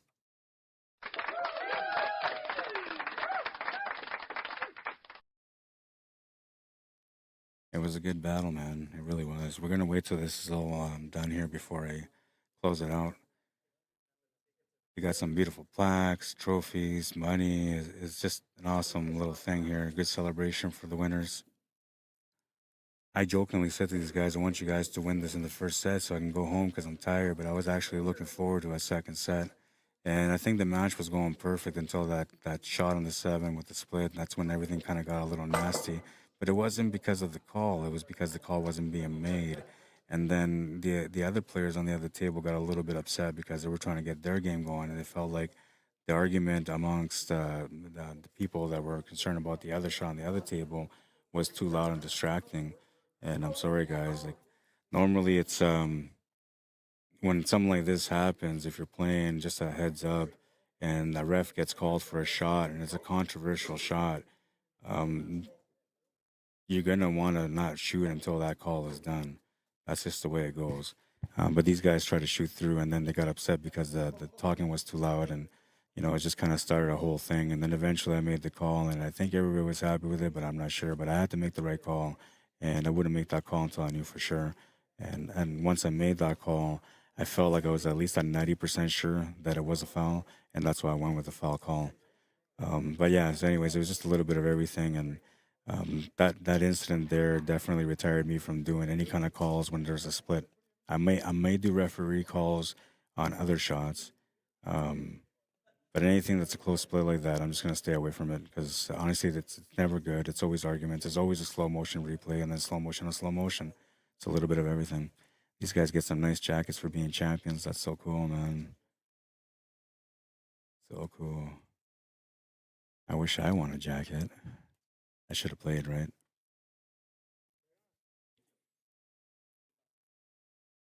All right, the final handshakes.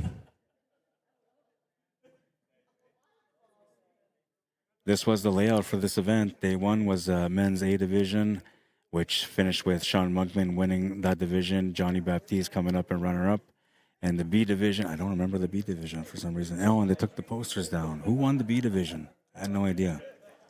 The women's division, it was Tracy Shanakapo that won it, and it was Elise Cameron that came up in second. And well, day two was, all that, the finishing of the singles. We had the team event going. Day three today, championship day. It was a really good day, minus the one incident at the end. Left me a little bit sour, but, I'll get over it because things like this happen, and it's a championship match, and people are going to get heated up a little bit. So I get it. Not that big of a deal. I myself try not to get too worked up either because I understand, there's a lot of emotions in the game that a lot of people don't talk about.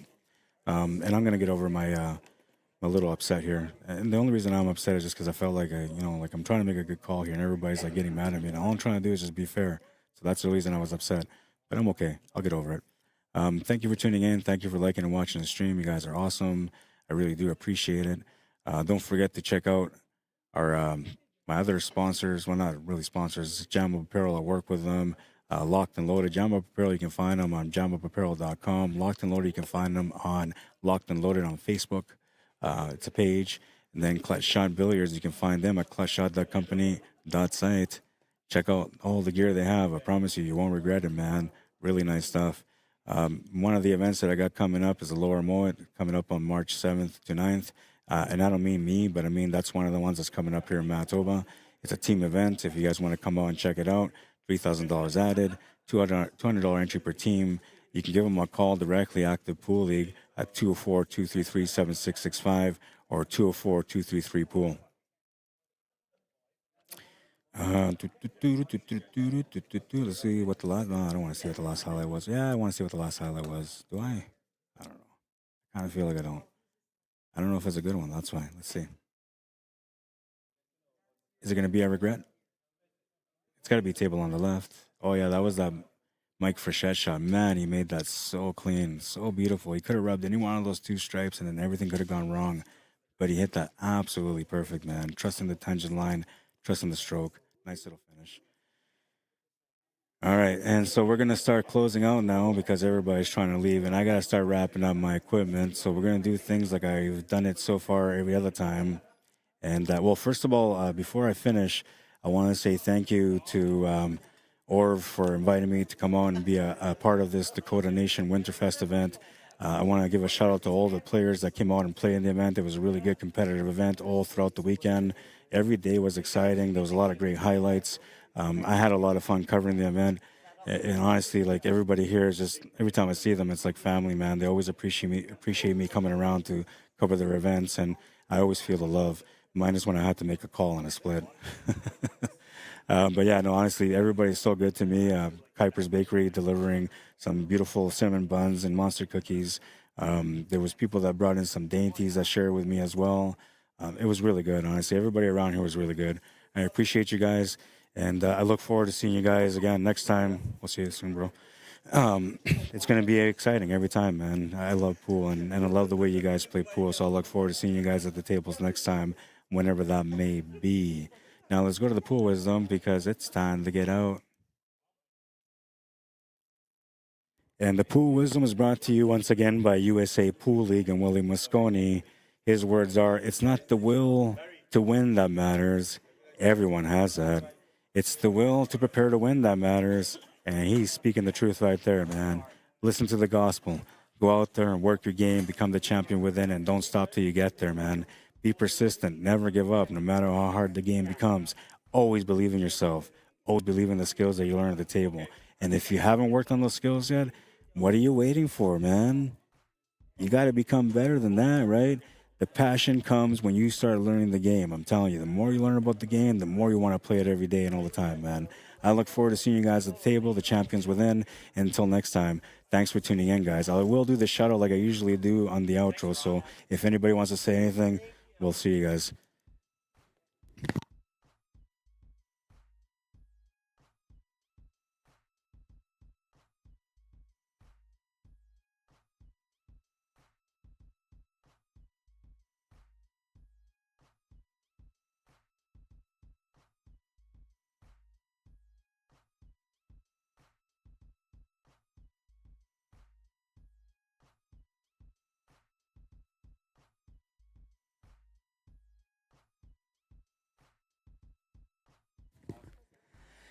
All right. Yeah, let's do the shout. So I was talking to the people here on the side. So we're going to do shout outs.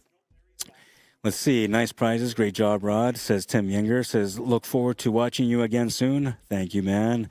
I definitely look forward to the next time that I do another one of these great events. Let's see. So they need 210-0s. That's done. Good game. Says Zero Skills. Sorry about that, man. I had to make the right call, though, right?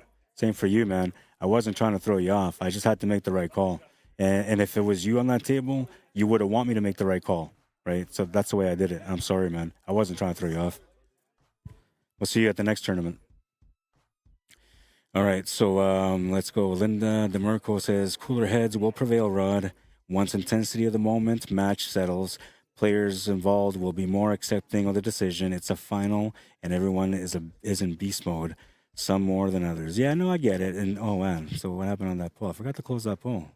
56%. Wow, that poll went right to the end. 56% of the votes believed that Age's team was going to win. 55%.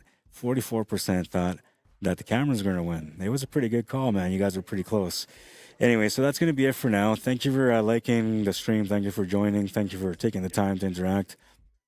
You guys are really awesome, man. I really appreciate every one of you. YouTube, do we have anything here? Yeah, we got a couple of comments here too, so we'll do this, and then we're going to be out of here.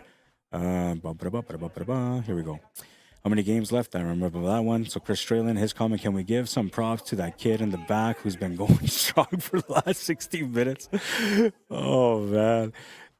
I seen that too, man. I seen that too. That was hilarious. He's just going back and forth. Like, who gave that kid chocolate? I was thinking the whole time. And nobody got distracted by him. I think that's the impressive stuff. Jeff Nadeau says, good job. Ages and Camerons, yeah, they did a great job for sure. Debbie Cornell says, awesome. Right on. Howard Nilsson says, great job, Slick. Thanks, bro. Appreciate it, man. Thank you for tuning in. He also says, congratulations to both teams and the others. And yeah, that's it. We're done, guys. Thank you for tuning in. Thank you for liking and watching the stream. I look forward to seeing you guys at the tables next time, whenever that may be. Until then, have a good night, everyone. Cheers. You guys are awesome for real, man. For real, for real. You know why I did that? Because this guy was coming, man. I shot him before he came. But he still survived, so let's do it again. Good shooting, man. All right, we done. Have a good night, everyone. Cheers.